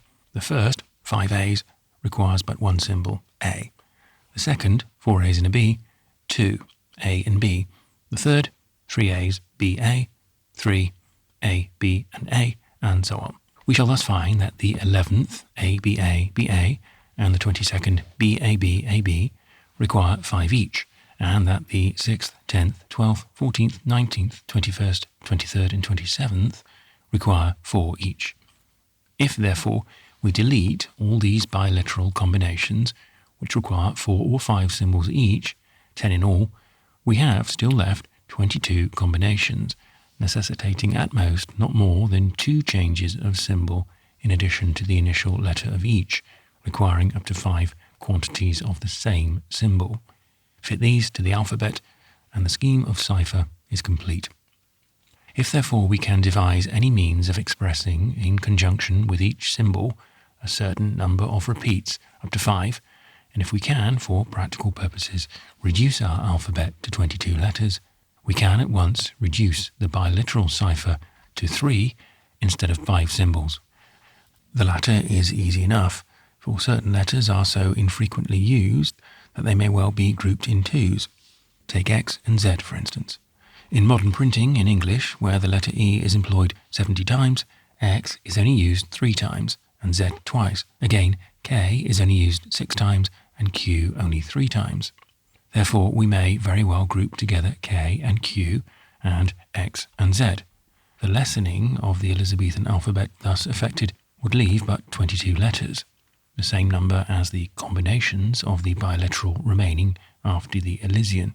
And further, as W is but V repeated, we could keep a special symbol to represent the repetition of this or any other letter, whether the same be in the body of a word, or if it be the last of one word and the first of that which follows. Thus we give a greater elasticity to the cipher, and so minimize the chance of discovery. As to the expression of numerical values applied to each of the symbols A and B of the biliteral cipher, as above modified, such is simplicity itself in number cipher. As there are 2 symbols to be represented and 5 values to each, 4 in addition to the initial, take the numerals 1 to 10, which latter, of course, could be represented by 0. Let the odd numbers, according to their values, stand for A. A1, AA3, AAA5, 4As 7, 5As 9, and the even numbers, according to their values, stand for B. B2, BB4, BB6, 4Bs 8, 5Bs 0. And then, eureka, we have a biliteral cipher in which each letter is represented by 1, 2, or 3 numbers, and so the 5 symbols of the Baconian biliteral is reduced to 3 at maximum. Variants of this scheme can, of course, with a little ingenuity, be easily reconstructed. Appendix C. The resolving of Bacon's biliteral reduced to 3 symbols in a number cipher. Place in their relative order as appearing in the original arrangement the selected symbols of the biliteral, 5 A's, 4 A's and a B, and C. Then place opposite each the number arrived at by the application of odd and even figures to represent the numerical values of the symbols A and B. Thus, 5 A's will be shown as 9, 4 A's and a B will be shown as 72, 3 A's, B and A will be shown as 521, and so on. Then put in sequence of numerical value. We shall then have 0, 9, 18, 27, 36, 45, 54, 63, 72, 81, 125, 143, 161, 216, 234, 252, 323, 341, 414, 432, 521, 612. An analysis shows that of these there are 2 of 1 figure, 8 of 2 figures, and 12 of 3 figures. Now, as regards the latter series, the symbols composed of 3 figures, we will find that if we add together the component figures of each of those which begins and ends with an even number, they will tot up to 9, but that the total of each of those commencing and ending with an odd number only total up to 8. There are no 2 of these symbols which clash with one another so as to cause confusion.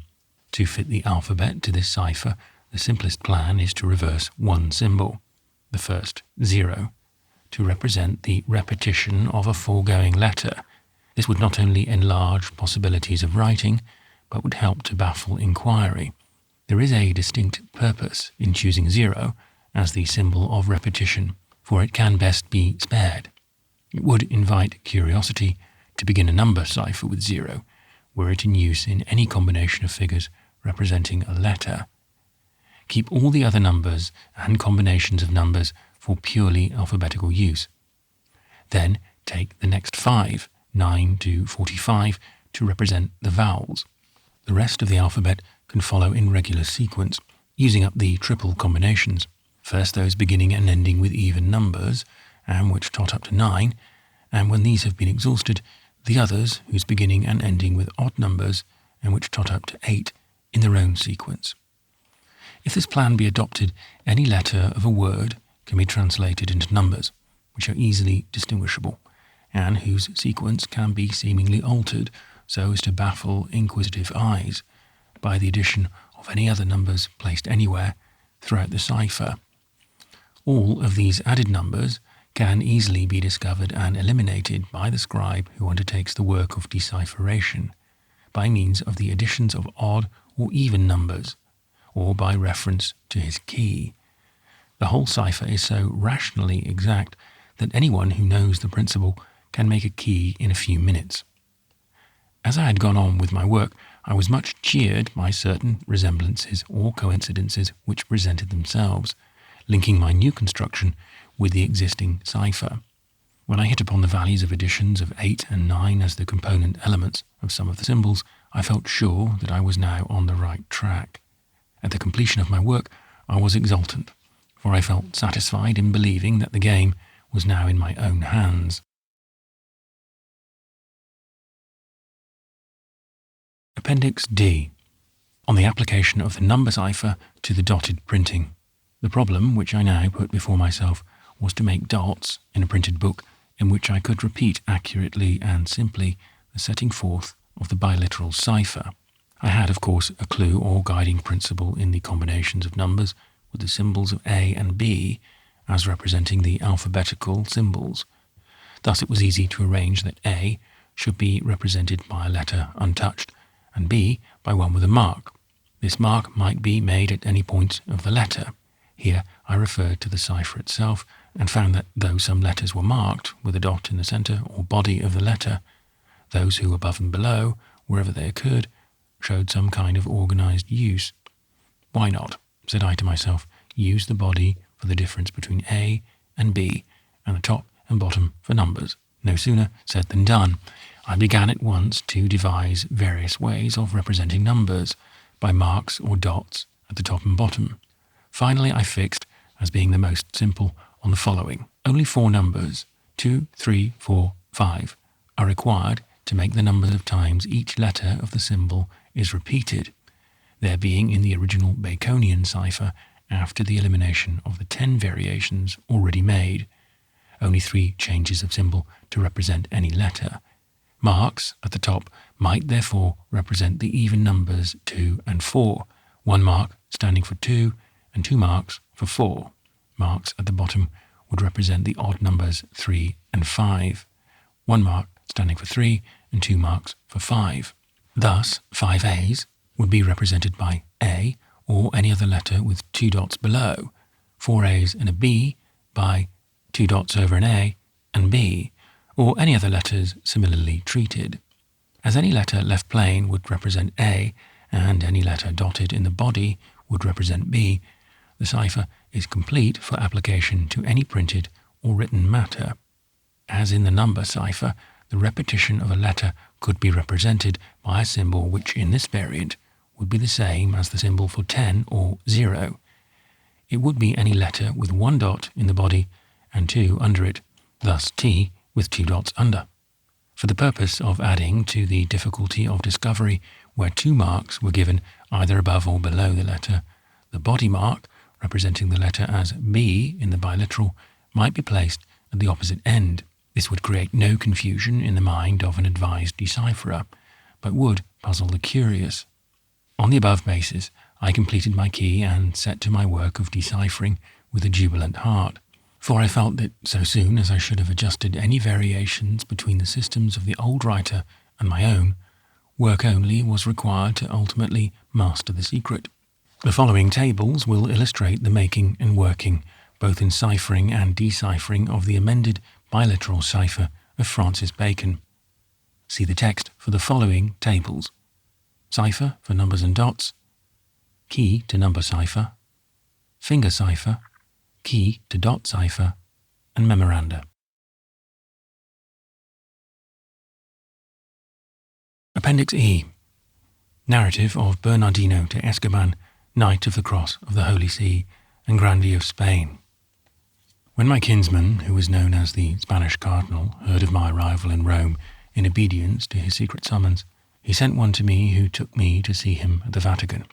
I went at once, and found that though the carriage of his great office had somewhat aged my kinsman, it had not changed the sweet bearing which he had ever had towards me.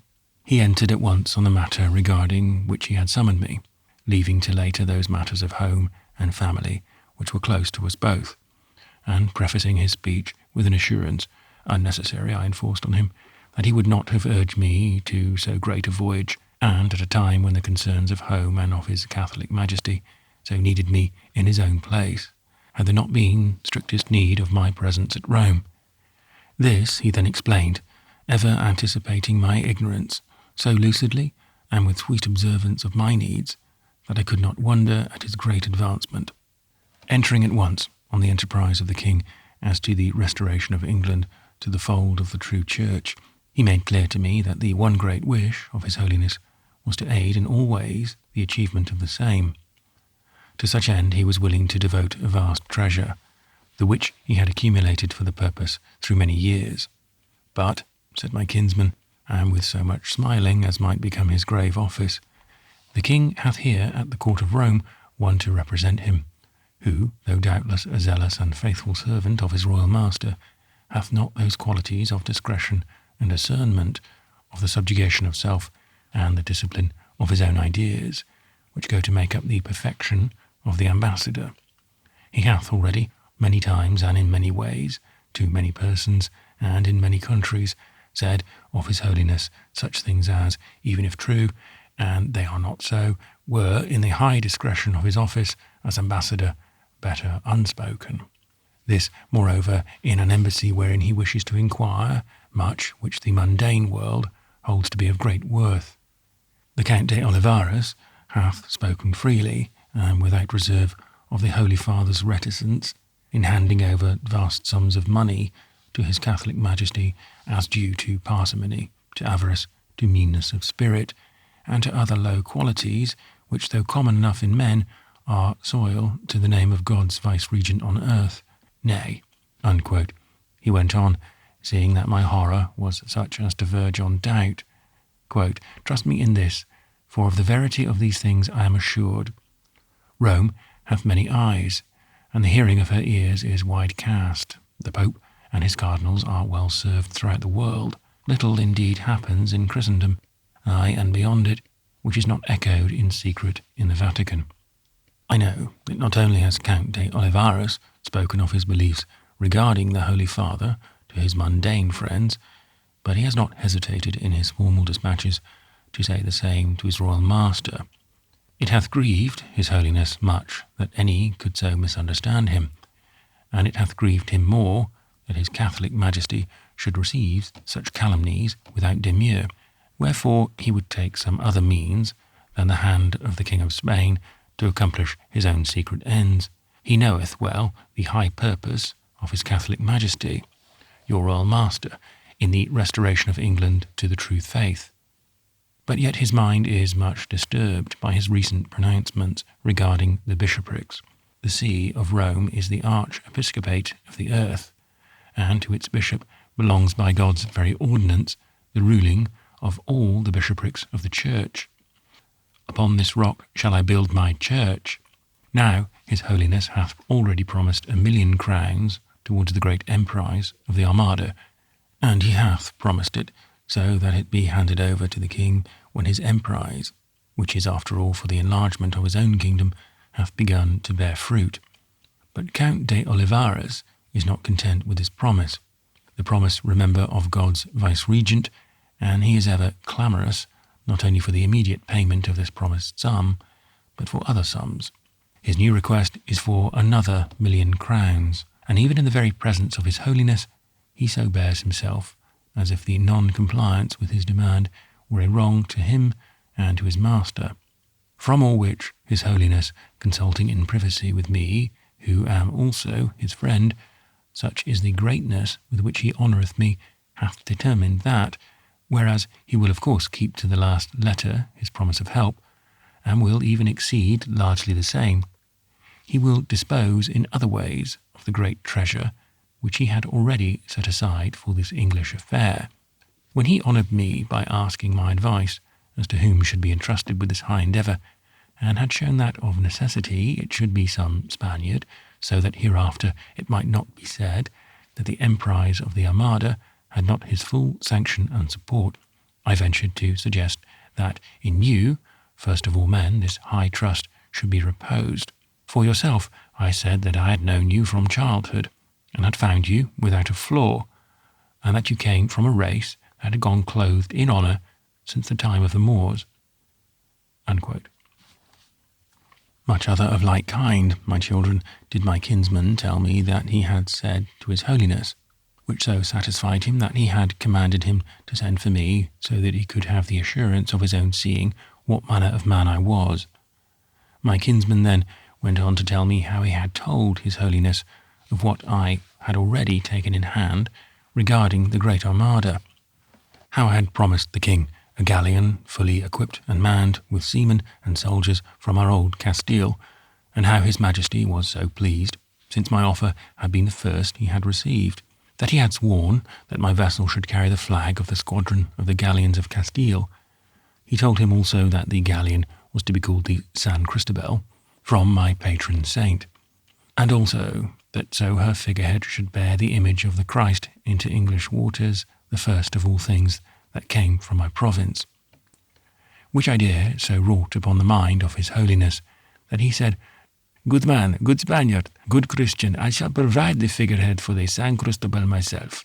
When Don de Escoban comes here, I shall arrange it with him." When my kinsman had so informed me as to many things, he left me a while, saying that he would ask the Pope to arrange for an audience with me. Shortly he returned with haste, saying that the Holy Father wished me to come to him at once. I went in exultation mingled with fear, and all my unworthiness of such high honour rose before me. But when I came to his Holiness and knelt before him, he blessed me and raised me up himself, and when he bade me, I raised my eyes and looked to him in the face, whereat he turned to the Spanish cardinal and said, "You have spoken under the mark, my brother. Here is a man, indeed, in whom I can trust to the full." And so, my children, he made me sit by him, and for a long time, it was more than 2 hours by the clock, he talked with me about his wish, and, oh, my children, I would that you and the others could hear the wise words of that great and good man. He was so worldly wise, in addition to his saintly wisdom, that nothing seemed to lack in his reasoning, nothing was too small to be outside his understanding and considerations of the motives and arts of men. He told me with exceeding frankness of his views of the situation. All the while my kinsman smiled and nodded approval now and again, and it filled me with pride that one of my own blood should stand so close to the counsels of his Holiness. He told me that though war was a sad necessity, which he, as himself an earthly monarch, was compelled to understand and accept, yet he preferred infinitely the ways of peace, and moreover believed in them. In his own wise words, "The logic of the cannon, though more loud, speaks not so forcibly as the logic of the living day between sunrise and sunset." When later he added to this conviction that "the chink of the money bag speaks more loudly than either," I ventured an impulsive word of protest, whereupon he stopped, and looking at me sharply, asked if I knew how to bribe, to which I replied that as yet I had given none nor taken none. Then, smilingly, he laid his hand in friendliness on my shoulder and said, "My friend, Saint Escoban, these be 2 things, not one, and though to take a bribe is to be unforgiven, yet to give one at high command is but a duty, like the soldier's duty to kill, which is not murder, which it would be without such behest." Then, raising his hand to silence my protest, he said, "I know what you would say. Woe to that man by whom the scandal cometh. But such argument, my friend, is my province, and its responsibility is mine. Ere you proceed on your mission, you shall have indemnity for the carriage of all my commands. You go into an enemy's country, a country which is the professed and malignant enemy of Holy Church, and where faith and honour are not. God's work is to be done in many ways. It is sufficient that he has allowed instruments that are unworthy and unholy, and as unworthy and unholy, we must use them to his ends. You, Don de Escoban, shall have no pain in such matters, and no shame. My commands shall cover you." Then, when I had bowed my recognition of his will, he resumed his instructions.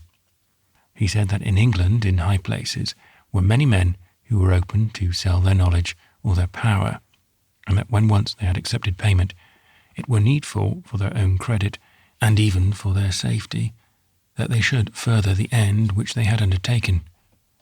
"These English," he said, "are pagans, and it was said of this our holy city in pagan times, Omnia Romae Venelia sunt." Whereupon there was borne upon me a recollection of years before, when I was in the suite of the ambassador of Paris, how a boy in the British embassy, who was showing me a cipher of enclosed writing, which he had just perfected, had written in it, with uncouth lettering as an illustration, "Omnia Britannia Venalia sunt," and further did remember how we had enlarged and perfected the cipher when we resided together at Tours. His Holiness told me that in great seasons it were needful to scatter favours with a lavish hand, and that no season was or could be so great as that which foreran the restoring to the fold a great and active nation, who was already beginning to rule the seas. "To which end," he said, "I am placing with you a vastness of treasure such as no nation hath ever seen. The gifts of the faithful have begun it and enlarged it, and the fruits of many victories have enhanced it. Regarding it, there is only one promise which I will exact from you, and that I shall exact in the most solemn way of which the Church has knowledge, that this vast treasure be applied to only that purpose to which it is ordained, the advancement of the true faith. It will add also, of course, to the honour and glory of the Kingdom of Spain, to that for all time the world may know that the comfort of the Roman See is on the emprise of the great Armada, in proof of which, should for the sins of men the great emprise fail, you or those who may succeed you in the trust are, if I myself be not then living, to hand the treasure to the custody of whatever monarch may then sit upon the throne of Spain for his good guardianship in trust with me."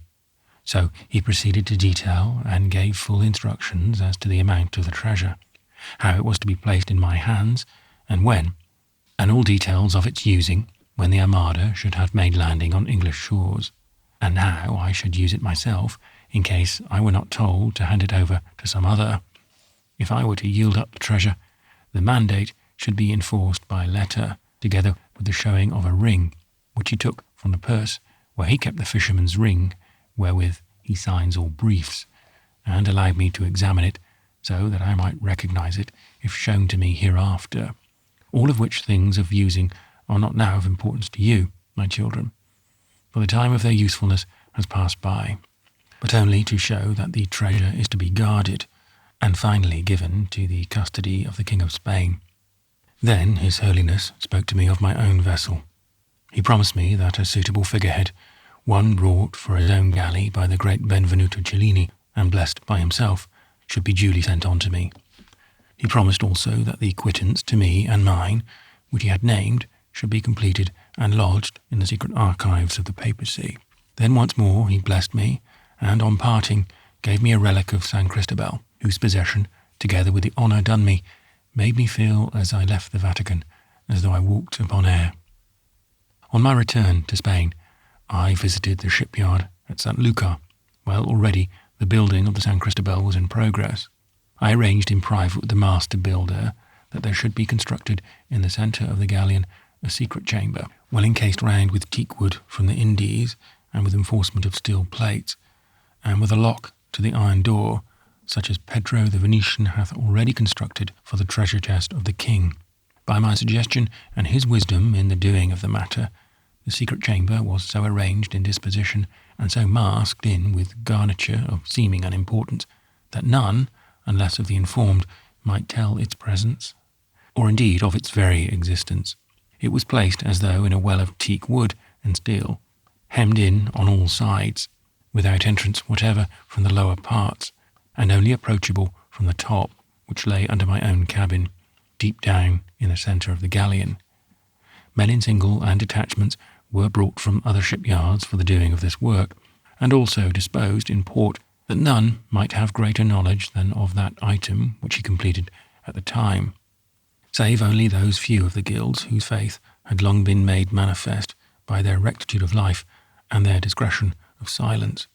Into this secret receptacle, to continue this narrative out of its due sequence, when the final outfitting of the invincible armada came to pass, was placed under my own supervision, in the night time and in secret, all the vast treasure, which had before then been sent to me secretly by agents of His Holiness.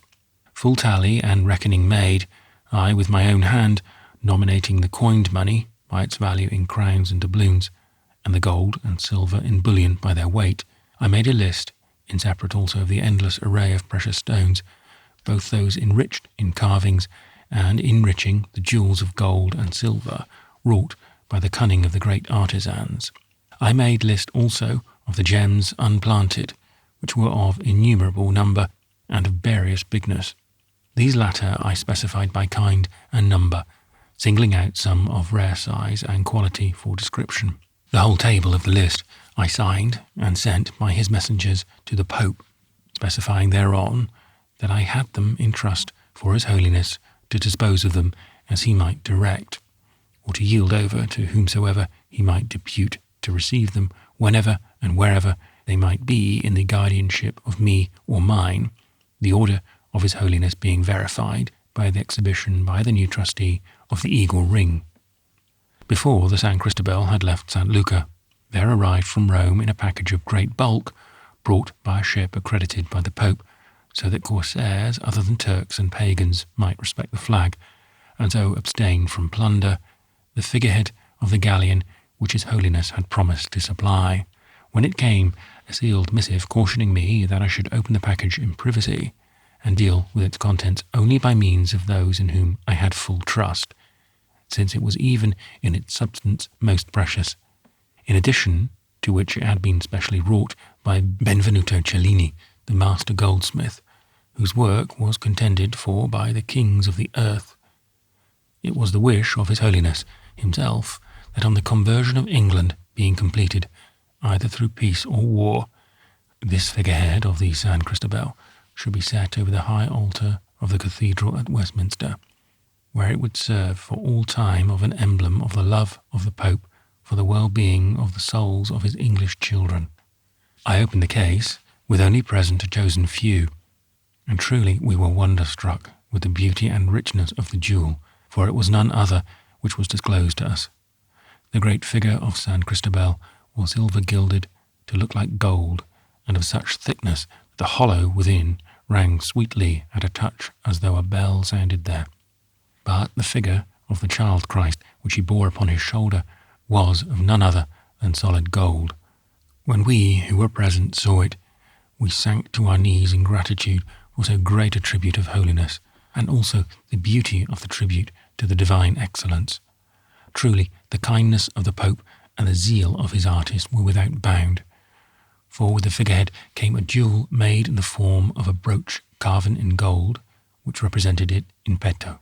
It was known to all the squadron that the Pope himself had sent the figurehead of the San Cristobal, and as our vessel moved along the line of galleons and ships, and hulks, and petaches, and galleys of the Armada, the heads of all were uncovered, and the knees of all were bent. We had not any christening of the galleon, for the blessing of the Holy Father was already on the figurehead of the ship, and encompassed it round about. None knew on board the San Cristobal of the existence of the treasure, save only the captain of the galleons and ships, and hulks, and petaches, and galleys of the squadron of Castile, to both of whom I entrusted the secret of the treasure, though not the giver, nor the nature of the trust, nor the amount thereof, lest ill should befall me, and in ignorance the whole through some disaster be lost. And let me here say to their honour that my confidence was kept faithfully to the last, though it may be that had they known the magnitude of the treasure, it might have been otherwise, men being but as flax before the fire of cupidity. For myself, after I embarked, I went on the journey with mixed feelings, for my body, unaccustomed to the sea, warred mightily with my soul that had full trust in the enterprise.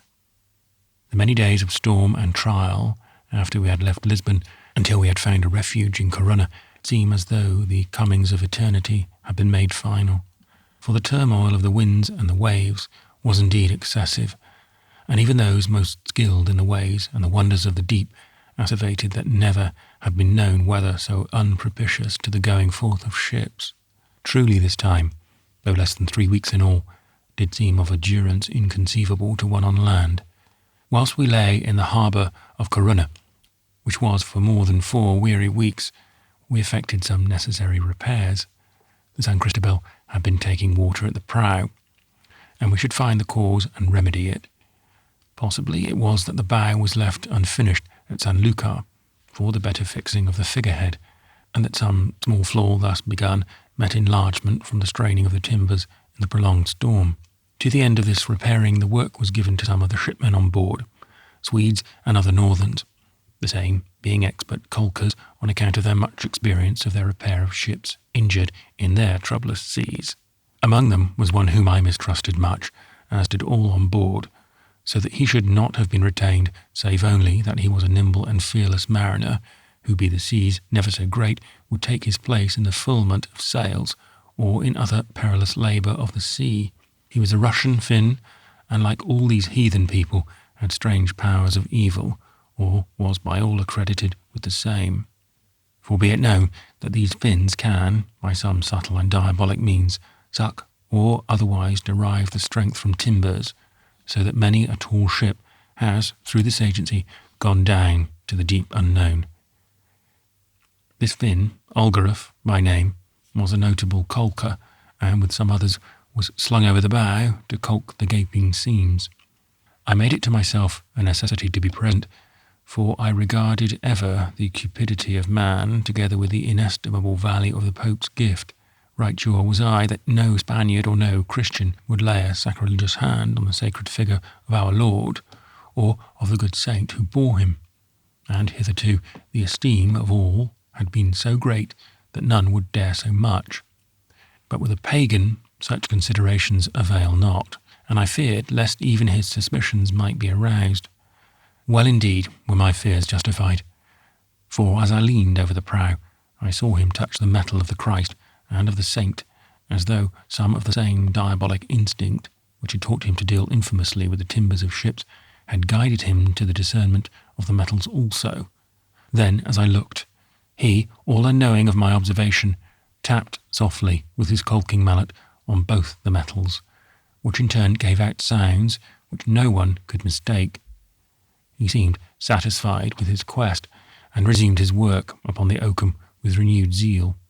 Thenceforth, during our stay in Corunna, I so arranged matters that ever, both day and night, there was a sentinel on the prow of the San Cristobal.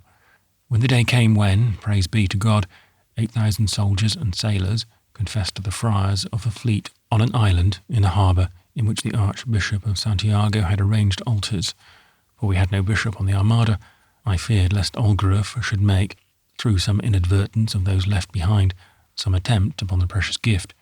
He was too wary, however, and behaved with such discretion that for some time my suspicion was disarmed. On the 22nd of July, after a council of war in the Royal Galleon, in which the chief admirals of the fleet took part, our squadron, which had been waiting outside the harbour of Corunna with the squadron of Andalusia, the Guipuzcoan squadron and the squadron of Ujeda, set sail on our great emprise. Truly did it seem as though the powers of the seas and the winds were leagued against us. For after but 3 days of fair weather, we met with calms and fogs, and a very hurricane, which was as none other of the same ever known in the month of Leo. The waves mounted to the very heavens, and some of them broke over the ships of the fleet, doing thereby a vast of damage, which could not be repaired whilst at sea. In this storm, the whole of the stern gallery of our galleon was carried away, and it was only by the protection of the Most High that the breach so made was not the means of ultimately whelming us in the sea. With the coming of the day, we found that 40 of the ships of the Armada were missing.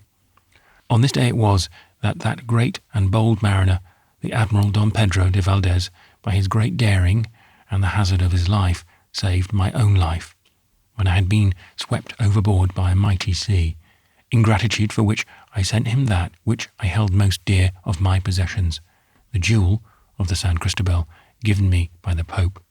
Thenceforth, for a whole week, were we hourly harassed by the enemy, who, keeping aloof from us, yet managed by their superior artillery to inflict upon us incalculable damage, so that our carpenters and divers had to work endlessly to stop the shot holes above water and below with tow and leaden plates. On the last day of July, 2 disasters befell, in both of which our galleon afterwards had a part. The first was to the ship San Salvador of Admiral Miguel de Aquendo's squadron, through the diabolic device of a German gunmaster, who, in revenge for punishment inflicted on him by Captain Prieg, threw, after firing his gun, his lighted linstock into a barrel of powder, to the effect of blowing up the 2 afterdecks and the poop castle, and killing over 200 men. As on this ship was Juan de Huerta, the paymaster general, with a great part of the treasure of the king, it was necessary that she should, if possible, be saved from the enemy who were rushing in upon her. The Duke, therefore, firing a signal gun to the fleet to follow, stood by her, to the dismay of the English, thus balked of so rich a prey. In the strategy of getting the wounded ship back to her place in the formation came the second disaster. For the foremast of the flagship of Don Pedro de Valdez, Nuestra Senora del Rosario, gave way at the hatches, falling on the mainsail boom. The rising sea forbade the giving her a hawser. The Duke ordered Captain Ojeda to stand by her with our pataches, together with Don Pedro's own vice flagship, the San Francisco, and our own San Cristobal. A galleon also was to try to fix a hawser for towing, but the night shut down on us, and the wiser counsel of the Admiral-in-Chief, advised by Diego Flores, forbade so many ships to remain absent from the going on of the Armada, lest they too should be cut off. So we said farewell to that gallant mariner, Don Pedro de Valdez. That same evening the wind began to blow and the sea to rise, so that the injured ship of Admiral Oquendo was in danger of sinking, wherefore the High Admiral, on such word being brought to him, gave orders that we should keep close to her and take in our care the mariners and soldiers on board her, and also the King's treasure chest, for it was said that His Catholic Majesty had on the Armada 500,000 crowns in bullion and coined money. It was dark as pitch when we saw the signal made when the flagship shortened sail, 2 lanterns at the poop and 1 halfway up the rigging put out for the guidance of the fleet. Fearsome their lights looked, shining over the dark, heaving waters, which now and again so broke with the oncoming waves that the tracks of light seemed in places to rise and fall about, as though they could never be reunited. But our mariners answered to the call, and the boats soon rocked by our sides, and with a flash of our blades in the lamplight, for the battle lanterns were lit to aid them. One by one they were swept into the dark. It was long before they came back, for the wild sea made their venture impossible. But before noon of the next day they again made essay, and in several voyages brought back many men and great store of heavy boxes, which latter were forthwith lodged in the powder room, which was guarded by night and day. This made greater anxiety for Señor de las Alas, in that his seamen and mariners, and worse still the foreigners, knew that there was such a store of wealth aboard. Thenceforth we bore our part in the running fight which ensued between our Armada and the squadrons of Drake and the Lord Admiral Howard, and also that of John Hawkins, which assailed us with such insistence that we fain thought the devil himself must have some hand in his work. At last came a time when, by God's grace, the flagship of the enemy was almost within our grasp, for she lay amongst us disabled. But many oar-boats of her consorts flocked to her, and towed her to safety in the calm which forbade us to follow. In this action a dire disaster had almost befallen us, and Christendom too, for a shot struck us athwart the bow, and so loosened the girding of our precious figurehead, almost it had fallen into the sea. San Cristobal watched over his own, however, and presently we had with ropes hailed it aboard and held it firmly with cables, so that it was immediately safe.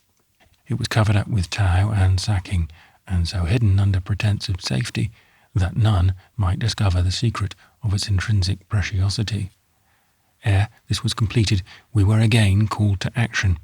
As for our fleetness, we were required to chase with the San Juan of Portugal, the flagship of the enemy which was flying from our attack. For the English ships, though not so large, were swift as our own, and more easy of handling, and by their prerogative of nimble steerage could so thwart our purposes that ere we could recover on following their tacking, they were well away with full-bellied sail. By this, however, we were saved much pain of concern, for when off Calais roads the Armada lay at anchor, we, coming amongst the latermost, were placed on the skirts of the fleet. Thus, when the English, on the night of Sunday, August 7th, sent their fireships floating with wind and tide down on the Armada, so that in panic most of the great vessels had to slip their anchors, or even to cut their cables, we could weigh with due deliberance and set sail northerly according to our orders from the Duke. When by Newcastle we saw the English ships drop off in their pursuit, we knew thereby that their finding was at an end, and their magazines empty. Whereupon, setting our course ever northwards, so that rounding Scotland and Ireland we might seek Spain once more, we began our task of counting our scars, and thence to the work of the leech. Truly we were in pitiable plight, for the long continued storm and strain had opened our seams, and we took water abominably. In that we were of the most swift of the vessels of the fleet, our galleon and the Trinidad of our own squadron outsailed the rest, and bearing away to the eastward, though not too much so, and thenceforth found ourselves, on the 11th day of August, off the coast of Aberdeen.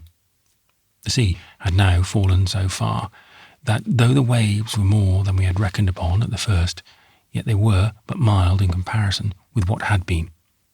Here, in a sandy close under Buchan Ness, we cast anchor and began to overhaul. Both our ships had been very seriously damaged, and repairs were indeed necessary, which required careening had such been possible. But it could not be in a latitude where, even in the summer, the seas rose so fast and broke so wildly. Our consort, the Trinidad, though in sad plight, was not so bad as we were, and it was greatly to be feared that if occasion was not to be had for making good the ravages of the storm and the enemy, she might meet with disaster. But such a mending might not be at this time. The weather was threatening, and moreover, the enemy would soon be following hard behind us. From one of our foreign seamen, a Scotchman who in secret visited Aberdeen, we learned that Queen Elizabeth was sending out a swift potash to scour the whole northern coast for any traces of the Armada.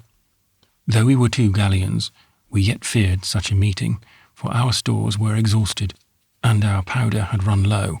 Of ball we had none, for such fighting as these dogged Englishmen are prone to.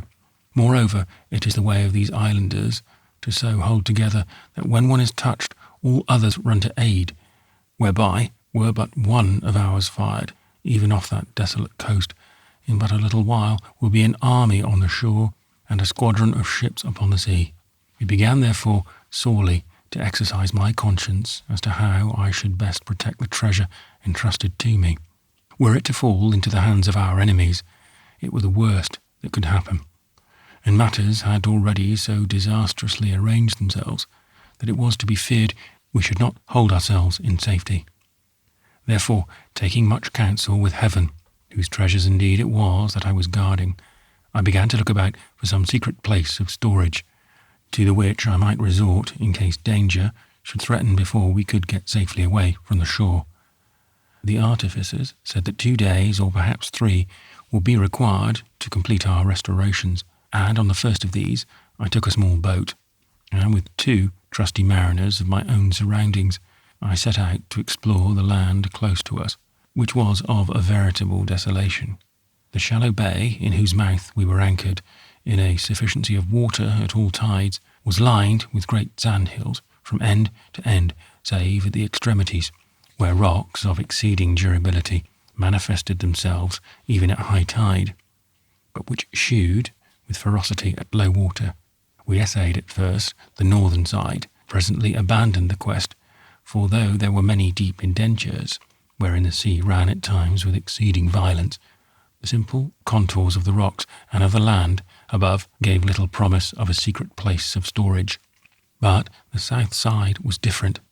There had been, in times long past, much upheaval of various kinds, and now were many little bays, all iron-bound and full of danger, lying between outflanking rocks of a steepness unsurpassable. Seaweed was on many great rocks, rising from the sea, whereon multitudinous wild fowl sat screaming. Between them rose numberless points, often invisible, save when the surges fell from them in their course, and amongst which a tide set with a wonderful current most perilous. Hereafter we had many times escaped overturning. Being borne by the side of sunken rock, I at last made discovery of such a place as we required. Elsewhere I have recorded for your guidance its bearings and all such details as may be needful for the fulfilment of your duty. The cave was a great one on the south side of the bay, with many windings and blind offsets, and as best met my wishes in accordance with my task. The entrance was not easy to be discovered, being small and of a rare quality for concealment. Here I made preparation for the landing of the treasure, in so far as that I took note of all things and made perfect my designs. I had left the mariners in the boat, enjoining them to remain in her in case of need, so that none of them, much though I trusted them, knew of the discovered cave. When we had returned to the galleon, night had fallen. Forthwith, after secret consultation with our admiral, I visited the captain of the Trinidad and obtained his permission to use on that same night one of his boats with a crew for some special private service. For I had thought that it were better that none of our own crew, who might have had suspicion of what wealth we carried, should have a part in our undertaking. This my own kinsman, Admiral de las Alas, had advised. When night came, he had so disposed matters on the San Cristobal that whilst our debarkation was being made, not even the sentries on deck or in the passageways could see aught. They being sent below, the captain himself only remained on deck. We made several voyages between the ship and the shore, piling after each our weighty packets on the pebble beach. None were left to guard them, there being no one to molest.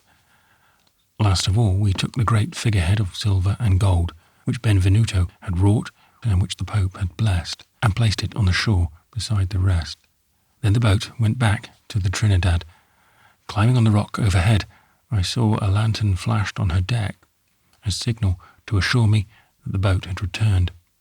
Presently a boat of our own vessel drew near, as had been arranged, manned by 3 trusty men of my own, and in silence we brought the treasure into the cave.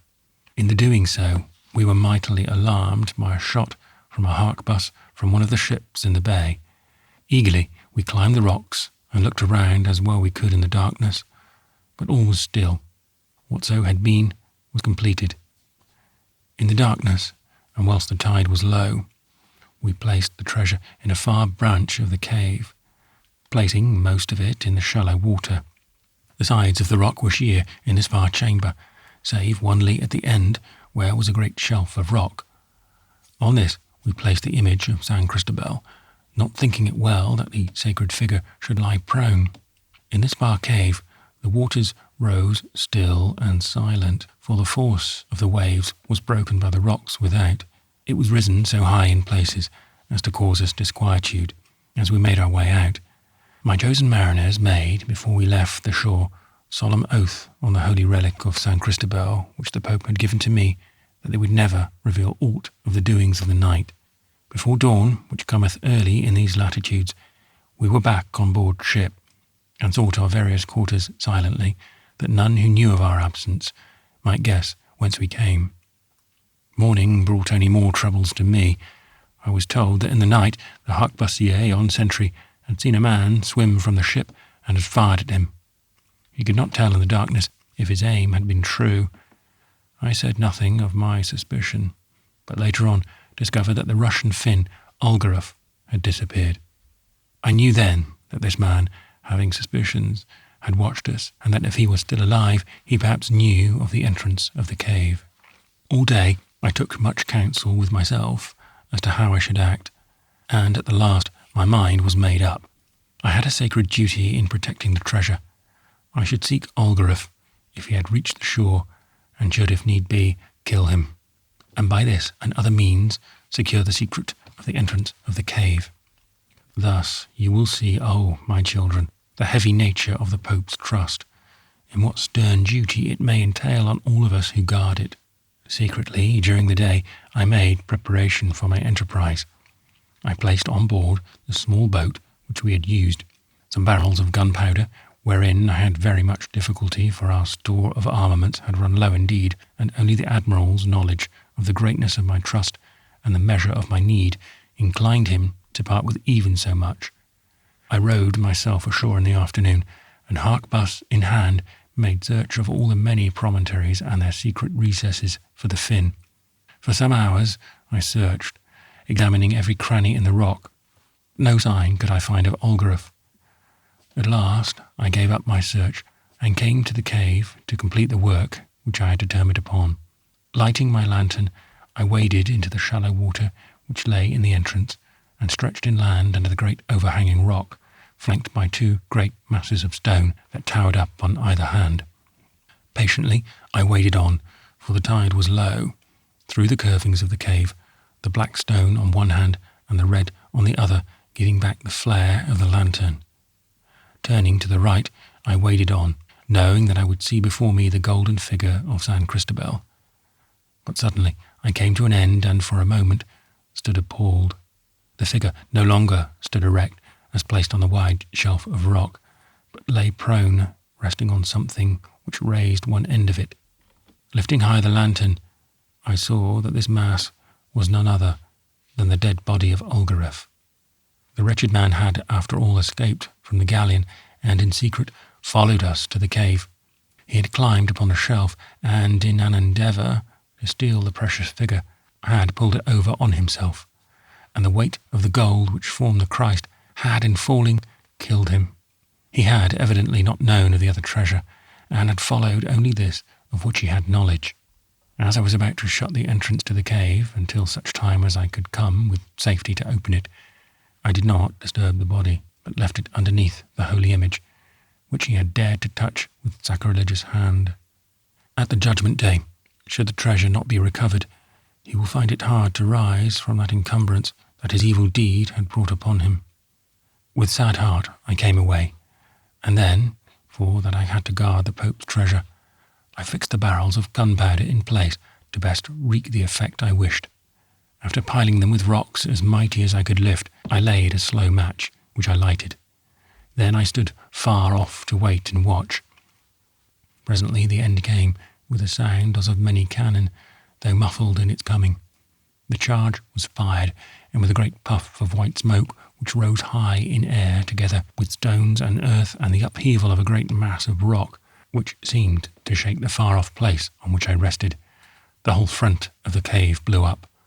Then the white cloud sank lower and floated away over the grass, and for a few minutes only a dark, thin vapour hung over the spot. When this had gone too, I came close, and saw that the great stone pinnacles had been overthrown, and that so many great rocks had fallen around that the entrance to the cave was no more, there being no sign of it. Even the channel of water which led up to it was so overwhelmed with great stones that no trace of it remained. Then I breathed more freely, for the Pope's treasure was, for the present, safe and enclosed in the great cave in the bowels of the earth, where I or mine, though with much labour, could find it again in good season. In the dark, I came back to the San Cristobal, where my kinsman, the Admiral, told me that already rumours were afloat that I had gone to hide some treasure, whereupon we conferred together. And late that night, but making such noise that many of the soldiers and mariners could hear what was being done, and give news in secret of our movements, we made pretence of making a great shipment into the Trinidad, so that the suspicions of all were thereupon allayed.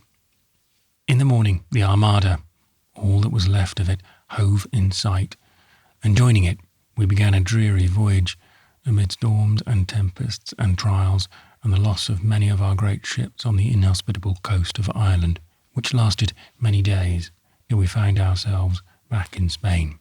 Thence, in due season, anxious to see that the Pope's treasure had not been discovered, I made my way in secret again to Aberdeen, where there overtook me, from the rigours of this northern climate, and from many hardships undergone, the sickness whereof I am weary.